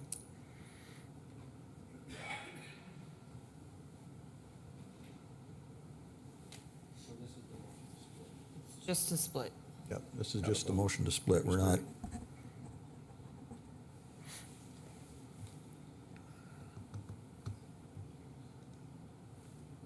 The motion passed 6-1 with dissent from Alderwoman Olson. Alderman Olson. Thank you, Mr. Mayor, and I want to explain my vote because the reason I don't want to split them is they really are all tied together. The 3 police department-related bullet items are all tied together. And they did come at the recommendation of Chief Fry. And he came in late in the budget process and had only been on board for a few weeks when former city manager Harold Stewart was making his recommendations to us.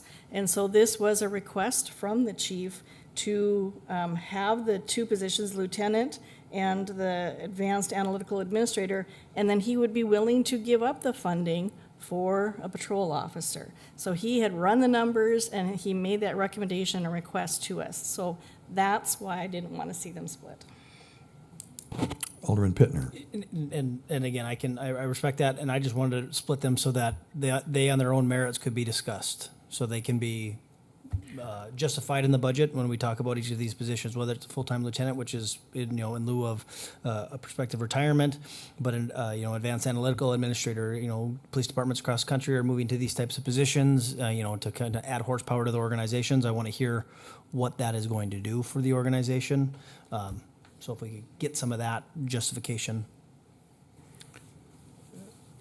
Okay, so we have them split, and however, I'm now remembering that Alderman Olson is absolutely correct in what she said, that there was relationship between the intentional purpose in having the third one, which is now separated, help fund the retention of the first two. So that's where we're at. Okay, so does somebody have a motion at this moment then? I think it's his to Well, that- decrease. I guess Are we that- still, we're still back on, it's you made So the, at this point, to the city attorney, it's just split. So It's- my motion stands. Yep. Which is to essentially reject the letters line. It's to accept what Harold Stewart had asked us to do. yeah, okay. So just to clarify, so the first item that will be voted on is the lieutenant position.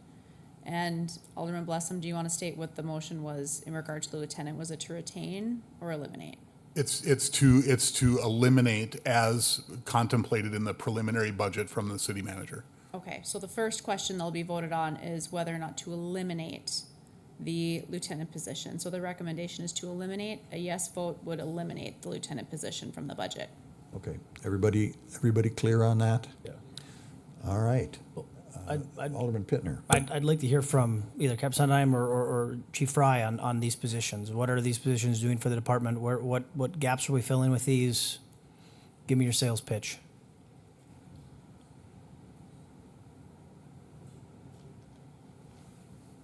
Is there one of these positions, as you guys approach, is there one of these positions between lieutenant and an advanced analytical administrator that's more, key to the organization? Mr. Mayor, Alderman Pittner. Obviously, the lieutenant's position is going to be the one that I but that we need to retain. We are in the position we're in because of decisions that are making folks not want to come to Minot Police.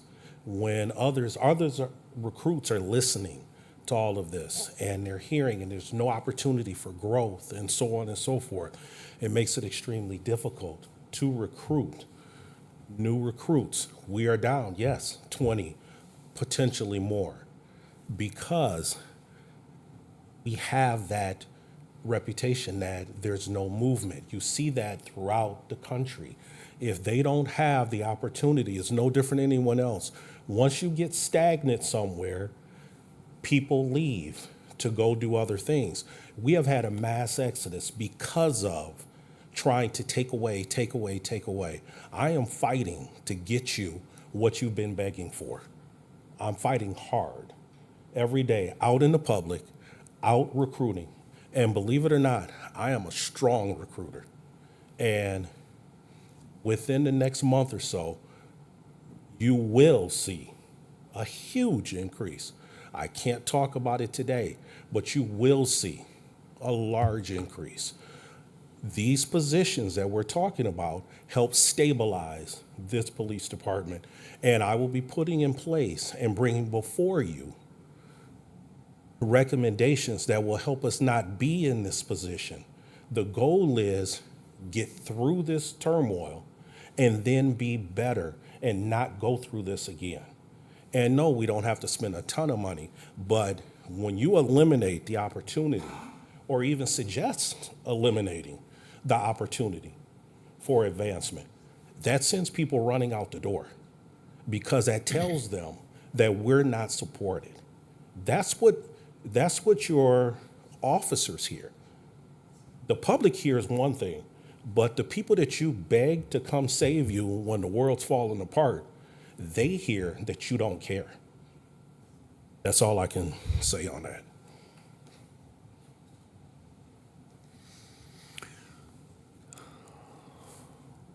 Any further questions for the chief or captain? Alderman Olson. I would argue, based on what Chief just said too, I think if we polled a lot of people and we said, you know what, we're gonna spend around $300,000, and then you split that $300,000 out among all of our taxpayers in the city of Minot, and they say, oh, well, gosh, it's gonna cost me $5, it's gonna cost me $8 to have a better police department, they'll say, yep, I'm on board. So I'm not on board in eliminating this position. Further discussion? Mr. Mayor, if I could. Alderman Blessum. The one thing, that I think we've gotten lectured over time about not trusting staff. Here you've got an interesting spot where you've got a city leader and the city manager who brought us a set of recommendations based on the situation that we're in at the time. And we've got a new chief that we want to support, and we want to make sure that he's got the organization to run the way he wants to run it. I think it's an interesting problem to try to work your way through, right? We talk about professional staff. In Harold Stewart, we had the cream of the crop professional staff that the best schools and the best experience can put out. His recommendations were these. And what we're saying now is we're saying, nah, we won't. We'll just hold on to it. I think I've said before, every time that we have an opening within the city organization or any organization, it's an opportunity. It's an opportunity to think again, to think different, to do it slightly different than we have in the past. And actually, bullet point 2 is exactly that. That's repurposing a job from something that was completely different before into a new one. So that's good. That's a good question. At the same time, these are things that came about after the budget was prepared. And so I just have a hard time with that, going back and saying, no, let's start piecing it back in there, because you know what it leads to? It leads to never, ever really adjusting the organization like we should based on the recommendations of our staff. And that's tough for me. That's tough for me to accept, because it only means growth forever. It means taxes go up forever. That's why I think we got to take advantage when we've got opportunities. And as I said before, as this is needed, I don't close off the idea that we bring it right back when it's needed. For the 26 budget, I think it stands that it's a good thing to forego at this point. Chief, did you have a further comment? I did. As we adjust, Alderman Blessum, I would say to the council, really pay attention to the message that we're putting out, because as I struggle and work hard to recruit, those words have meanings to people out in this community, not just in this room. We're talking about recruits. And yes, you've made adjustments, but where does the adjustments got us? All of these adjustments have got us 20 to 28 bodies short, about to go to 12-hour shifts. And I'm 2 seconds from pulling the plug on 12-hour shifts. I have to, based off the numbers. I'm 2 seconds from drawing in everything. SROs, task force, you name it, because our primary purpose in law enforcement is public service, i.e. answering 911 and investigations. After that, the rest is giving to the public the things, the other stuff that they need and want. School resource officers need them badly. Task force, gotta have them. We have a drug problem that we're gonna work through. We have that here in Minot. We have some crime, not as much as Minneapolis, thank God, but we could easily get there. My biggest thing is we have to be careful of the messages that we're putting out there, because that is reverberating, and we are trying to do different. We are adjusting, and those bodies want to come, but they also got to know that they have a mechanism for advancements. Mr. Mayor? Alderman Fuller. Thank you. Chief, real quick, just help me here. We have 3 lieutenants per shift, right? 3 shifts, so 9 lieutenants. Is there any others in there that I'm missing? I'm sorry. No, go ahead. Oh, You have 3 sergeants per shift. Sorry, is it 2 lieutenants then per shift?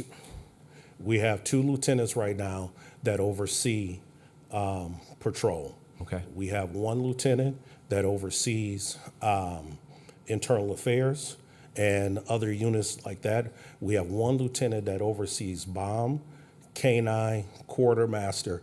Everyone is taking on 4 to 5 jobs because there's not enough bodies to go around. If we eliminate positions, and the position that you're referring to eliminating doesn't eliminate until August, maybe December, if they decide to go. We're banking on people retiring that may not. My big thing is I want to make sure that this department is healthy. I'm trying to manage us through chaos and trauma and get us back to healed. That's all.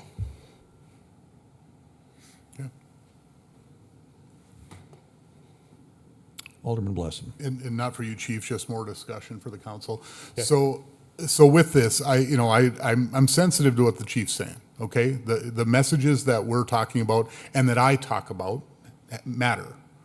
This is a spot where I certainly can learn from hearing more about what's going on. So I'm willing to go ahead and give the benefit of the doubt here to say, okay, let's go with this lieutenant. And the hope will be that our department really starts to hum. And I'm thinking that that's where we're headed. I think with the chief's leadership and his team there, we're headed in the right direction with that. So, even though this was my original proposal, I'm going to vote to leave it in. Okay, any further discussion? City Clerk. I just want to clarify. So the motion is to eliminate the position. If the vote gets voted down to not eliminate, it's still not technically in, correct, Dave? Because we never voted on anything with the president's?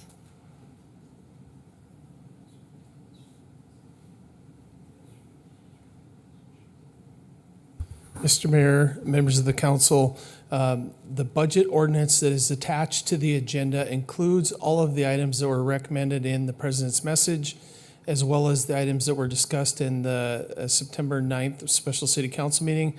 So if we make modifications, for example, if this motion were to fail and there were no other action that was approved by this body, and then they subsequently pass the budget ordinance, it would be included in the budget.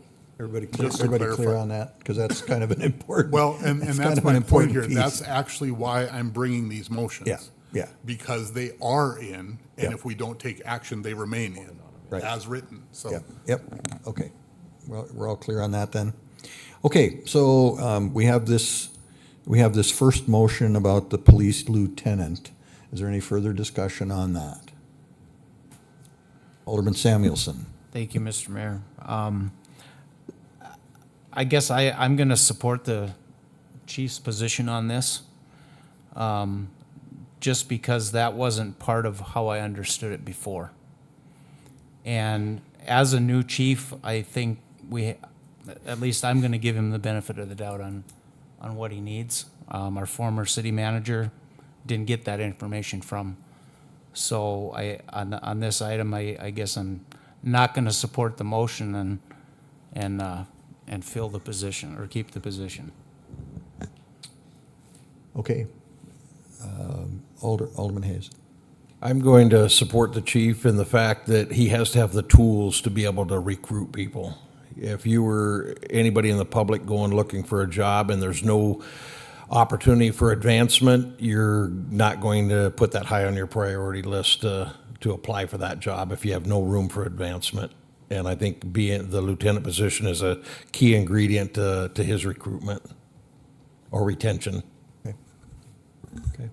Any further discussion? So a yes vote eliminates the position, takes it out of the budget. A no vote leaves it as the president's budget recommends it. Let's go ahead and vote.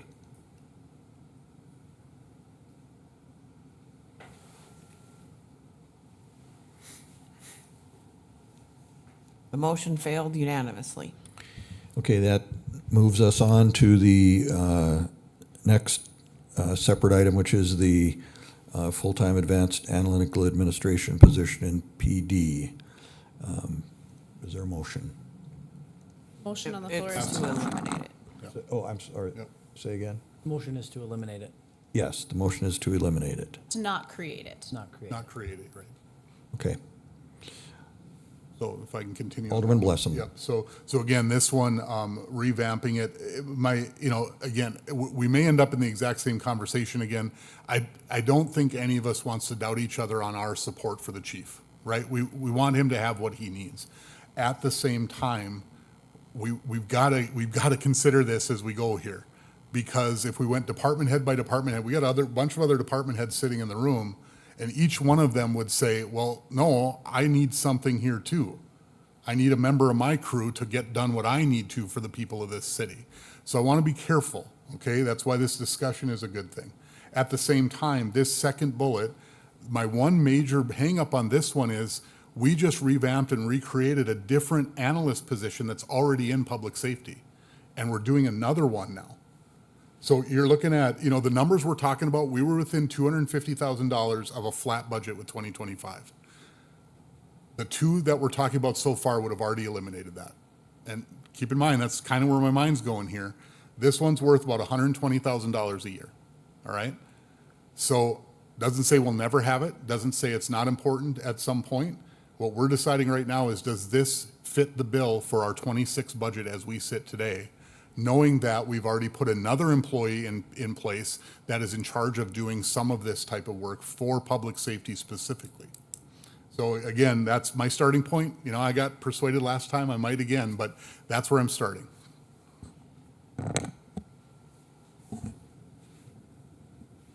Discussion? No?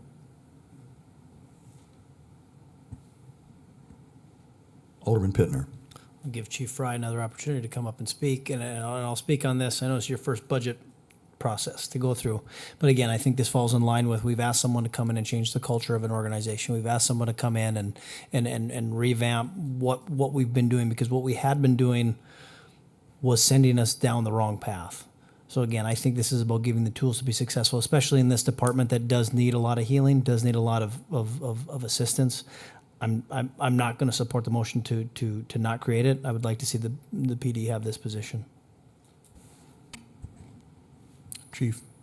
Mayor, aldermen, I'm going to come back again with the same thing. We are building a stronger police department. We are retooling what has been spiraling out of control. The administrative position that we're looking, that was there before, that did not support or did not have the support to help the administration, was not utilized in the best. And we need that type of level of support. As much is taking place, as much change as is taking place, we're struggling to maintain between all of the meetings, all of the graphs. You name it administratively, you name it analytically, you name it going from council, city clerks, and so on. There's so much taking place, and we need that position. It was not utilized before. That was the problem. That is the support. I am not a top-heavy person. I do not believe in a top-heavy organization or wasteful employees. This was well thought out on why we have to have someone helping us in where we are now to get back to help us stay focused. Alderman Lessing. So Chief, can you talk a little bit about what the position's going to do? And also, again, part of my premise here is that we put Adam Klein in place. I assume it's not the same stuff. Like, I assume it's different, but at the same time, what I don't want to trade is we had a bunch of admin staff, which is some of this, and now we're trading it for what we're calling analysts, but we're just costing us more and we're not gaining anything. So talk about what they're going to do. Adam's position is he does a lot as far as our what's the right word? Man, lost my whole train of thought. Man, I got too many thoughts going in my head.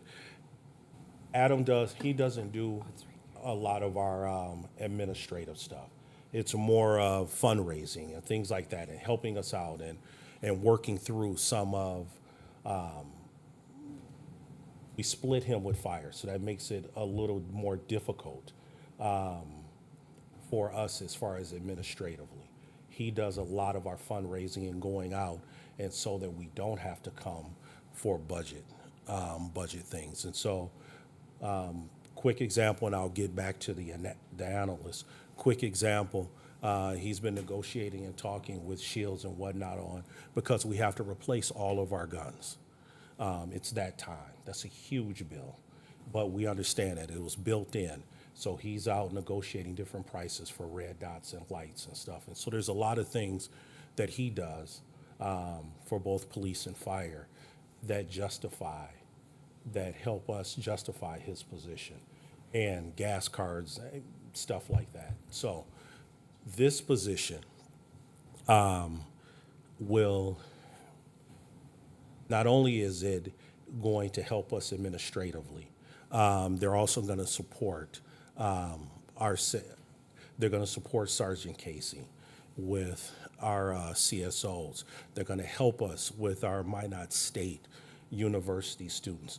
All that stuff has to be managed, and we're struggling to keep up with all of those functions that are coming in. Just alone with the Minot State programs, administratively, that's a ton, plus helping to, that's where the students will go to, helping Sergeant Casey with our CSOs. That is a whole new program, plus all of the other additional officers that are on their way. We will need that type of support. That's the best I can explain it. Alderman Pittner. Chief, I'm not going to make you do your homework again. So this is from the Civil Service Commission, and I'll just read the job description or kind of the functions of the position. Supervise all civilian staff with Minot Police Department, co-supervise Minot State University internship program with the Deputy Chief of Police, and co-manage the training division with sergeants of Community Outreach Program. Act as a liaison to other local government entities. Act as a continuance process improvement coordinator for the police department. Works closely with command staff and PD to provide staffing and budgetary analysis as directed by Chief of Police. Oversees execution of all performance reviews for members of the PD. Maintains accurate records for all of PD. Oversees execution of regularly scheduled one-on-ones and stay interviews with all members of the PD. Provide clerical support and staff appropriate board and commissions by preparing agendas, minutes, and mailing information as required. Performs research and collects information for statistical reports, general correspondence of other materials on a personal computer, including formatting, preparing, editing, and verifying information. Conducts clerical research and completes data for administration and public reports, ensuring accuracy and completeness. Keeps official records and reports, prepares correspondence of supervisors' signatures, makes travel arrangements, arranges meetings, maintains appointment calendar, prepares agendas. There was some that got cut off in the photo I took on Michaela's computer, but just wanted to phone a friend here for Chief. The position has gone through the Civil Service Commission. It hasn't gone through yet. It's going through on the 17th. It's on the so agenda. It's part of the packet if anyone wants to look it up. It's September 17th packet. Okay. So, Mr. Mayor, if I could continue with the chief. So, Chief, with all that, and it sounds like you described it pretty well, and Paul kind of backed that up there. With that in mind, where we sit today with, again, I understand you're saying, hey, we're not top heavy as an organization. That's not the point. It's designed maybe correctly.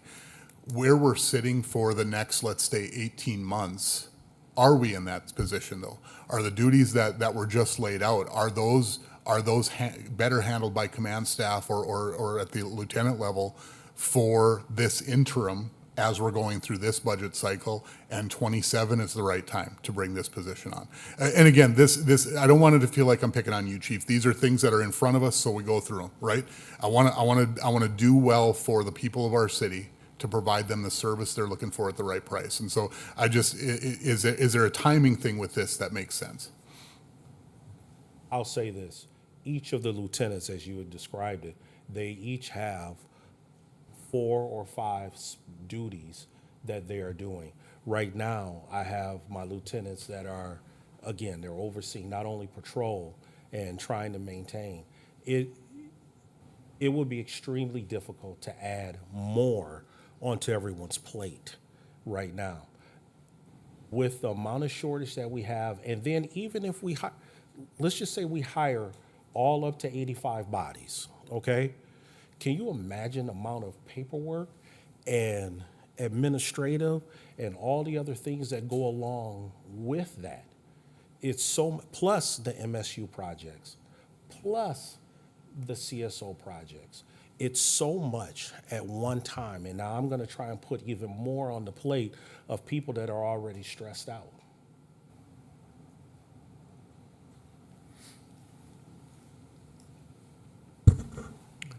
Alderman Fuller. Chief, and I get what you're saying, like, you guys are stretched to the limit. I understand that. I respect the heck out of you guys for everything that's going on over there and what you're dealing with. I guess maybe a little bit to Alderman Blessum's question.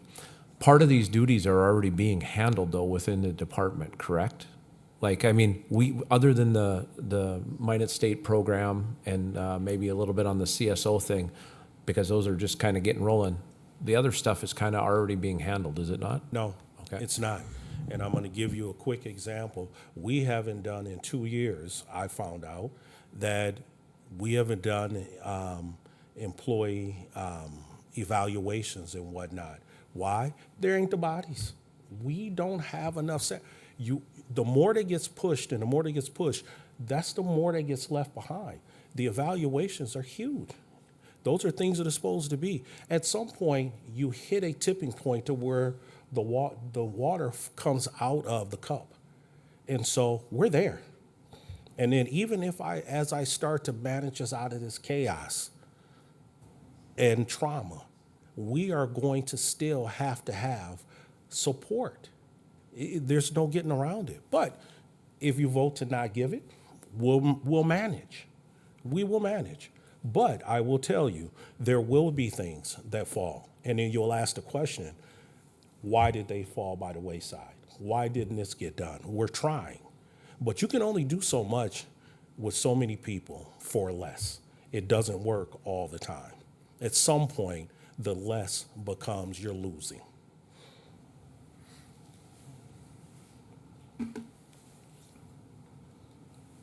Any further questions for the chief? All question. Okay, the question's been called. And again, I would like to note, I would like everybody to note what Alderman Olson pointed out a few minutes ago, and that is that in the next chunk, where we're talking, where the next bullet is to increase the number of unfunded patrol positions from 4 to 5, and that movement was to help offset those first 2 positions coming back in. And according to the city finance director, these are in fact in that budget number that we were at. So taking them out would help, but leaving them in doesn't change where we were given that we're at. Does that make sense? We all understand that? Okay, so if there's no further discussion, questions have been called, let's go ahead and vote.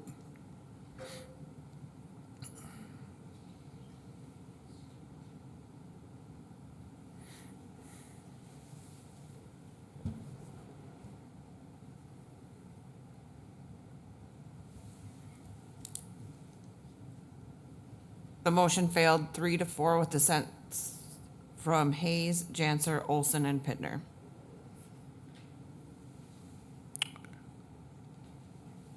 Okay. Okay, so now we're on to the next piece, which is the increasing of the unfunded patrol positions by 1 and retention of the fire department PPE. Any discussion on that piece? And again, the motion is to, now, on this piece, the motion is to leave those alone, correct? Correct. Okay. And Just a question for Chief. Chief, where are we at as far as vacancies right now?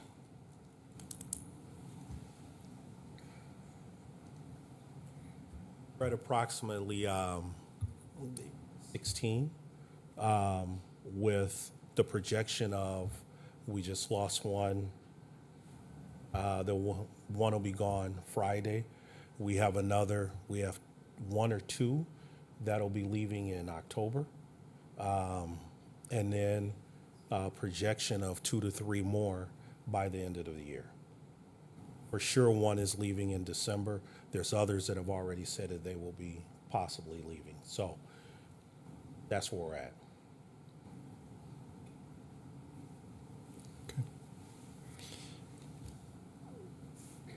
further discussion or questions? Seeing none. Seeing none, it must be time to vote. A yes vote will retain these 2 additions. A no vote would eliminate them. Or okay, let's vote.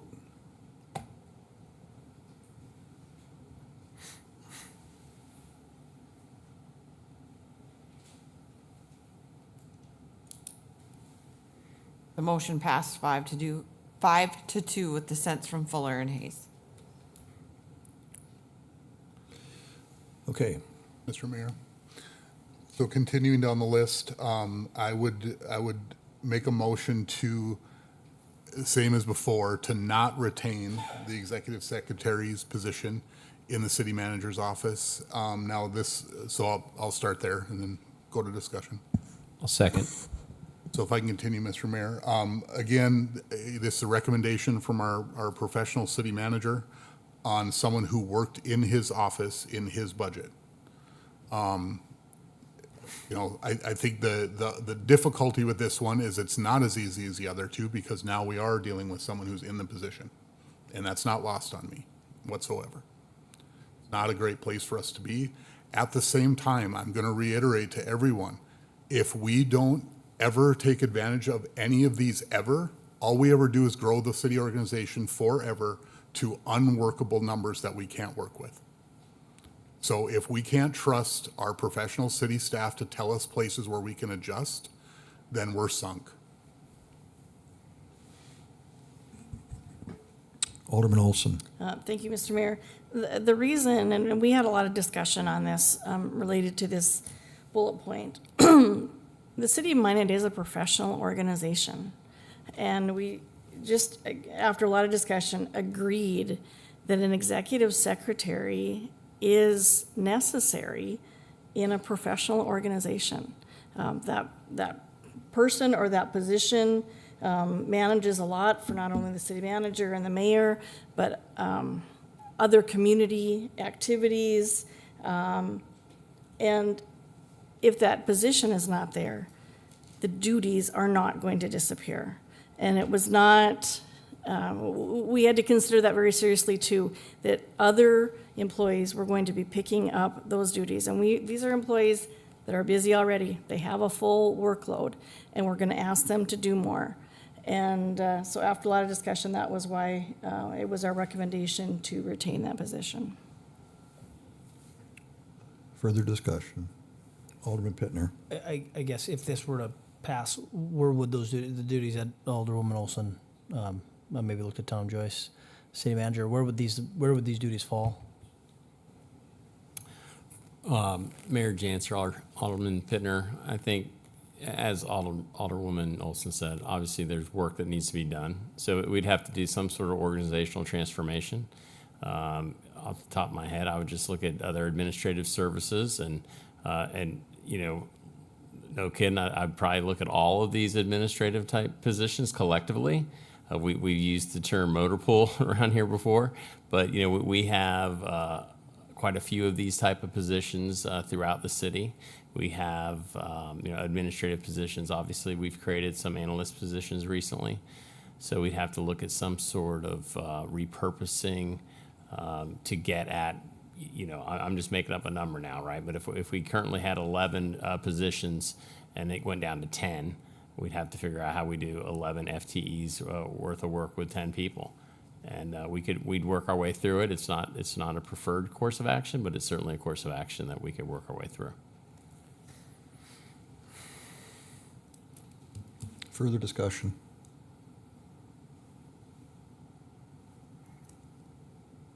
Okay, so the motion is to pull this position back out. A yes vote would do that. A no vote would leave it where it is. Let's vote. Dane's a secretary. Yes vote The will motion is eliminate. to amend to eliminate, so it would. Yeah, the motion is to eliminate, so a yes vote would do that. Okay, if there's no further discussion, let's go ahead and vote.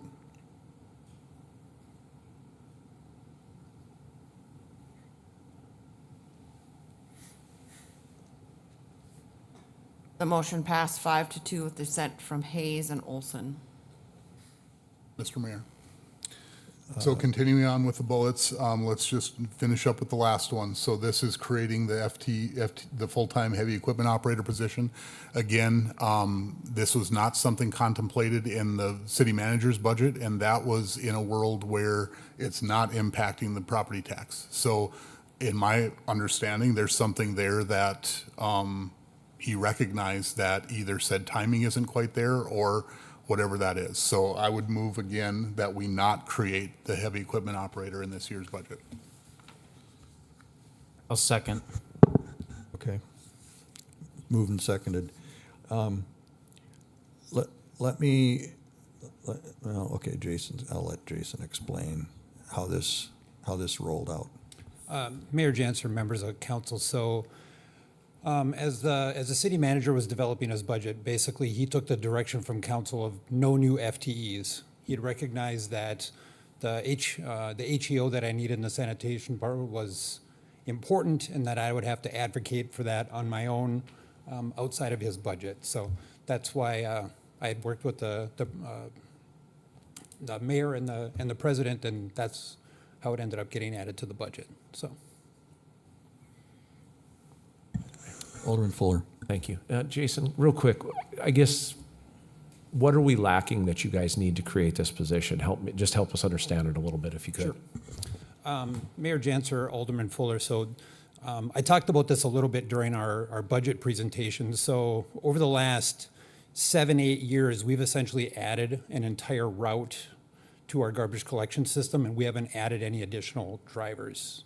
You know, so all the existing drivers are taking on more and more, and then there's less available time to do cart swaps and all the other things that go along with the other duties besides just collecting garbage.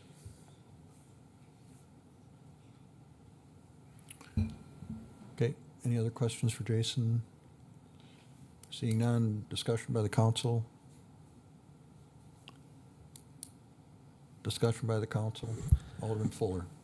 I guess for my colleagues up here, with this one, I could go either way on it. I mean, honestly, it's through enterprise funds, so it doesn't drop the bottom line at all anyway.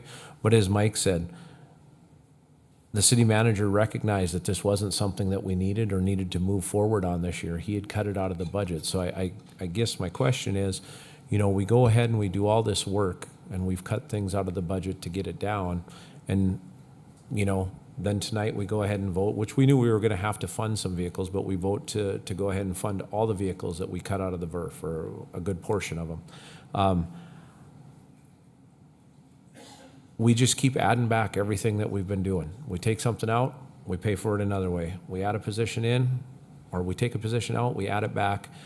Like, we're not going in a positive direction. We're going in a direction where it keeps adding a tax burden to this city, to the citizens, whether it be property tax, sales tax, whatever it is.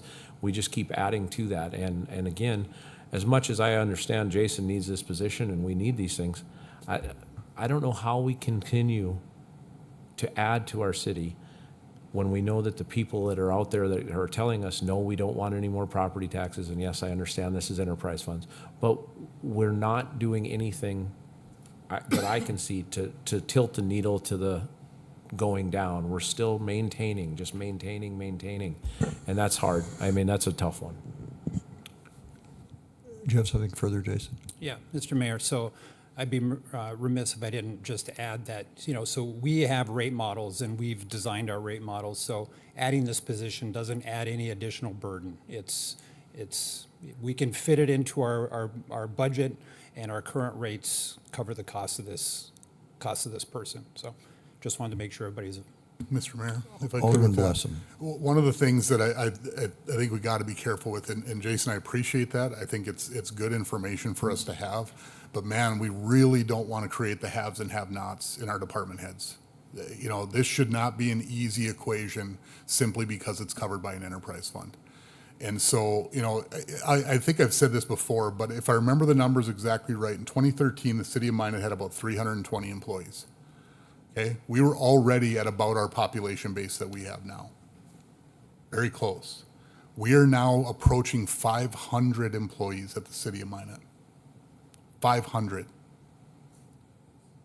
So that's why, this process is really hard, right? Because we look at this, we go, I don't want to say no to any of these department heads after the work we've had them do this spring, okay?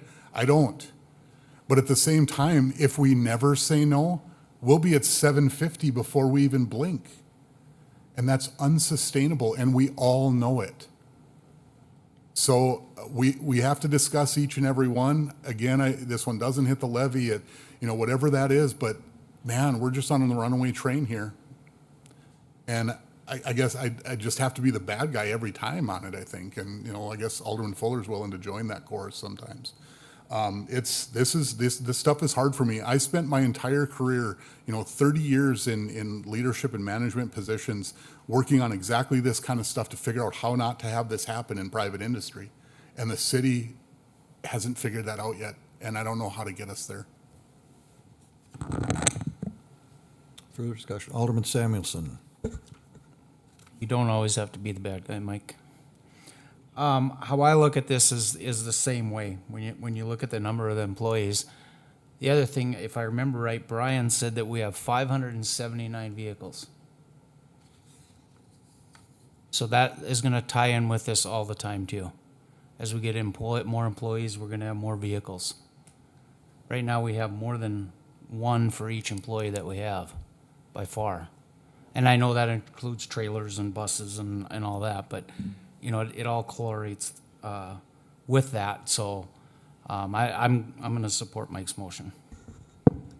Further discussion. I want to, Scott, you got to repeat that for me. I missed that. We have more vehicles than we have employees? Yeah, a lot. More vehicles. Well, just to be clear, and he said it. That includes trailers. So there's a bunch more items that were going into the VERF than employees. That's the better way to put it. Okay, I just want to make sure. Yep. I just want the To be public clear to, about it. I want the public to know that there's not more than one vehicle per employee in the city of Minot. Okay. Further discussion. Seeing none, let's vote.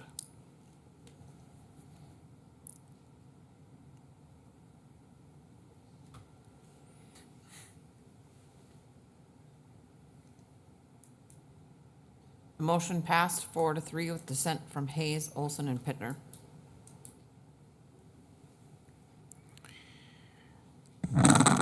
Mr. Mayor, if I can continue, please. Alderman Blessum. Okay, so the next item that we have within the president's letter, and I apologize, I've got to find it again now. Okay, so if we go up to what would be page 3, 1, 2, 3, which is the beginning of the recommendations. We've already dealt with the first bullet under additional adjustments, which is the street maintenance budget, which we passed on Tuesday at 10 million instead of 11. And now I'm going to start to wade into this economic development question that's been the hot topic for a couple months and was apparently the hottest topic at the budget hearing tonight. And so this is very, very complicated, and I didn't realize how complicated until today. Because the proposal that you have, Mr. Mayor, that's outlined, as I understand it, and I think this, the finance director just reiterated this shortly ago, if we pass the recommendations that are in the proposal, this council yearly will have the option to not fund any economic development programs whatsoever, because it gives full capability to adjust the entire 15% to property tax relief or flood control or whatever else we need to do. And so I'm all for that. I'm gonna move to accept that proposal, which I believe is bullet point number 4. Okay, just to be clear for everybody. Now, we're gonna need to adopt an ordinance to do that. Steph, is that correct?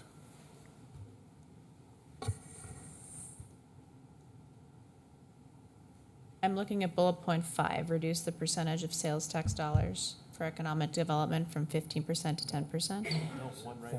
It's number 4 in my set, I guess. Under additional adjustments. Adopts the sales tax ordinance? Further down. Okay. Yes, we would Okay. adopt the And, sales and tax. so to continue my motion, that's the first part, which is bullet point 4, to direct staff to prepare that ordinance, because I intend to support that. And then for this budget cycle, to adjust what you've laid out, which that's fine, and we can come back to that if we need to, but to adjust that to do 3 things very specifically. First, from the current half cent as it sits today, fund MAC EDC, as there was apparently amazing amounts of fear that we were going to cut that, despite discussions to the contrary throughout the last few months. So funding it directly from sales tax, continuing exactly as is, no change at all to that funding. The second piece is to ask the city assessor's office to give us a number for the property tax that will be foregone by Renaissance zones, TIF districts, and builders credits that will be going on over the next year, which my understanding is right around $600,000 that we forego each year, and we ask the rest of the property taxpayers in the city to pay for when we do it. And third, to put the remainder, once that ordinance is in place, towards property tax relief. I think it's a tiny sliver. It might be $100,000. So that's my proposal, is those 3 pieces from the property tax, 15% once the ordinance is updated. That was a motion. That's a motion. I will second.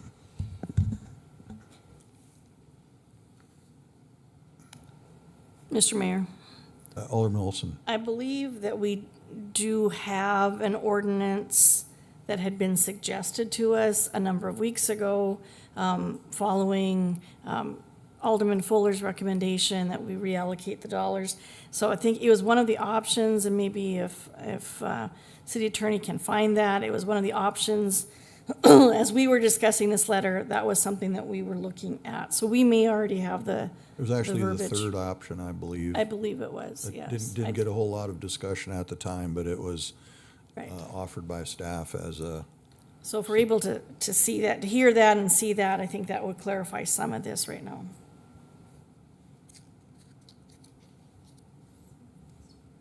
So, Mr. Mayor, if I could clarify, because it's not my intention here, whatever that discussion was and whatever that bullet point is, it's to take the words that we're using here, which is to adopt a sales tax ordinance that allows for flexibility in the distribution of funds.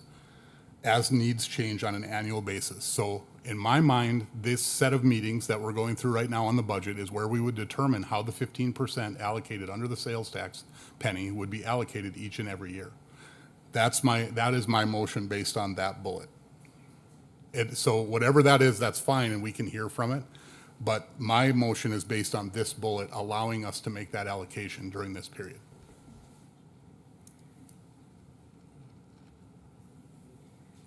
Is that what it is? I think that is. Okay. Alderman Pittner? I believe that's what that bullet is. It basically adds property tax relief or improvements to that portion, because right now that portion reads Magic Fund, economic development activities, or flood control as allowable expenses. This would add property tax relief to that 15%. And Dave? Mr. Mayor, Alderman Pittner, that is correct. Essentially, and I don't have the language verbatim, but that allows for primary sector jobs, City of Minot economic development, flood control, and this would be adding property tax relief as an allowed use under the economic development portion of the sales tax. So I just wanted to clarify here also, the wording is a little bit open in the way the recommendation was, but I think the intent was to apply that change to the ordinance to just the economic development portion of the sales tax. I don't want to speak for anybody else, but I think it was a little bit open in the written letter, but I think that was the intent. And that is my motion, to clarify. Dave, while we've still got you here, can you, I want to, because I see Ryan coming too, and I want to make sure we hear from him, but I want to make sure that portion of what I'm talking about works with what we're saying here, because that saying we're going to take those funds out of the economic development sales tax and sort of reimburse the general fund for it, because we've foregone that. We've given it up through Renaissance Zone TIF and builder's credits. That fits under that allowable use for property tax relief in your mind? Mr. Mayor, Alderman Blessum, I would say it would, that language would probably be more general than tying it to just what is out there for tax incentives, or however you want to phrase that. The language that we had in the proposed ordinance was just that it can be allocated towards property tax relief, which the mechanism that we have utilized to implement this is we had just transferred that portion of the money directly to general fund. So it would be direct property tax relief.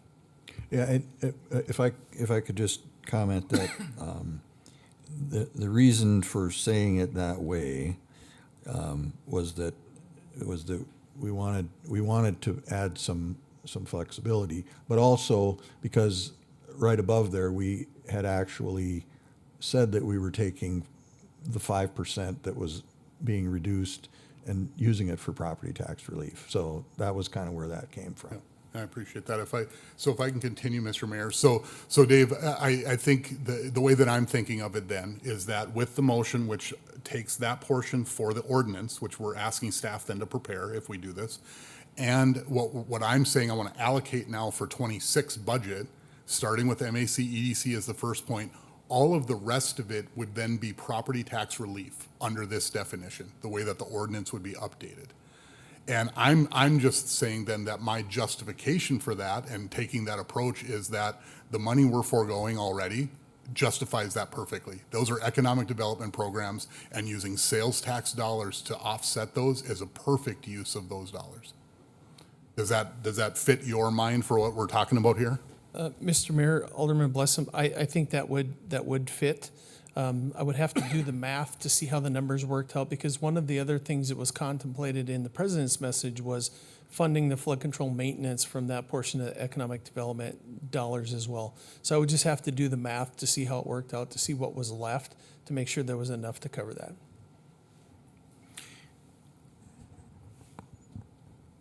So if this approach were taken, then, okay, so the Chamber Economic Development gets their funding, and the other pieces related to economic development activity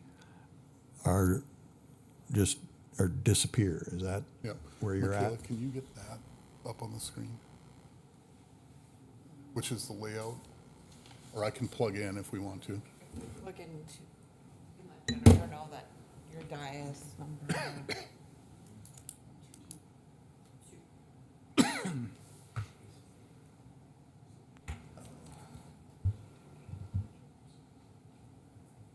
All right, so Dave, if I've got that up there.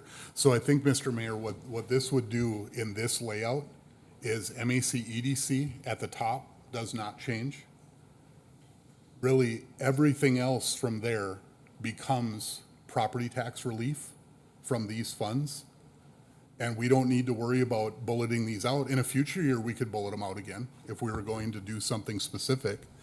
But under my proposal, we pay MAC EDC what they're looking for, and then the rest of it is property tax relief, because general fund administration is already that. All we're doing is working with the departments that actually manage this stuff, and we're paying for some of that out of the funds. Service Basin Planning Council, there is a bit of a question there. We're doing 20,000 in funding. We could choose to bring that into a community distribution or a community contribution number. AAU reports, I think we could put in the general fund if we need to, data collaboration. We don't need to add anything back into primary sector at this point. As has been said multiple times, we've got plenty of money sitting in the primary sector bucket.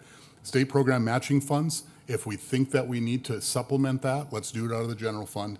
Facade improvement, it's a question we've had. This would zero that out. It's making that decision. And then I think the economic development projects was already contemplated in the president's letter as one that we would pull anyway.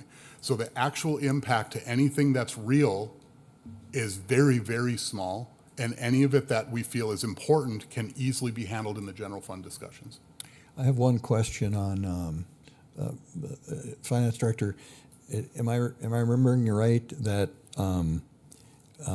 the primary, the way it currently stands, that the primary sector bucket, if you will, can be used to replace the state matching fund program? Am I remembering that correctly? Mr. Mayor, members of the council, that is correct. That is, with the update of the Magic Fund guidelines, that was one of the transfers that is allowed, is from the primary sector to the state matching fund programs. So that would be allowed. The question comes into whether we have to limit that to just primary sector, or, for example, if we have a flex pace program that is for something that is not primary sector, if we would be able to do that. But there is some existing funding in that state matching funds program that could be available for that. And we could change that limitation, correct? If we wanted, it's a policy or resolution that governs us, but we could change that if we wanted to. Mr. Mayor, members of the council, I think that's a nuance that goes back to the sales tax ordinance prior to the change in 2019, where the collection of those dollars were limited for the primary sector job and the job creation and development. Okay. Okay.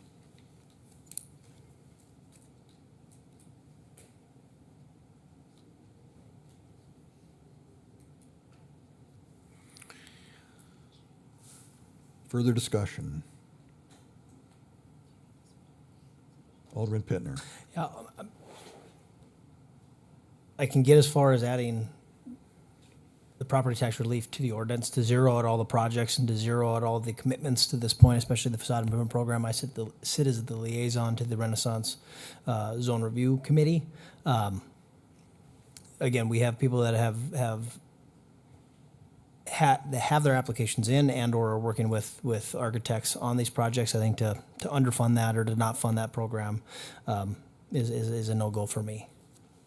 Like, Alderman like, Blessing. can you explain that a little further, Paul? How are we funding Renaissance Zone programs? No, the facade improvement program. Oh, facade. I sit on the Renaissance Zone Review Board. So to clarify, and this is, I don't know if Brian needs to talk about it, or Tom, if you can, or Dave maybe. How do we deal with, so pipeline is one thing, approved is another, because some of them are, like, we're waiting for the work to be done before we pay. So is that already prior funds that are already, earmarked, or however else you'd want to look at that. So I'm sensitive to this. Yeah, I mean, as I've said throughout, people that have acted in good faith, I don't want to hurt, okay? And so I'm willing to work through that, but I want to make sure we understand it. Yeah. Good evening, Brian. Good evening, and almost good morning, Mayor Chancellor. Well, yeah. So for the facade improvement program, the program currently has a fund balance of $420,000, okay?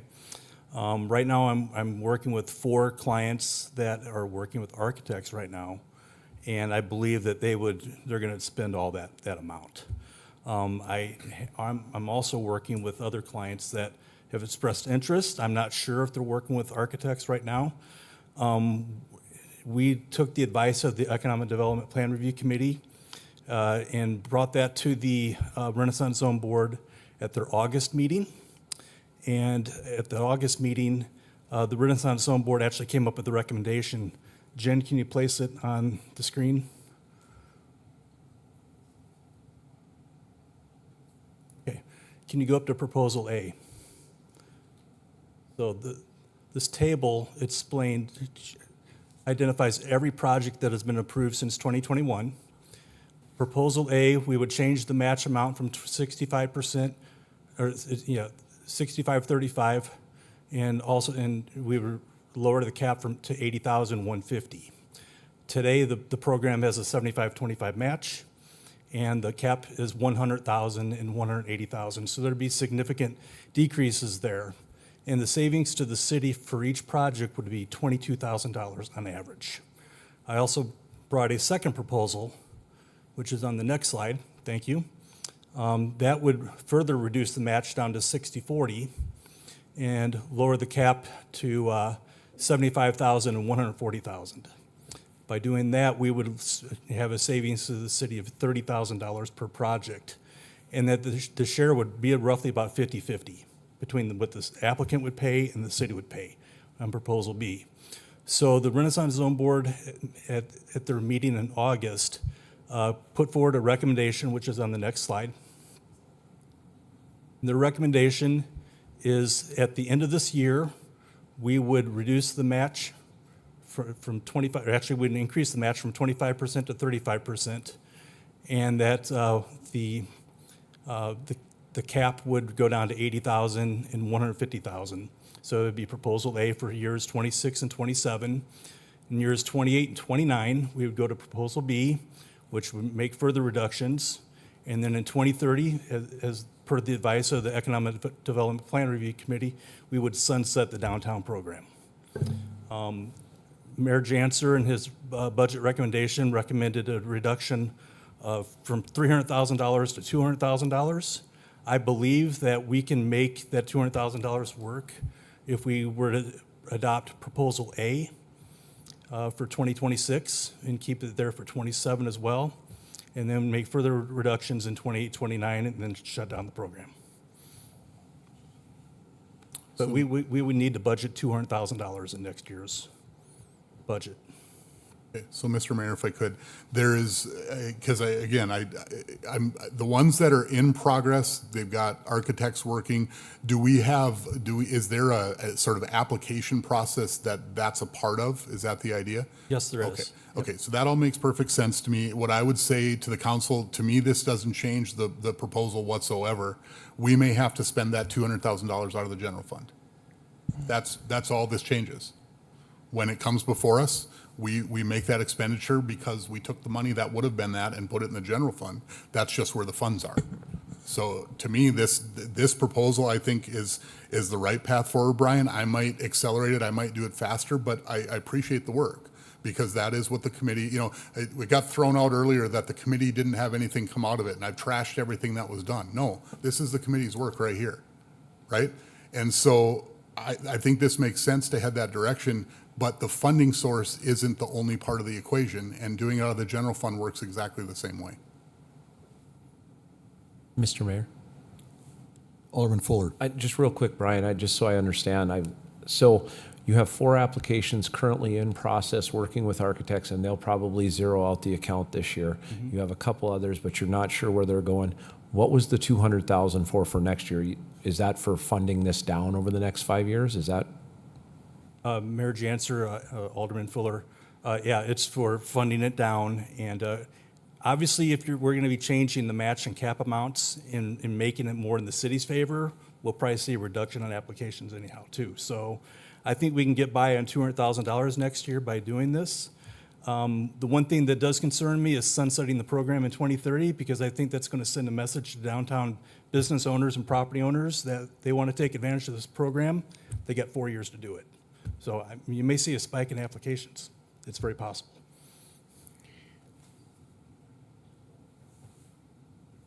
Alderman Samuelson. I don't have any questions for you, Brian. Okay, thank you. Unless somebody else does. I'm going to support this motion.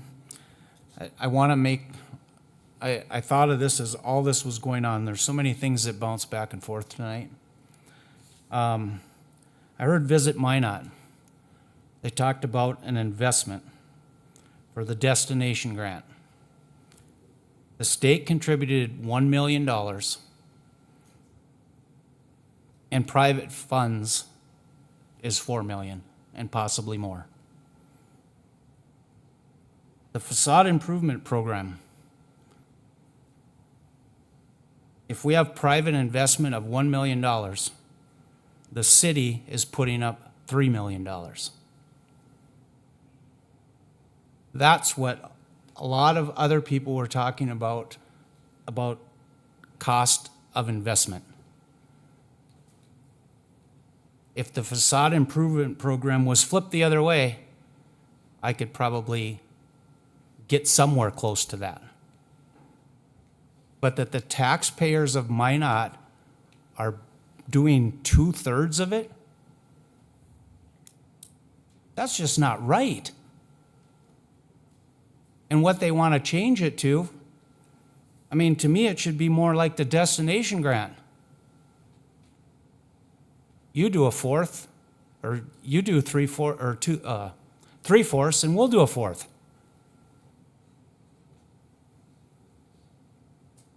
This program is out of control. So I'm going to support the motion, and on a lot of economic development that stuff comes through, we need to know the return on investment. Because we can go back and we can look and we can't find it. But they found it for the state to get their grant. The city, when we're giving out this money, I want to know where it goes. And so do the taxpayers that are paying for it. I want to know where that money goes.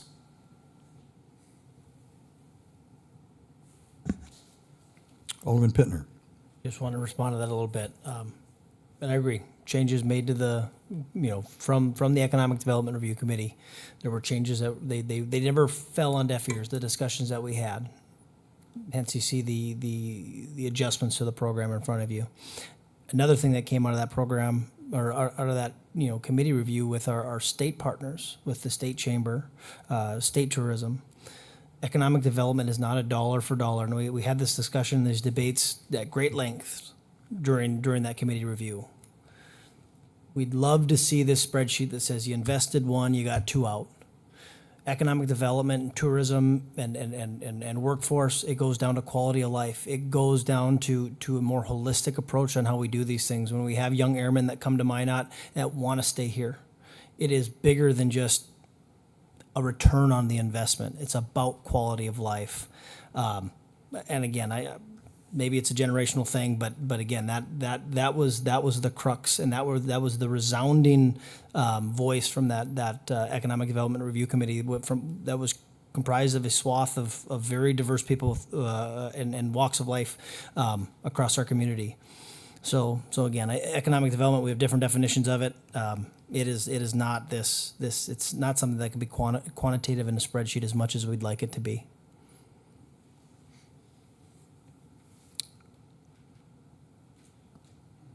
City Assessor. Mayor Janser, Alderman Blessum. Point of clarification needed for those calculations is a mill rate used. Are we looking at using the prior year's mill rate calculations or the current? And then are we looking at consolidated versus city? So I'd request that be solidified before we move forward, because that's going to adhere to how we calculate out that tax reduction. So, Mr. Mayor, actually, Ryan brings up a good point. Actually, the back and forth that I had with the finance director, I think clarifies this better, but my motion doesn't read correct right now. So I'm gonna adjust the motion so that what we are doing is we're gonna adjust the ordinance, as I said. We're gonna change it so we can do this.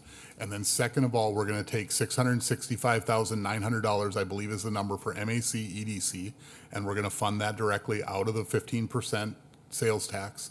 The remainder of the 15% tax will be moved to the general fund for property tax relief. And so Ryan, my arguments working with you a little bit on that is simply discussion-wise a justification, not an actual mechanism, okay? Understood. Yep. Thank you.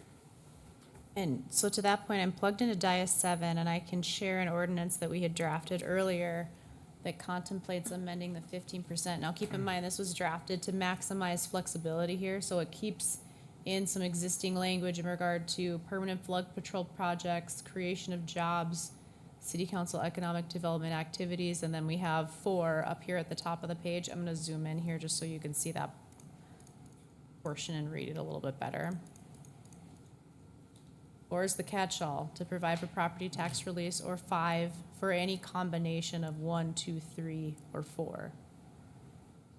So that's kind of the ordinance you were thinking about. And I think that suits it, right? Because then at this point each year, we will go through this process. We will decide how we want to use that 15%, and we've essentially got the whole world at our fingertips to do that. And I think that works. And so then all of the rest of it is simply my proposal for the 26 budget. Yes. That's the only other side of that. Now, one of the things, and I had a discussion with Dave on this earlier today, these two things work together. So we could pass this right now, which is only really affecting the 26 budget allocation. But if we don't pass the ordinance, then the money's sort of stuck in the Economic Development Fund, okay? Because the transfer can't occur because it's not allowed under ordinance. So these two things do work together. It's not the end of the world calamity if something breaks along the way here. You know, we just have to do something to fix it. But it's meant to be done together. Change the ordinance so we can do it, and then do it for 26. Alderman Hayes.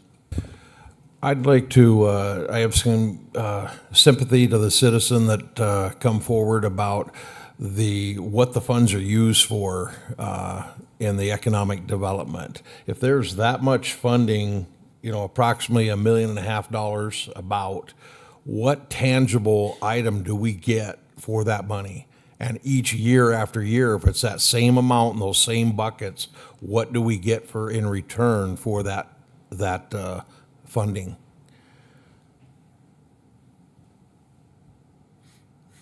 Mayor Janser and Alderman Hayes, I think I understand the gist of your question. The dollar amount that at least that I'm familiar with, is like somewhere between 600,000 and 700,000, and that would fund strictly the chamber EDC correct. activities. So it's not $1.5 million.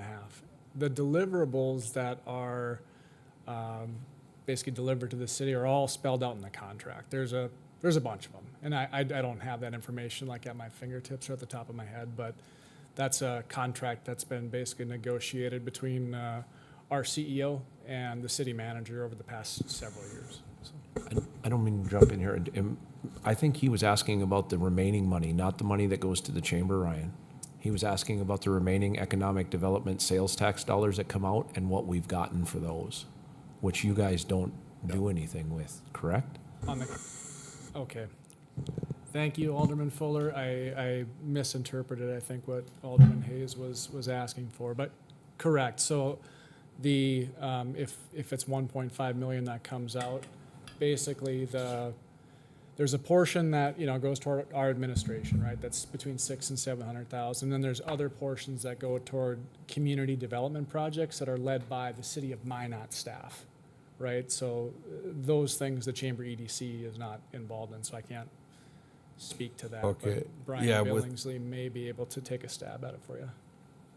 Okay. Yeah, it's just, I know I'm new, trying to get my head around everything, And I just have a hard time supporting a motion until I can see where all that money's going to go to and make an evaluation myself so I can justify how I vote. So I would not be supporting that motion at this time. Alderman Blessam. So if I could, Alderman Hayes, I think to get at where the rest of the dollars have been going, we can at least look at the last couple years to understand where that is. So as an example, the city programs are Facade and wayfinding in particular. Okay, and while these are recommendations and things that were debated and talked through, so I'm not disparaging them for that reason. They were worked through. There are differences of opinion on the effectiveness of those and how they were used. It's my contention that we got to the point where we've got around $2 million going into this account each year, and we got to spend the money, right? Because we're collecting it on behalf of the residents of the city, and we need to put it to work. And so that's what we've done. And so, you know, to Alderman Samuelson's point, the Facade numbers, I don't think there's anybody here who would say downtown doesn't look great, right? Kudos to the downtown businesses and the work that they've done, to Brian and his team, to make sure the standards are met and that things look wonderful.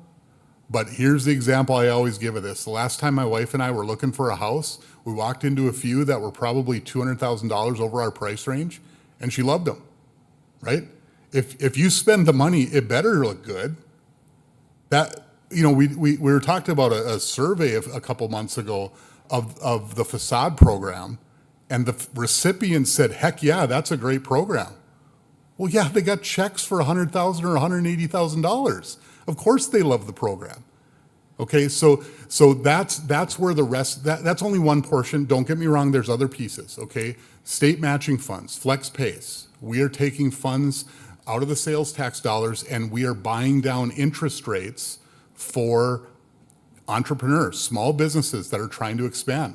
There's some good things there, okay? The former city manager, in his mind, said that was the most leveraged, best part of what we do with these dollars.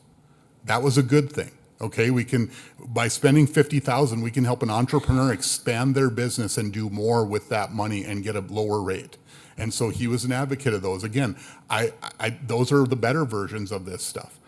But one of the things I think we want to be clear about with this motion, none of that, not one bit of it, has to stop. If we believe Facade is important exactly as is, if we want wayfinding to continue and we fix up the entry signs, all of that's on the table. All of it's possible. We just need to do it out of the general fund, because we've taken the exact same dollars out of the $2 million collected. We just moved them over there. So now they're more flexible to be used for whatever we need them for. They could be used for that, or they could be used for PPE for the fire department, or they could be used for the chief to hire an additional analyst. That's all then on the table. So that's why for me, this is the right approach. The thing that I like is that the mayor and Alderwoman Olson contemplated, maybe not the same way I'm looking at it for this year, but they contemplated the flexibility, and they wanted to move forward with that flexibility. That's a good thing. So we can adapt to what's coming in front of us over the coming years. As the chief said, we may have some big costs coming from the fire department that aren't related to the building. If he revamps that organization and we're kind of buying into his vision, we may spend a bunch of money on people. We better have that flexibility to have the dollars there, and that's what this does, at least for this budget year. So now who makes the decisions on the economic development side versus the general fund? City council does, versus taking it out of the hands of the chamber, the economic development committee. No, but to be clear, that's not in their hands today. Either. At all. All of these are always ours. Okay. We pay them on a contract for specific services that they deliver, and that's the 665. And I can't remember if that includes the military side or if that's in there. Okay, so that is theirs. All of the rest of it is all under our purview anyway. We make those decisions. These allocations, we're saying, here's what this does in the end, Mike. Right now, if this passes, it takes, other than the 665, out of the 2.3 million that's available for the 26 budget, it takes almost 1.6 million and moves it to the general fund to directly offset almost all of the vehicles that we just talked about. It takes care of that whole problem for this budget year. Next year, for this budget year only. Next year, we have the same discussion again. We decide and we say, hey, we got a great new idea that maybe somebody comes up with that we want to fund economic development wise. We can do it that way then, in that allocation for that year. And then what is the impact of the economic development at that point if it all goes back in the general fund? And it's spent for other projects? Exactly. As we've talked about in meetings, now we're on a priority question. Right now we're saying, how does this stack up against the other priorities that we have? And so right now, I mean, we could choose within our general fund budget right now to say, look, we think we're going to need to spend 200,000 on what we think of as facade right now, but it's going to be paid out of the general fund. So we may have to earmark some of that right now because we know it's coming next year. Now, we can do that through a budget amendment anyway. We could do that anytime we want to. And I've said, if we have business owners that are acting in good faith with us, I am not willing to say, nope, I don't like that, so I'm not doing it. We have to do it the right way by making a decision here and then implementing it correctly so everybody knows the playing field. Alderman Hayes, did we get to your original question? Do you feel like you got that answered? Because a couple of meetings ago, Brecca was here, and I think it was before you were on the council, but gave a complete report that was attached to the agenda and did a presentation. And I think if you were to review that report, you would have the answer to the question that you originally asked. Right. So some of those things are specific activities, some of them are deliverables, but it's some of the funds go to staffing. I mean, it's the whole program, and that's the. I just feel if we defund the economic development, that who's going to bring the items that need addressed to the city council? AGT Foods, what we spent $267 on them. Who is that? The economic development committee that's still that handles that? Yeah, we're still funding the chamber EDC to do that, and that's who. So then they would continue that kind of work. Yes, absolutely. They would still continue that the same work. It would just be out of the general budget. Well, it would be funded out of the sales tax because we're leaving that That went alone. into the We're general. leaving that alone. So. Yeah, we're getting really into a bunch of different issues. So this one in particular, where it's an actual Magic Fund primary sector item, that will go through the regular Magic Fund steering committee and the chambers process and all that, and then we get it as an item.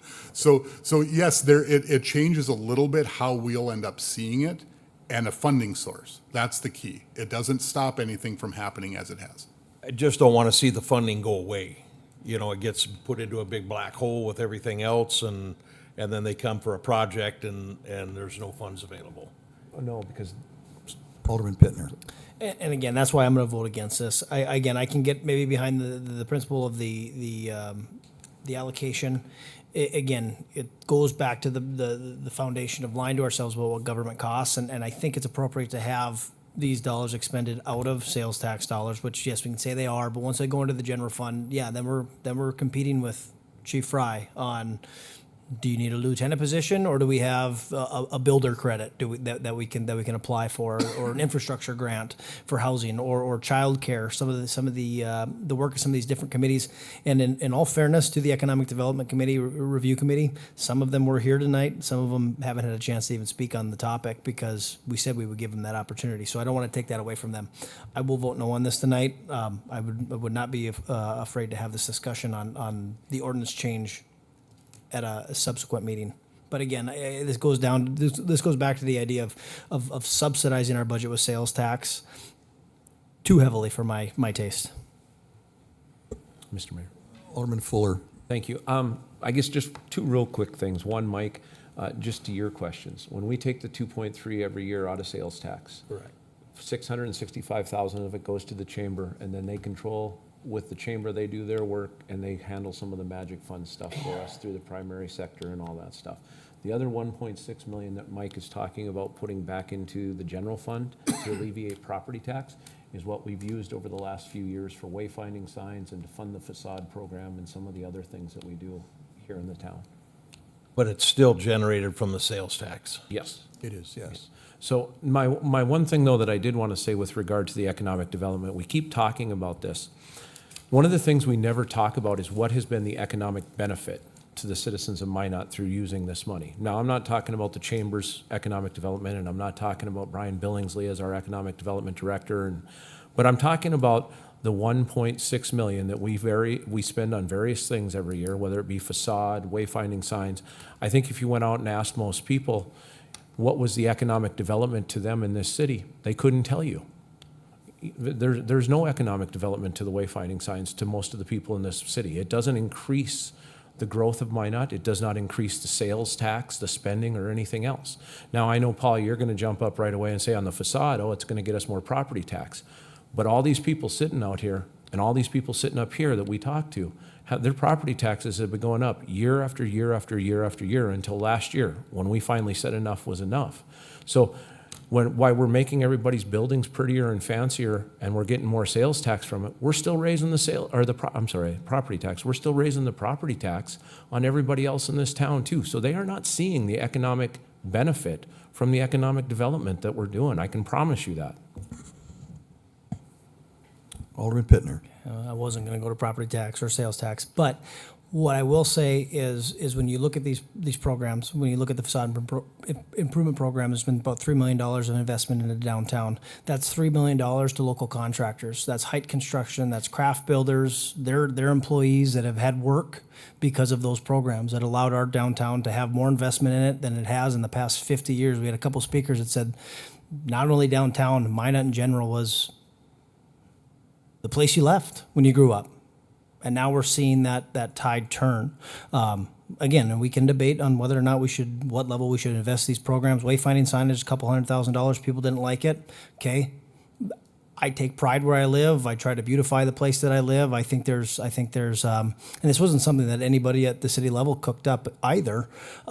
This came from the International Economic Development Review Committee, and I just want to make sure that we're clear. Sales tax does not fund Brian or Dave. Brian Billingsley's position is a general fund position, correct? Okay, so that is not funded by sales tax. So we want to make sure that that's clear as well to the public.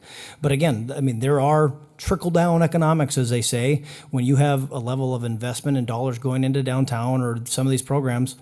And again, when you talk about parlaying, a facade improvement getting $100,000, that's a drop in the bucket to the investment that these property owners are making, whether it's fire suppression, whether it's ADA compliance, whether it's elevators, whether it's redoing these buildings. It's just a tool in the toolbox for allowing some of these projects to move. And again, I have no problem debating whether or not what level of funding they should see.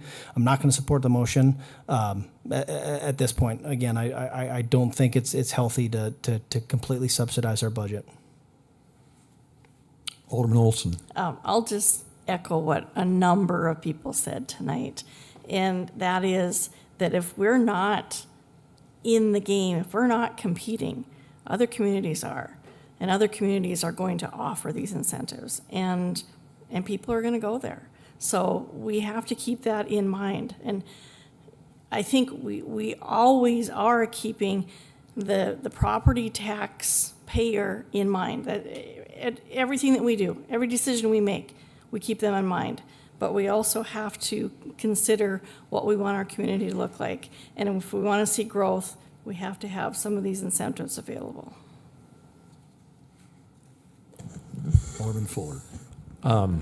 I guess what I would say to that is we have plenty of incentives available. The wayfinding signs, the facade program, those aren't incentives to new businesses coming to Minot. Those are things that we give to businesses and people in this town. And while I understand it has made downtown Minot look great, how has that benefited the rest of the city? How have every citizen and resident in this town whose property taxes have continued to go up year after year after year, how have they benefited from that? I understand our city looks great. I understand we're going to collect more property tax on that property that we beautified. But why are our citizens having to pay for that and then have their taxes increased on top of it? I mean, it doesn't make any sense. It has nothing to do with incentives. We have all kinds of incentives we could offer to businesses that want to come to Minot. This is about taking money from sales tax to help fund some of the other things that may be more prioritized in our city right now with the tough economic budget that we have to deal with, rather than funding Facade or any of these other things. We're not talking about defunding the chamber. We're not talking about doing anything else other than 1 year saying, hey, you know what? Maybe we don't need to take this money this year and do this with it. Maybe we should do this instead because it's a bigger priority. And then like Mike said, the next year have another discussion on it. I just don't understand why this is the hill that everybody up here wants to die on, because the people in Minot have said, we want lower taxes. Lisa, you said you keep that in mind all the time. The letter you and Mark brought forward had a $3.5 million property tax increase in it. That isn't thinking of the general citizen out there. I'm sorry. I'm one of those people that you're supposed to be thinking of, but you voted or brought forward a motion to increase my property tax. Guys, people are tapped out in this town. They cannot pay any more sales tax. They cannot pay any more property tax.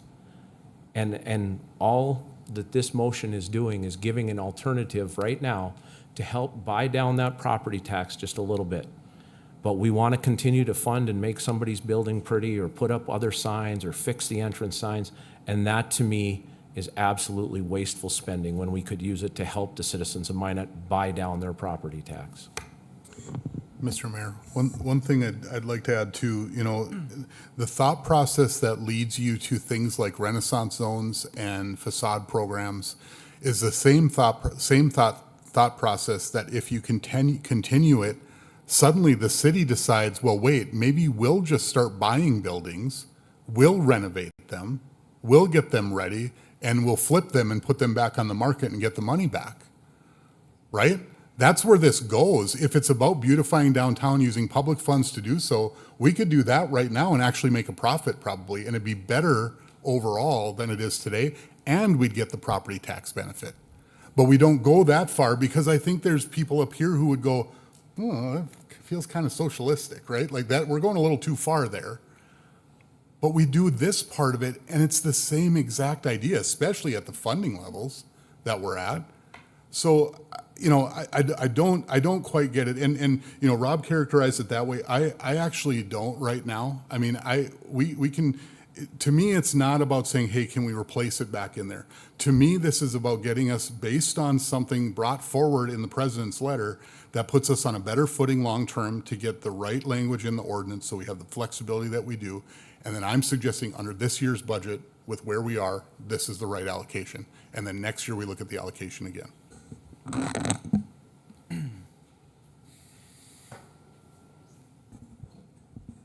Further discussion?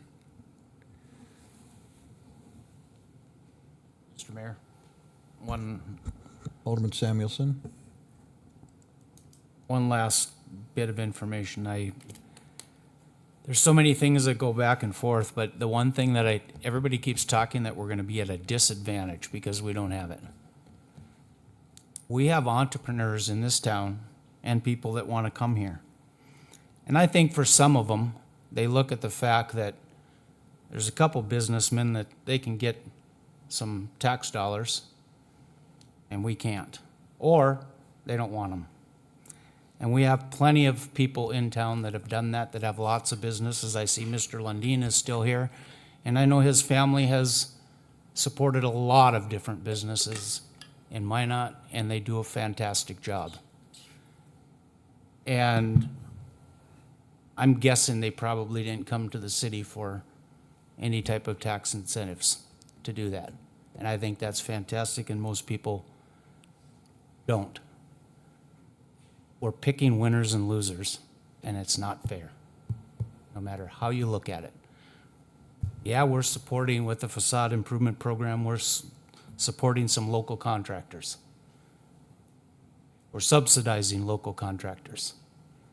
And the local contractors right now are busy enough. And if we can put tax dollars back in the pockets of some of our citizens, they'll get even busier.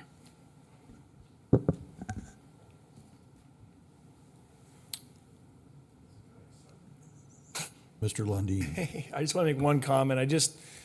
Rob, I appreciate your thoughts there on what you said about, but I do feel that those programs downtown for persons that are, and I have kids that are in this age group, and I've seen my kids want to stick around in Minot because of the beautification of downtown and the progressive feel that this town has. And I'm come from a very conservative background where I would typically not be, and I can't even really say if I sat in your seats right now where I'd vote on all these topics. I do worry about the vision long term when we do take away those buckets of money and we say, hey, we're going to do this today, but we're going to bring it back later. I worry that might not come back that way. I really worry that there's so much momentum. And I think, Brecca and her team, and I know that she doesn't make the decisions on, that's done by the city, but I do know that those funding buckets are going to be really important, I think, with some of the things that are going on right now. And I think that money will get put to great use in the future because she's kind of new in her tendency in her time in this, and I'm new on that board. But I will have to say, it's really hard when you're looking at Fargo and other communities, and I'm in Brookings, South Dakota. I mean, these are really great little places that have great, vibrant downtowns, and the young people want to live there, and they want to be part of that community. And you're not really necessarily looking at ROI. What you're looking at is retention at 3.5% unemployment and recruiting professionals to move into the area and stick around, or the Air Force people to stick around. So, who am I to say about the Facade program? I wasn't here for it. But I know that the military folks that decide to stay here, the Minot State students that want to stay here, it's because of those programs, maybe, because that younger group is they're more attracted to that. I said it when I was working with Minot State. No students want to stay in a little small dorm anymore. They want to stay in a much nicer residence hall. And NDSU, UND attract those kids, and they pull them out of our area, and they end up staying in those communities.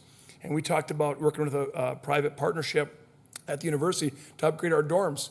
Now, how do I feel about that? Well, of course, I despise the idea of it, but it's reality. You have to compete with these other agencies that have a little bit more authority than we do. So that's all I want to say about it, and I appreciate the great thoughts, Alderman Sandelman, Sam. I'm getting tired. It's at 11 o'clock.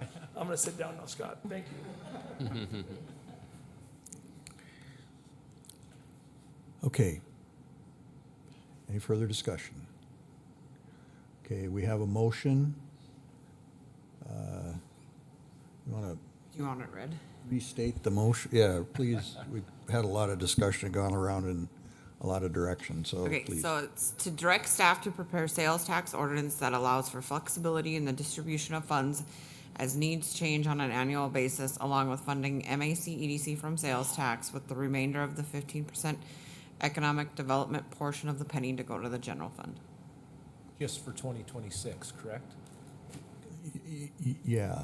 Yes. I mean, we can't obligate Plus future 2026 councils budget. on what that goes. But the key piece there was to add the flexibility and then Yeah, absolutely. what But happens in '26. When she was reading the other portion, that's for 1 year, we're making that decision though, correct? I believe so, yes. That everybody's understanding and, okay. Let's vote.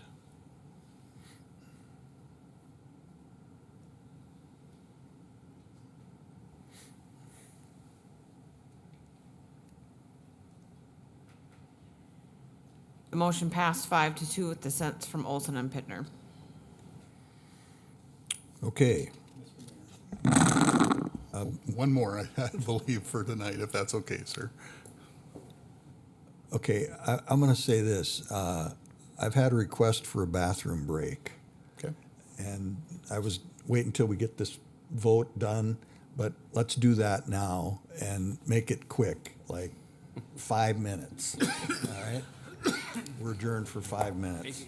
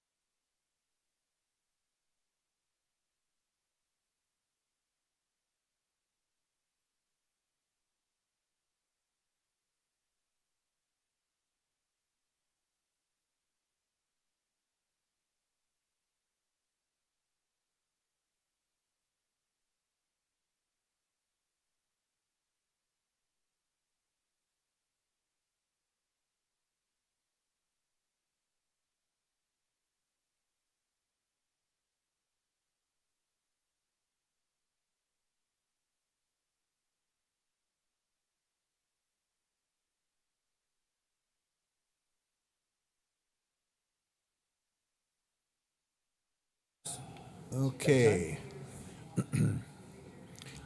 One more thing. As soon as we get our city staff back, we'll be ready to go here. Ask Michaela if this. No. Getting close. Are we? That's what I heard. Okay. Our airport director said she heard we.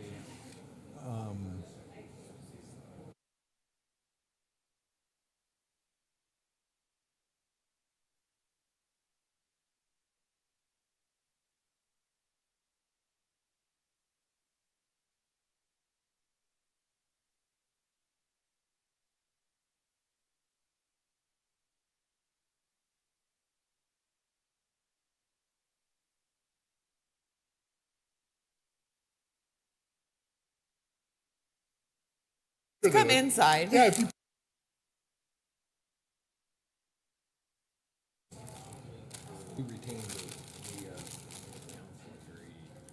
You could take an overview of the recycling.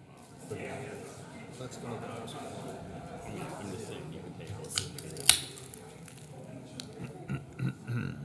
All right. I mean, I'm just, Yep. I don't, Just so you know, this is the third Diet Coke, plus a pink drink. that's the only one, right? The recycling is the only one. Okay, we've got everybody back. We're going to go ahead and get back to business here. I think Alderman Blessam, you had a motion you wanted to make? Yep, Or I've something? got one more motion. So, All right. Mr. Mayor, if the PIO could bring up my my laptop again on number 2. Okay, sorry, it doesn't apparently do that. Did go back up. This might work anyway.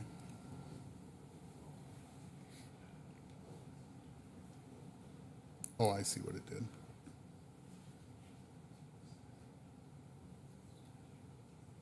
Okay, I think we can do it that way. Okay, so I'm going to go back to a topic that I brought up in last year's budget, and this is related to the 2023 Annual Comprehensive Financial Report that the city has prepared, at least at this point, by Eide Bailey each and every year. In the 2023 report, Eide Bailey identified an issue that we had with what they termed as overcollection of property tax. And I'm going to go through this. It's a material noncompliance issue that we had that occurred during the 2023 cycle. So as you can see in green here, material noncompliance in the amount of approximately $7,268,553. And if you go down to the effect, the city is not in compliance with the cash reserve requirements of Century Code, causing excess property taxes to be levied during 2023.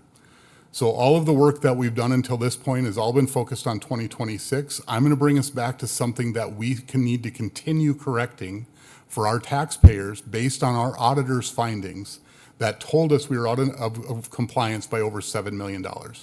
So during last year's budget cycle, those that remember, we sent $3.6 million back to the taxpayers based on this concept. What I had laid out headed towards the 7.2 million over the 4-year period that I intended to be on council. In 2026, that means sending $2 million back to the taxpayers again, not based on anything new, not based on having to buy vehicles, not based on our budget for this year, but simply because, according to our auditors, we over-collected it in a prior year. And so, Mr. Mayor, my motion is to return $2 million additional to everything else that we've talked about to this point to the taxpayers based specifically on this finding from our audit. Second. Okay, there's a motion and a second. Discussion. Mr. Mayor, Alderman Olson. a question for Alderman Blessam. Why not the entire amount? Mr. Mayor, my answer to that would be I'm trying to be responsible with what we're doing. We don't know what the future holds. If we were in a position where I felt uncomfortable doing this, I wouldn't bring the next section of the motion. And so last year I felt confident at the 3.6 level. I feel that there really hasn't been a material change in where we're sitting in terms of reserves or what's on the horizon. And so I feel continuing the process is fine. If the council feels different and they want to do the other half, I'm all for it. We could do that all right now. Alderman Hayes. If we're out of compliance, we're out of compliance. Why not fix it all at once? Mr. Mayor, and Alderman Hayes, the exact same answer. Again, if the council would like to amend to do the entire amount, I'm all for it, and I would vote yes on that. I'm trying to recognize that we are not in a bubble. This isn't the only question that we've got right now, and I want to make sure that we're doing this in a thoughtful way that makes sense. And so I laid this out last year. I'm happy to continue that. If the council decides we finish the job right now, let's do it.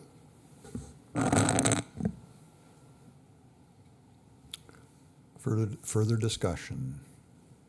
Alderman Olson. So this is another question, so it is very late at night. Understanding the way that everything has been presented, and this would be Alderman Blessum's last motion, we are still contemplating taking $5 million in reserves for 3 years to pay for the police department. So this is over and above that. Yeah, Mr. Mayor, to talk about that, where we sit today, and I confirmed this with the finance director today, the numbers that he presented at the beginning and everything we've talked about still includes $5 million for the first step in the plan that you've laid out in your letter. And to me, that makes sense. I don't think there's anybody up here that thinks we can do what we need to at the police department for less than $5 million. So I think the steps we're taking there is what needs to happen. There are going to be more decisions as time goes by. So yeah, I mean, it's not perfect, but to me, this isn't a matter of saying, oh boy, how does this fit with our other priorities? No, this is owed back to the people. It's pure and simple as that. And so this is outside of the other discussions that we're having, and I'm trying to do it in as prudent a fashion as I can.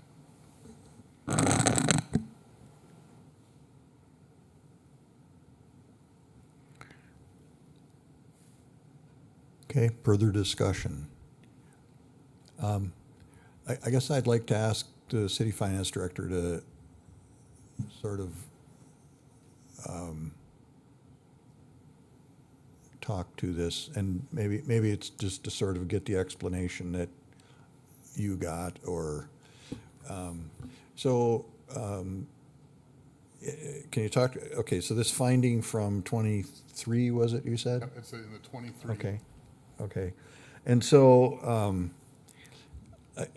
so is that an amount that has been just sitting there in reserves or in? Mr. Mayor, members of the council, in actuality, that money had been spent prior to that audit coming to the council. So how we got into that position was the practice of setting aside money over a series of years for large purchases, capital purchases. Had we transferred that money to a capital account instead of the general fund, we wouldn't have been in this position. That was the first year that the auditors had tested that, and we had some dialogue with the auditors on whether or not that calculation was being done correctly. There's some nuances on whether or not if the funds are committed, if they're included in that fund balance or not. We went back and forth a couple of times. At the end of the day, we had made the determination that we didn't feel it was worth expending that capital with the auditors on this point, because there really wasn't an impact. At the end of the day, the money had been spent, the reserves or the amount had been reduced at that point. So going forward, that money was gone already. It had already been spent at that point. So the $2 million that's contemplated in this motion isn't this money, correct? Mr. Mayor, that would be accurate. So it's just today money that we have in reserves rather than money that's been sitting there or this particular dollar amount of money. Is that correct? That's correct. So, Mr. Mayor, if I could. So, Dave, we don't have a whole bunch of pockets around the city where we put the dollars that we tell them what they are. I mean, it's all in accounting. It's, we work through the numbers as they come in, as they go out. They're earmarked, they're matched for this, whatever that is. regardless of what it was at the time, I agree, we probably could have done some accounting work to flip the numbers to a different spot and make sure that the auditor didn't find it, right? I mean, that makes sense. That doesn't change the bottom green part of this, which is saying it caused excess property taxes to be levied. These dollars were above what state statute allows. The interesting thing, and this is something I've raised with my legislative friends, is that there is no teeth to this ordinance or to this state law. The statute doesn't say when this occurs, here's what happens. If it were up to me, it ought to be there, because it ought to say, here's what you do with it. And I think, as I put it last year, the check printers should start up. Because the moment it occurs, the check should start rolling off with checks going back to the individual residents and property owners. And so, I mean, here's the point, I guess. If the council believes that this finding doesn't justify giving the people their money back, and we simply want to protect the big pile of money we have sitting over in the corner for the rainy day coming, that's fine. That's what the vote is for. That's what the discussion is about.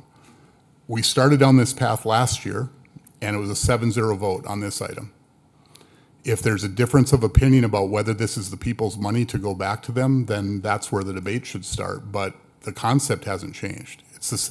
In fact, I opened up the same presentation I had from last year and just put it on the screen again. Mr. Mayor. Alderman Fuller. Thank you. I'm going to support this motion. And I get what you're saying, Dave. And I don't have any questions if you want to go sit down. I get what you're saying, that we had already spent the money, but the problem is we put it all in one giant pool of money. We have 43 million in excess reserves right now. I realize there's some big projects coming that we're going to spend some of that on, and we have to have some of it as actual reserves, but we have more than we need, and it's because of some of these practices like this one that Mike is pointing out. And I think giving the $2 million back to the people is the right thing to do. It's what we said we were going to do last year when we did this the first time. And so to go back on that feels like we're not being very honest with the public. So I'm going to support it. Further discussion? Alderman Pittner. Thank you, Mr. Mayor. And again, nope, we all supported it last year. Again, to Dave's point, some those dollars were encumbered, those dollars were spent. Again, can the accounting happen? Yes. We do have things on the horizon that have changed. We've got a bridge on 3rd Street, a $40 million bridge, I think is the number that's been thrown out there.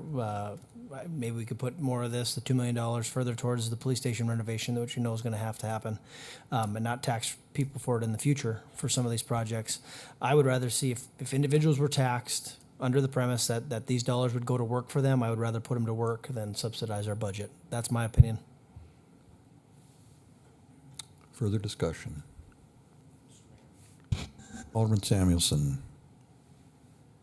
So I'm going to support this motion.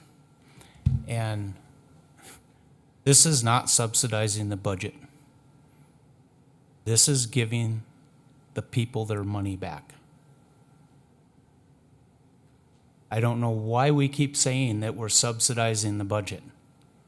We overtaxed them. We have reserves sitting there of their tax money. And we can say that we're subsidizing the budget because we want to give it back to them. Again, just wrong.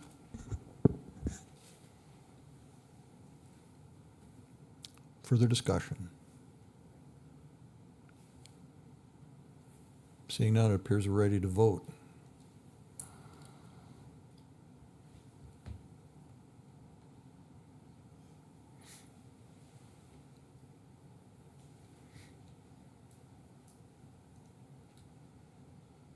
The motion passed 5-2 with dissents from Olson and Pittner. Okay. Any further action on 7.4? I think we've passed the.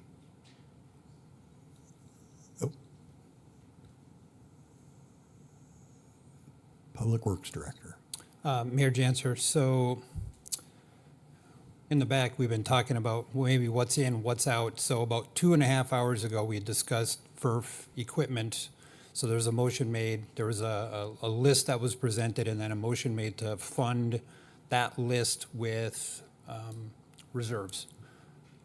Right beside that list, there was another list of enterprise equipment that I don't think is currently included in the budget. So I'm respectfully requesting that would be added as well. I'll make a motion to approve the, was it 4 or 5 vehicles under the enterprise funds that was on that same sheet?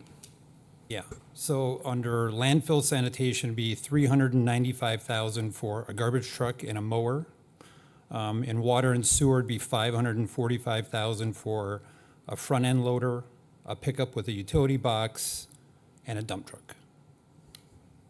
Second.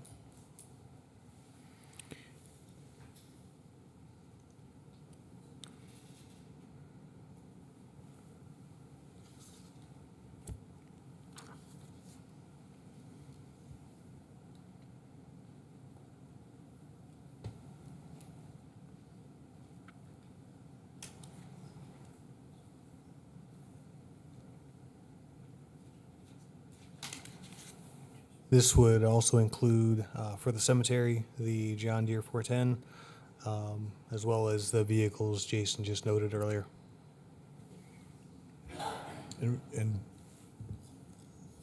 what, do we know the actual number, or what's the, I can't see the whole screen, I guess, where we're at. Mr. Mayor, it'd be, right now with what's listed on this list right here for the enterprise funds, it is 1.215 million. There are a few additional items that Jason had also included with his list as well, which I believe brings us to 2.130 or $2,130,000. So to be clear, we passed something that was 1.24 in general fund, what would essentially be levy items with the motion earlier. On the green list that I originally had and was looking at, the number matched about in the enterprise funds. So we're doing that and another list of enterprise funds related ones? Is that right? Or are you saying the total is 2.4, general fund and enterprise? Negative, sir. So Alderman Blessum, that would be right now 1.24 million for the general funded items. For the enterprise funded items, it's going to be an additional 2.13 million. Okay. I'm gonna go back on this motion here for a second, because what Jason got up here and said was about $800,000 worth of stuff. Wasn't it? 500 and some thousand for a couple things and 275,000 for something else? The mower and the, because I see a whole lot different things going on here than when Jason walked up there and asked us for those 4 or 5 things.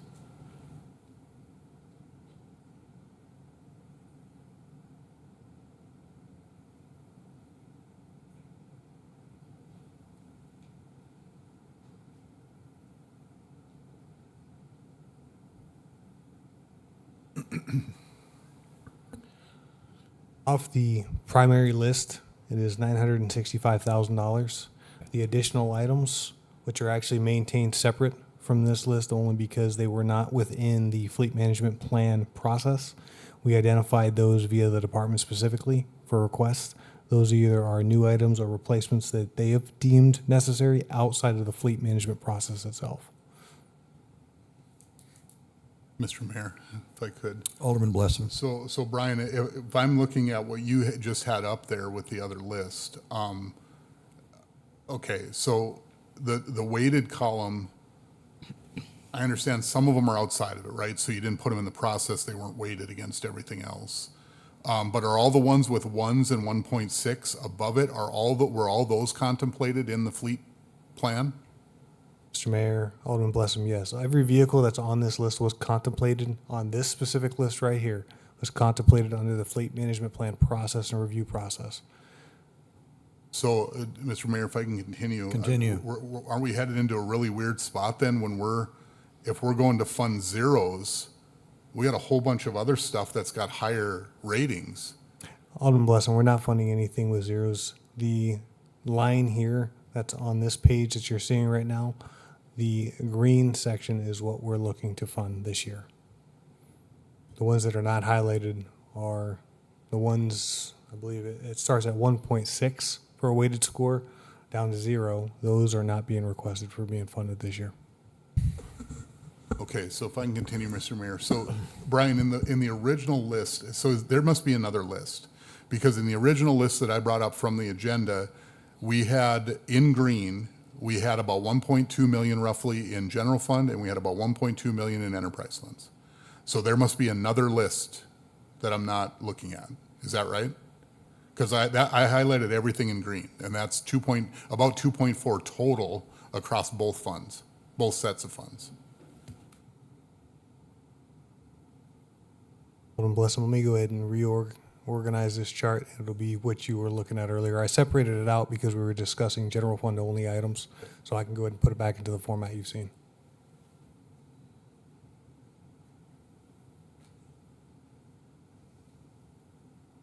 Yes. So this would be the total you were seeing earlier. Oh, okay, so Mr. Mayor, if I could then, but Brian, am I still not, I think we're maybe not saying the same language here because it's getting late. But, so isn't the 2.4 both general fund and enterprise total? That is correct. Okay. Okay, so Okay, then, okay, then we're okay, back. okay, we're back. Because I thought we were at 3.6 there for a minute. Well, all of a sudden, Jason's 800,000 went to like Right, 2 million. but I think that was only his side, right? That was your part of it, Jason. Then we had cemetery and a few others. So I think I got that part. So we are 2.4.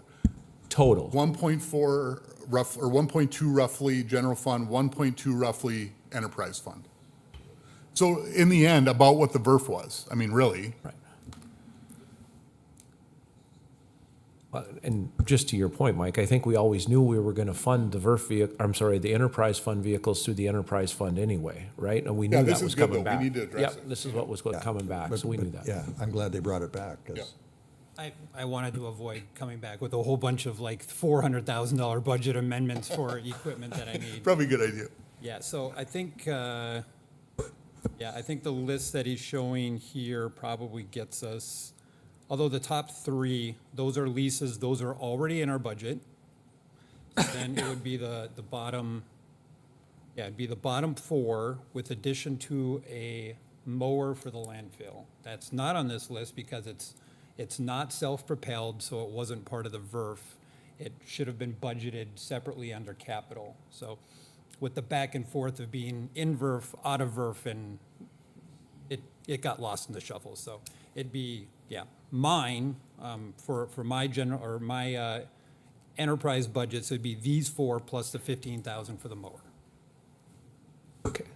And so my motion is still good with that. somebody second that?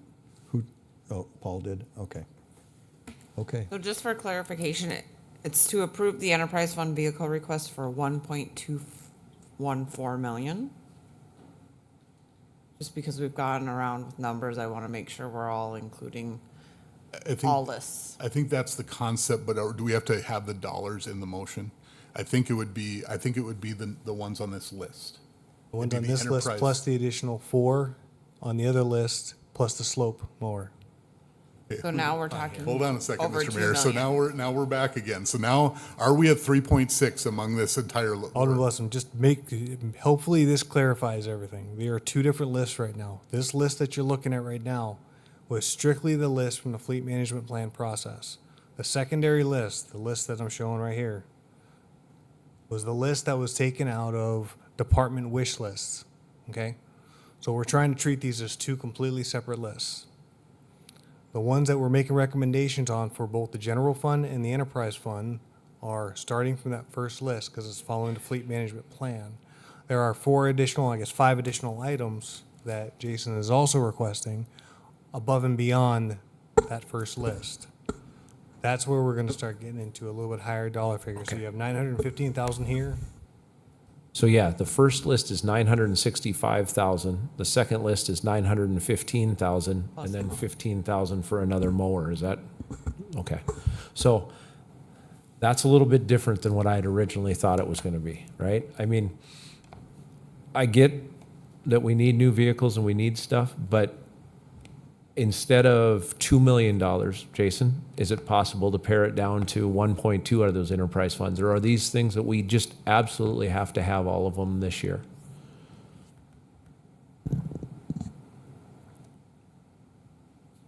Mayor Janser, Alderman Fuller. So looking at this list, so this has all kind of come together here in the last couple weeks. And so there's things on here that were identified as what the scoring says is, should be replaced. Like on here, like the leach, it shows up under manufacturer.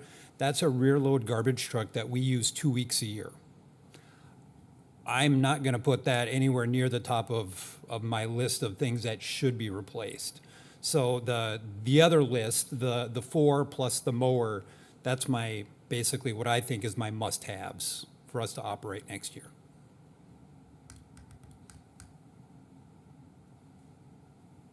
Alderman Fuller, to caveat that as well, there's additional professional judgment that is also done within the fleet management working group, identifying specific items like this, which end up filtering those items down lower on the list. This one just happened to fall into that category due to the maintenance records associated with that vehicle, as well as the fact that there was only 2 of that type, so it had a higher criticality score, which is again why it moved up within that weighted score list. And if I can continue real quick, I was just going to ask, what number, so is it 2? Anything above 2 is where we're looking at replacement? You know, when you guys have the weighted system over there, or what number are you using, just so I kind of understand that? Alderman Fuller, the initial intent here was to keep it right around the 2.2, 2.3 million range, Okay. In line with what we were already seeing before with the VERF. Okay. Alderman Blessing. But Brian, that's what's perplexing here, because we're still talking about like 3.6, right? Alderman Blessing, you are correct. Okay. Yes. All right. I just want to make sure I have it clear, first of all, because that is the question. We're not at the VERF level. This is a higher level. Again, I'm not saying that that's wrong, because this might have been what we had done if it was under the other process anyway. So I'm not sure that we're off track there, but I guess I look to the rest of the department heads again. Are we? If you happen to be if you're in the police department or the fire department and we're not rating your stuff high enough, so now it's not like they got to be equal. They're not siblings. We got to spend the same amount on their gifts at Christmas, right? That's not the point. But at the same time, we're using a different process here because of a different funding source, and that doesn't feel great to me. Right. And I realize that's what you're trying to do. It's priority across all of them, right? Alderman Blessing, that's exactly, you just hit it right on the head. The issue you run into is needs versus wants. First list is your needs. The needs tie back to our assumptions. The assumptions are you replace the vehicles that are the oldest first with also set criteria. You go ahead and list your maintenance requirements. However, the problem we run into is we also identified some wants in here, and that's where the list Jason had brought up have also expanded beyond the needs list, and that's what we're also trying to capture here. We need to know, are we going to be able to go after those items, or do those items need to filter into the other list and just go through the normal rotation according to the fleet management plan? Having that dollar number to work with, identifying that early on, allows staff to go ahead and identify cut lines that we are working with these vehicles to make an all-inclusive list. So when we do present it to council, we can identify the exact vehicles that are getting replaced at that time or need to be replaced at that time within the parameters we've set. Alderman Fuller, or city manager. Mayor Janser, members of council, part of this, as Brian said, we accelerated the process, right? So, that's part of this. So I appreciate the feedback and the constructive criticism, because it's all good, because we accelerated the process. Some of this came up, the part where what the math told us and the no kidding objective fleet management plan, which, yes, there's professional judgment in that plan that is subjective, which really was with our fleet manager. So what we didn't get to is the level of fidelity that we really is our desire of the subjective professional opinion more of what Josh and Jason were able to do today, right? So part of that really is just how we accelerated this from Friday to this morning. And so you're going to expect some misses. But I credit Jason for standing up and saying, we had some misses and I need to inform you because this is what I need to do to run our enterprise funds. So, Mr. Mayor, if I could, so Tom, do we gain, we can do this on October 6th, or we could do it in a special session if we needed to. Do we gain something by sending you back to do a little more?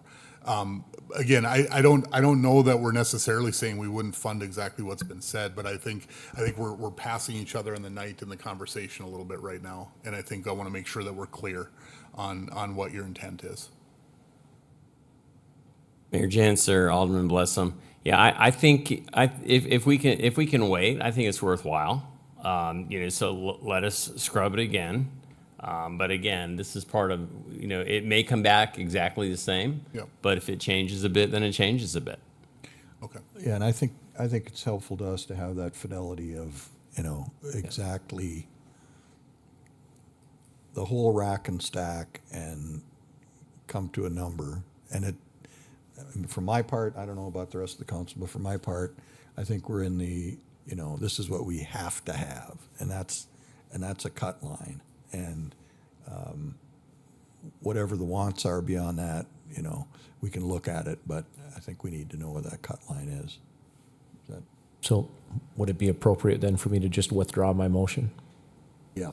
Okay, I'll withdraw my motion. That'll work. Okay, any other items related to the budget for tonight? Seeing none, we're going to move on. We still have to approve it with the amendments. Okay, Alderman Samuelson.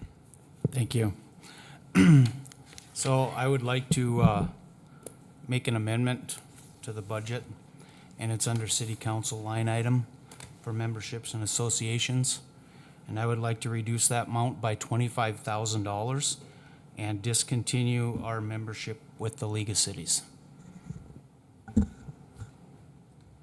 Second.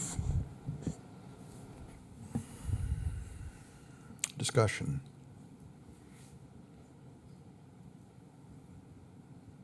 Go ahead, Alderman Samuelson. So part of the reason for my motion on this is a lot of budget discussions that all our entities are having. And what happened with the legislature. The legislature put a 3% cap. League of Cities, although Minot sent a letter to the legislature that we opposed it, and then there are a couple other cities that followed that. The League of Cities did not.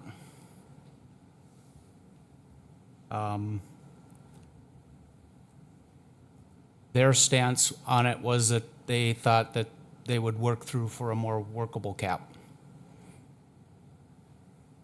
They also talk about local control. This cap has nothing to do with local control.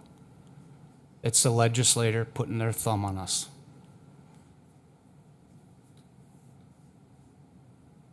So that's the main reason for my motion.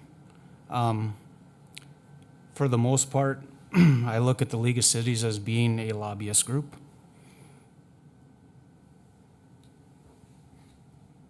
That we're memberships of, and they have training. I believe that they should be working partners with us on our stance.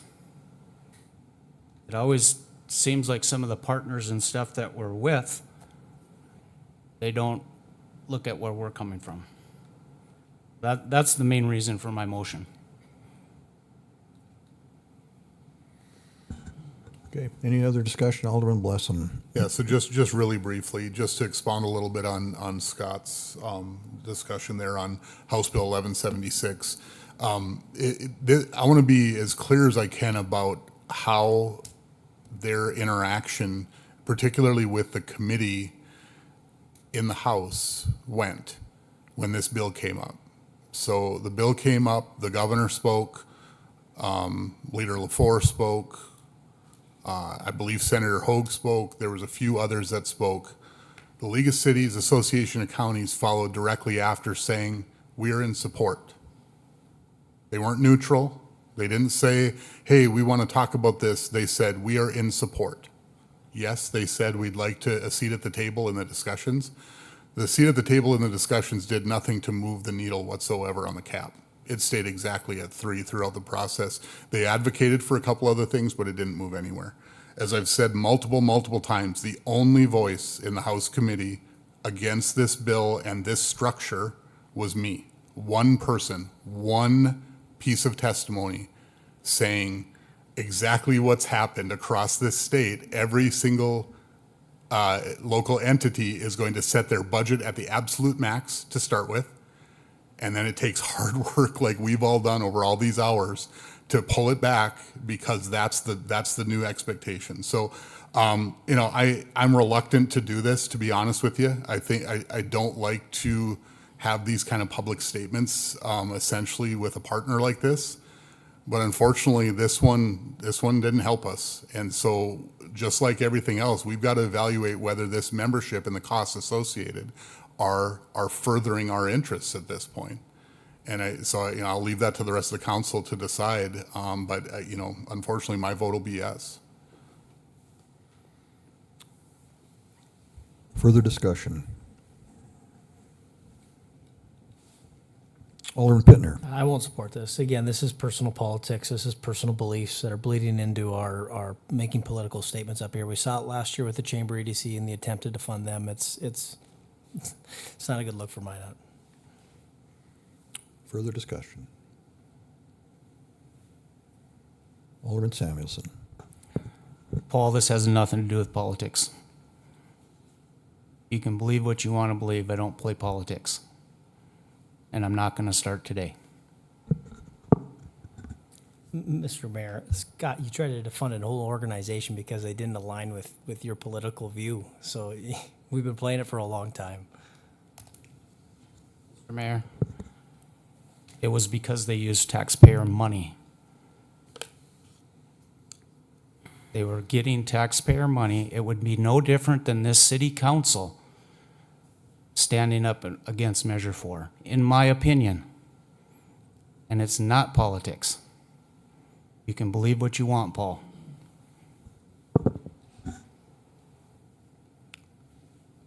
Further discussion? All right, we've got a motion and a second. It's time to vote.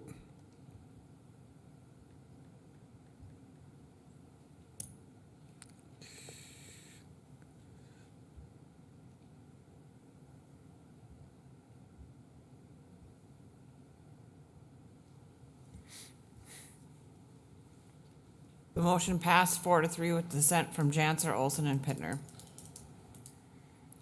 Okay. I think we're still on 7.4. City Clerk, you said we have to, Still have to return to the original motion to approve the budget on first reading with amendments. So moved. It's already I been think, first yeah, I and think we're in seconded, that yeah. motion. we're in that motion. Okay, so any further discussion? Going once, going twice. Seeing none, it's time to vote.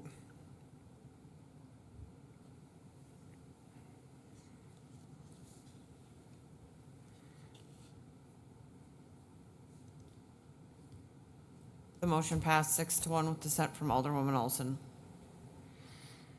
All right. We are moving on to 7.5, which is the city manager finalist recommendations. The recommendation is to move forward with interviewing the final three, or the three finalists who are listed as Tom Joyce, David Keys, and David Lakefield. What are your wishes? Move approval. Second. Moved and seconded to approve the recommendation. Any discussion?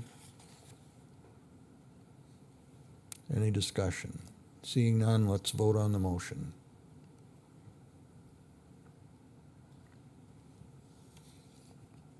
The motion passed unanimously. 7.6, this is a settlement agreement with Parkview LLC. This was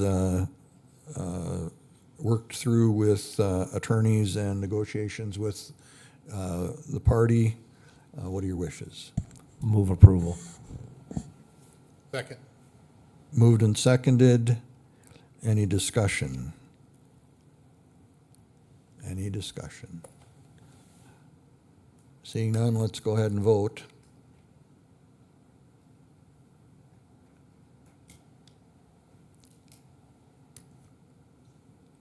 The motion passed unanimously.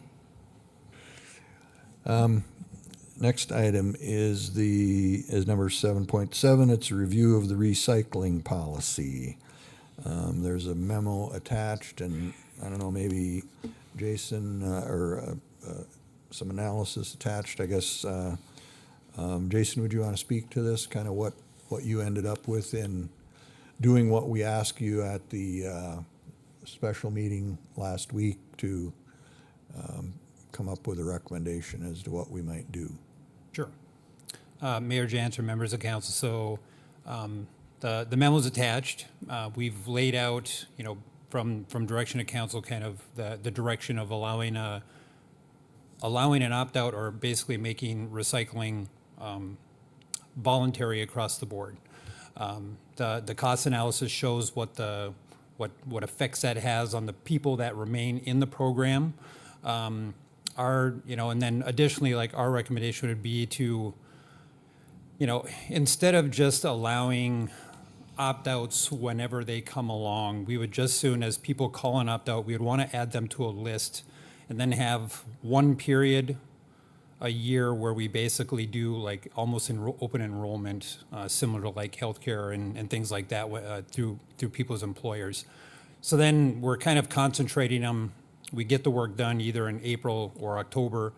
I guess if there's a desire to offer that more frequently, April and October, we could concede to that. But basically, the default when a new customer is turned on, recycling would be included.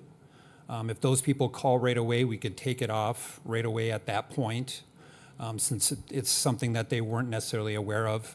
And then, like I said, then we would basically just keep tally, and then in April or October, we would pick up all the containers of the people that opt out and then remove that from their utility bill. Questions? Alderman Fuller. Thank you, Mr. Mayor. Jason, just real quick, so I understand this, I was just looking at the pricing sheet down at the bottom there. So currently, we pay roughly $2.40 a month for recycling. Is that accurate? $2.60, I believe. $2.60. Okay. So this would actually go up 94 cents if 45% of the population dropped out. Is that accurate? That is correct. Okay. So So caveat that there's some prices in there that are variable. Our trucking cost is fairly fixed. We're under contract with somebody. Our processing fees are fixed. Those are under contract. The revenue, a year and a half ago, we were getting $35 a ton, I think, for our recycling. 4 months ago, we were getting $135 a ton. So I put our annual averages, 24. We average 122 a ton. In 25 year to date, we're 127. So I put in 100. So that's a number that's a little lower, but it's variable. So in your opinion, by taking the contemplated action for at least 26, you leave the fee alone and then adjust in order to make up or decide whether you can continue that when we hit 27? Is that the idea? Mayor Janser, that would be my recommendation, just because we don't know how many people are gonna. So I'd hate to overreact and move the price up $1, and then maybe it's not 15%, maybe it's only 5% that come off. So I would just soon leave the 260 for 2026. We can see where the program goes, and then I can adjust for 2027. So, the trouble here is that we don't have any way to guess what is going to happen. I received, I don't know, 10 or 12 contacts from people who said, don't mess with this. It's working, leave it alone.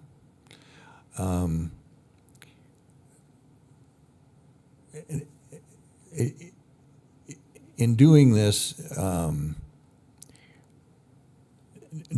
would you anticipate enough drop off that it would in any way jeopardize the program beyond recovery? In other words, and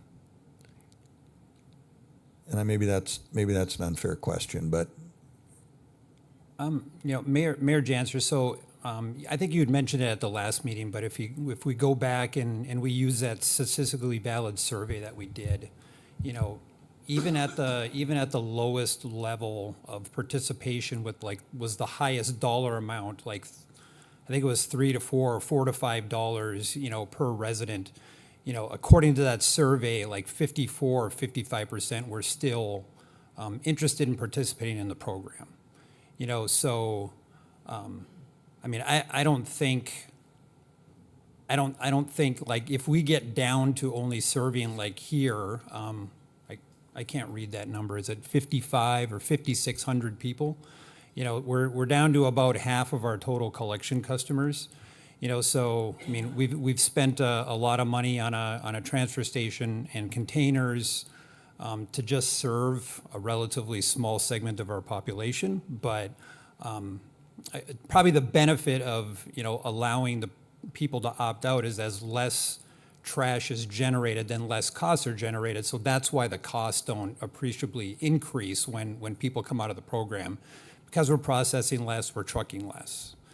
So based on this analysis, we could probably handle a major outflow of people, but we have some wasted resources, that of all the containers that now have to get brought back and stored and things of that nature. Okay. Mr. Mayor, if I could, I'll Blessing. bring a motion just to get our discussion started. So I'm going to move that we take an action to remove the mandate, as we've discussed, that we set April of this coming year as our opt-out period, and people can sign up between now and then to have their can first grabbed, okay? And then after that, I'm going to continue and say, after that, I'd like to see us take the approach that we do with swapping cans, which is it's done sort of ad hoc. And so I understand, especially the upfront. If we're going to have an influx, let's plan it, let's do it the right way. After that, it seems to me that it's very similar to swapping cans. And I just don't think that there'll be a ton. So, Mr. Mayor, that is my motion. I'll second. Okay, we have a motion and a second. Discussion. And so if I could just continue briefly, Mr. Mayor. Go ahead. It's my contention, and especially after hearing from the folks that I'm sure we all did, that there are people that care about this. And believe me, my intent here is not to make it so that people can't take advantage of something they feel deeply about, right? I think we all experience that from time to time. That's the great news about what we're proposing here, is that nobody has to lose any of that service. Nobody has to change anything. And thanks to the great work you were able to do, Jason, we don't even have to contemplate a rate change, which is even better, right? So now anybody who was cost sensitive on the dollars, that shouldn't even be a question. So it's my contention that when we see information from the PIO on Facebook telling us how Monday did against Tuesday, we're going to see very little change, because the people that will opt out are the ones who already aren't putting their can out because they're not doing it today. Well, there'll be a few. We might see 4%, 5% difference. That might happen. I think what we'll see is we're gonna work ourselves into an equilibrium where the ones who really want it and appreciate it are able to do it and participate, and those that are not interested, it just works itself out. And I think that's good for everybody. And I know that there are people that see this as part of the greater good that we're doing overall. I don't subscribe to that, so it's hard for me to think of it that way, although I know they do. And so I want to acknowledge that people feel strongly about this. But to me, this goes back to a response that I wrote to one of the folks that reached out. And really, I feel one of the primary duties as an elected official is to promote and enhance our freedoms as often as we can. We'd have a lot of talk about dollars and head counts and equipment and all that stuff. But at the end of the day, an elected official, we are the buffer for the government to the people. And it's our job to protect their freedoms under our Constitution. And I know that sounds hokey when we're talking about recycling, right? But it really is. When we mandate something, say you have to do it, that to me is a tough road. And so I think this is a great step for us that has very, very few drawbacks in any way. Mr. Mayor, if I could add one thing. Yes, ma'am. Yes, sir. So I guess, at this point, and I don't necessarily have any problem with the proposal. We can do the opt-out starting in April. The only thing that I would point out is we currently have one employee that basically spends a lot of time doing cart swaps between 35, 65, 95. Now we're adding another batch of regular recycling cart opt-outs. And this is really what the HEO that I was requesting in the budget was going, would help out with some of this task. So we will do the best we can, I guess, as council has set us down this path. We might fall behind on some of this stuff. We're running shorthanded a lot of the time. Mr. Mayor, could I just, so Jason, just one question on that, because the heavy equipment operator job title, this is one thing that was interesting to me as I got going in this work and understanding what's going on. We use that job for a lot of stuff, right? Like that's our snow removal. They're in a, we got some top end people in terms of capability and the work that they do, what types of heavy equipment they can actually operate. It's kind of crazy. Mm-hmm. And it's a little surprising to me, again, not that this isn't important work, please don't ever take anything I say that way, but it's interesting to me that a heavy equipment operator would be out, in my mind, running around with a pickup, throwing a trash can in the back of the box. You know what I mean? Like, I don't know, though that doesn't quite jive for me. And I realize that we kind of use it as a catch-all because, right, they're going to be in a backhoe. They're going to be doing all kinds of stuff. Right. Is that the best way for us to handle that? Or is it a contract we put out that just does these swaps? I don't know. What are your thoughts on that? There was a lot of discussion around that back in 2016, 2017 when we went to automated garbage. At that time we could not stay fully staffed. We had light equipment operators and then laborers that were on the back of the trucks doing all the trash throwing. The old method. No automation. So we reduced our half in staff, and then we decided that as a recruitment retention is to pay these people as an equipment operator, so that we don't have this constant influx of laborers coming in and out and leaving the force. So they. Are they driving, is it as heavy as like a dozer or a blade? No, it's not. But they are doing truck driving, they're out in traffic, they're around the public, so it's a very safety-sensitive position that requires somebody with some training and care. Mr. Mayor, Alderman Olson. a quick question. Can someone opt out of regular trash pickup? Mayor Janser, Alderwoman Olson, no. And that was what we had heard from a number of the people who were emailing us, that they would not have that option, so they didn't feel that it was prudent that we would not mandate recycling. Thank you. Mr. Mayor? Alderman Fuller. And this isn't for you, Jason, just in those emails, though, that we all received, they also said, be like all the other big cities. Fargo, Bismarck, and Grand Forks are all optional for recycling. None of them mandate that you have to be part of their recycling program. So I just wanted to put that out there too. Further discussion? Seeing none, let's go ahead and vote on this.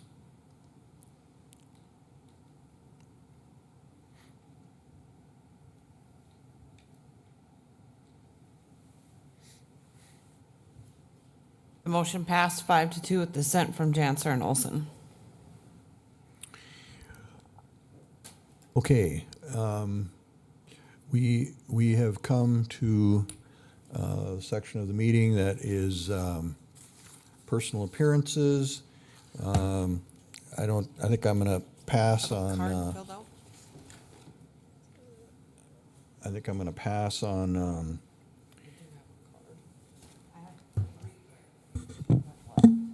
Okay. Okay, and you're getting one, these two have left, you think? I do not see them in the audience. If you want to call their name, you're more than Okay, welcome to, but- I'll call their names, while Mr. Zablotny's getting his thing filled out. I'm going to apologize, Mr. Mayor, council members, and those of you in the audience. It's late, I realize that. But I think this topic is very germane tonight that I want to discuss. I think it's important from an integrity standpoint for our city to recognize and have conversation about this and maybe change or consider changing the way we discuss sales tax collections. So in 1990, as was discussed earlier tonight, and that was the exact year when I looked it up, we voted in our first 1% of sales tax that was split between NAS and economic development.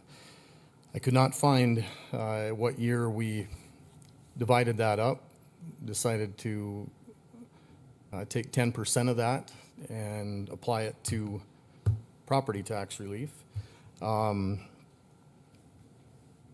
guess maybe, do you remember, Mr. Mayor, humor me here a little bit. You might have been on council since 1990, I'm not sure.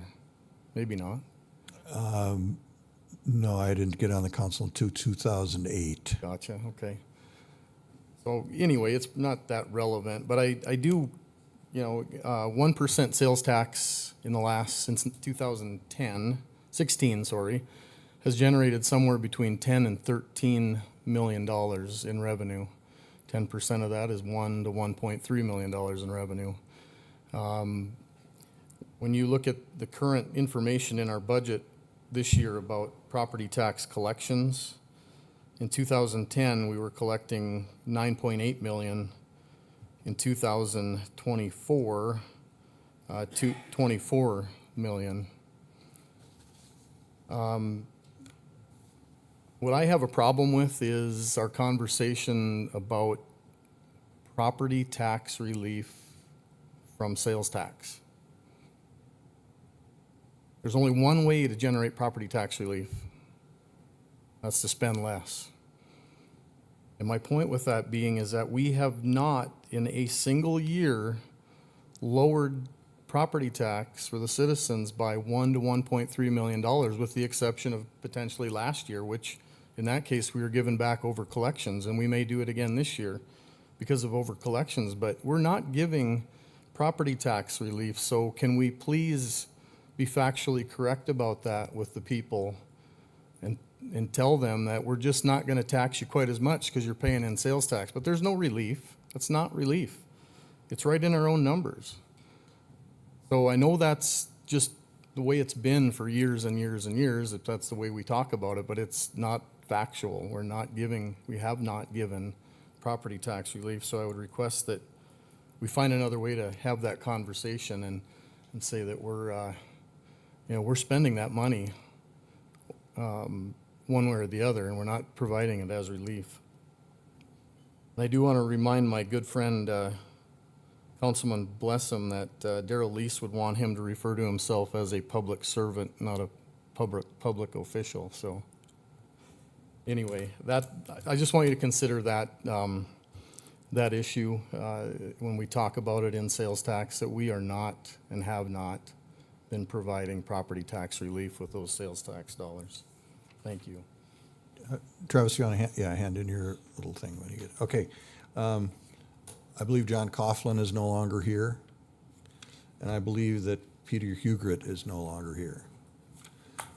I have left Lan Zeltinger.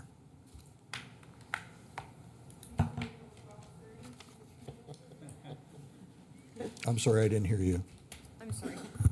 I said, should we just wait till 12:30 a.m. and then I can do it at that time? We can goof off. I'm just being snarky. Okay, tonight I am going to talk about one of the staff members and their crew in the city department. On September 2nd, I contacted Mr. Broughton about the overgrown weeds surrounding the city welcoming sign on North Broadway. And what triggered that, with that last city council meeting, I went around and I checked them all out, looked at all of them. This was the only one that was in sad shape. And it's welcoming people from the airbase, and it was disastrous. During that same time, I learned that First Western Bank and their crew have been voluntarily mowing all of the grasses around each one of the 5 welcoming signs. And they've done that since Henry Wilkie turned that over to them, and all of them were mowed beautifully. So they also need to be commended, but they are not here. When I spoke with Mr. Broughton, he said they would take care of it. And in my mind, I thought, yep, I'll give them till Friday. I didn't say anything, but that's what I was thinking. So on Saturday, I went up and I brought garbage bags and some snips, and I drove in from the backside, and I was amazed. There were no words. I've posted hundreds of pictures. The transformation was unbelievable. All the weeds were gone. They had put down fresh mulch. It was beautiful. If you haven't driven by, you need to drive by, and you probably won't appreciate it as much if you didn't see the weeds before. But I want to commend him and his staff. And then through the grapevine, I learned that they normally don't do this. They just do mowing. So this was something new to them. I'll tell you what, there's some hidden talent in that crew somewhere along the line, because they did an amazing job. And I want everybody to know, city manager, interim city manager, please let him know that it is appreciated. Thank you. Thank you. Thank you very much. I have no other submissions for personal appearances, so we'll go on this morning. We are on miscellaneous and discussion items. Is there anything that was not on the agenda that somebody wants to say something about? Alderman Fuller. Could we have city staff check with Guinness to see if this could be one of the longest city council meetings on record? You know, I asked about that, and somebody opined that there was one way longer than this. So I'm not sure if we're even, in the record-setting zone at all, Alderman Fuller. So Fair enough. Okay, with that, we'll move on. Liaison reports. Start with Alderman Olson. Oh, gosh. August 19th, the Committee on Childcare met, and we had an update from the Economic Development Committee members, well, Alderman Blessum and Alderman Pittner. On the 20th, I attended a roundtable discussion with Representative Julie Fedorchak. I shared concerns with her regarding workforce and childcare. Her staff are researching ideas to better accommodate childcare for military families. On the 26th, they attended the Sentinel Town Hall. I think we were all there. 27th, attended the Service Basin Loan Review Committee meeting and the Central Dakota MPO Board meeting. September 12th, attended a special Service Basin Planning Council Executive Board meeting. And we've talked about this a little bit in the last couple of minutes, but in addition, I have received probably more oral and written communications from residents than I have had in the last 15 years. So people are watching, which is good. Alderman Blessum. Thank you, Mr. Mayor. Really not a whole lot to report. The Commission on Aging, we had to cancel this month's meeting. The executive director was out. 911 committee meeting's been moved around, will be at the end of the month. So my main liaison reports are nothing. Alderman Alderman Pittner. Yeah, that's my name. Get a little punchy here. Yeah. Renaissance Zone, Brian Billingsley presented some of the work and the considerations of that committee that were discussed at the last meeting, and I visit mine at board meeting technically tomorrow, so on Wednesday. Okay. I had meetings with a number of citizens who had concerns or questions about things. I also met with the Hess and Chevron reps as that merger is going forward, and the Chevron folks are moving into the community or taking over that operation. And I've had multiple title signings as we continue our acquisitions of properties. And also had a meeting with U.S. Representative Ed Case, who is the one of the representatives from Oahu in Hawaii, and was here looking at the operations of Minot Air Force Base in his official capacity. So I sent him out west to the North Unit of Theodore Roosevelt National Park to get an idea what North Dakota was like in the west. So anyway, Alderman Samuelson. Had a special Ward County Planning Commission meeting last week, and the pension board also met and got the reports and stuff from them, and that's about all I have. Alderman Fuller. After our last meeting last month, we had library board meeting, and then I had the Emergency Planning Commission meeting on the first Thursday of this month. We had the special Ward County Planning Commission meeting, and then Thursday I have another Ward County Planning Commission meeting and another library board meeting, so. Alderman Hayes, have you had an opportunity? Probably not yet, huh? No. Okay. All right. Well, that part will come. Very well. Is there any other business to come before us? If not, motion is in order. So moved. Second. Moved and seconded. All those in favor of adjourning say aye. Aye. We are adjourned.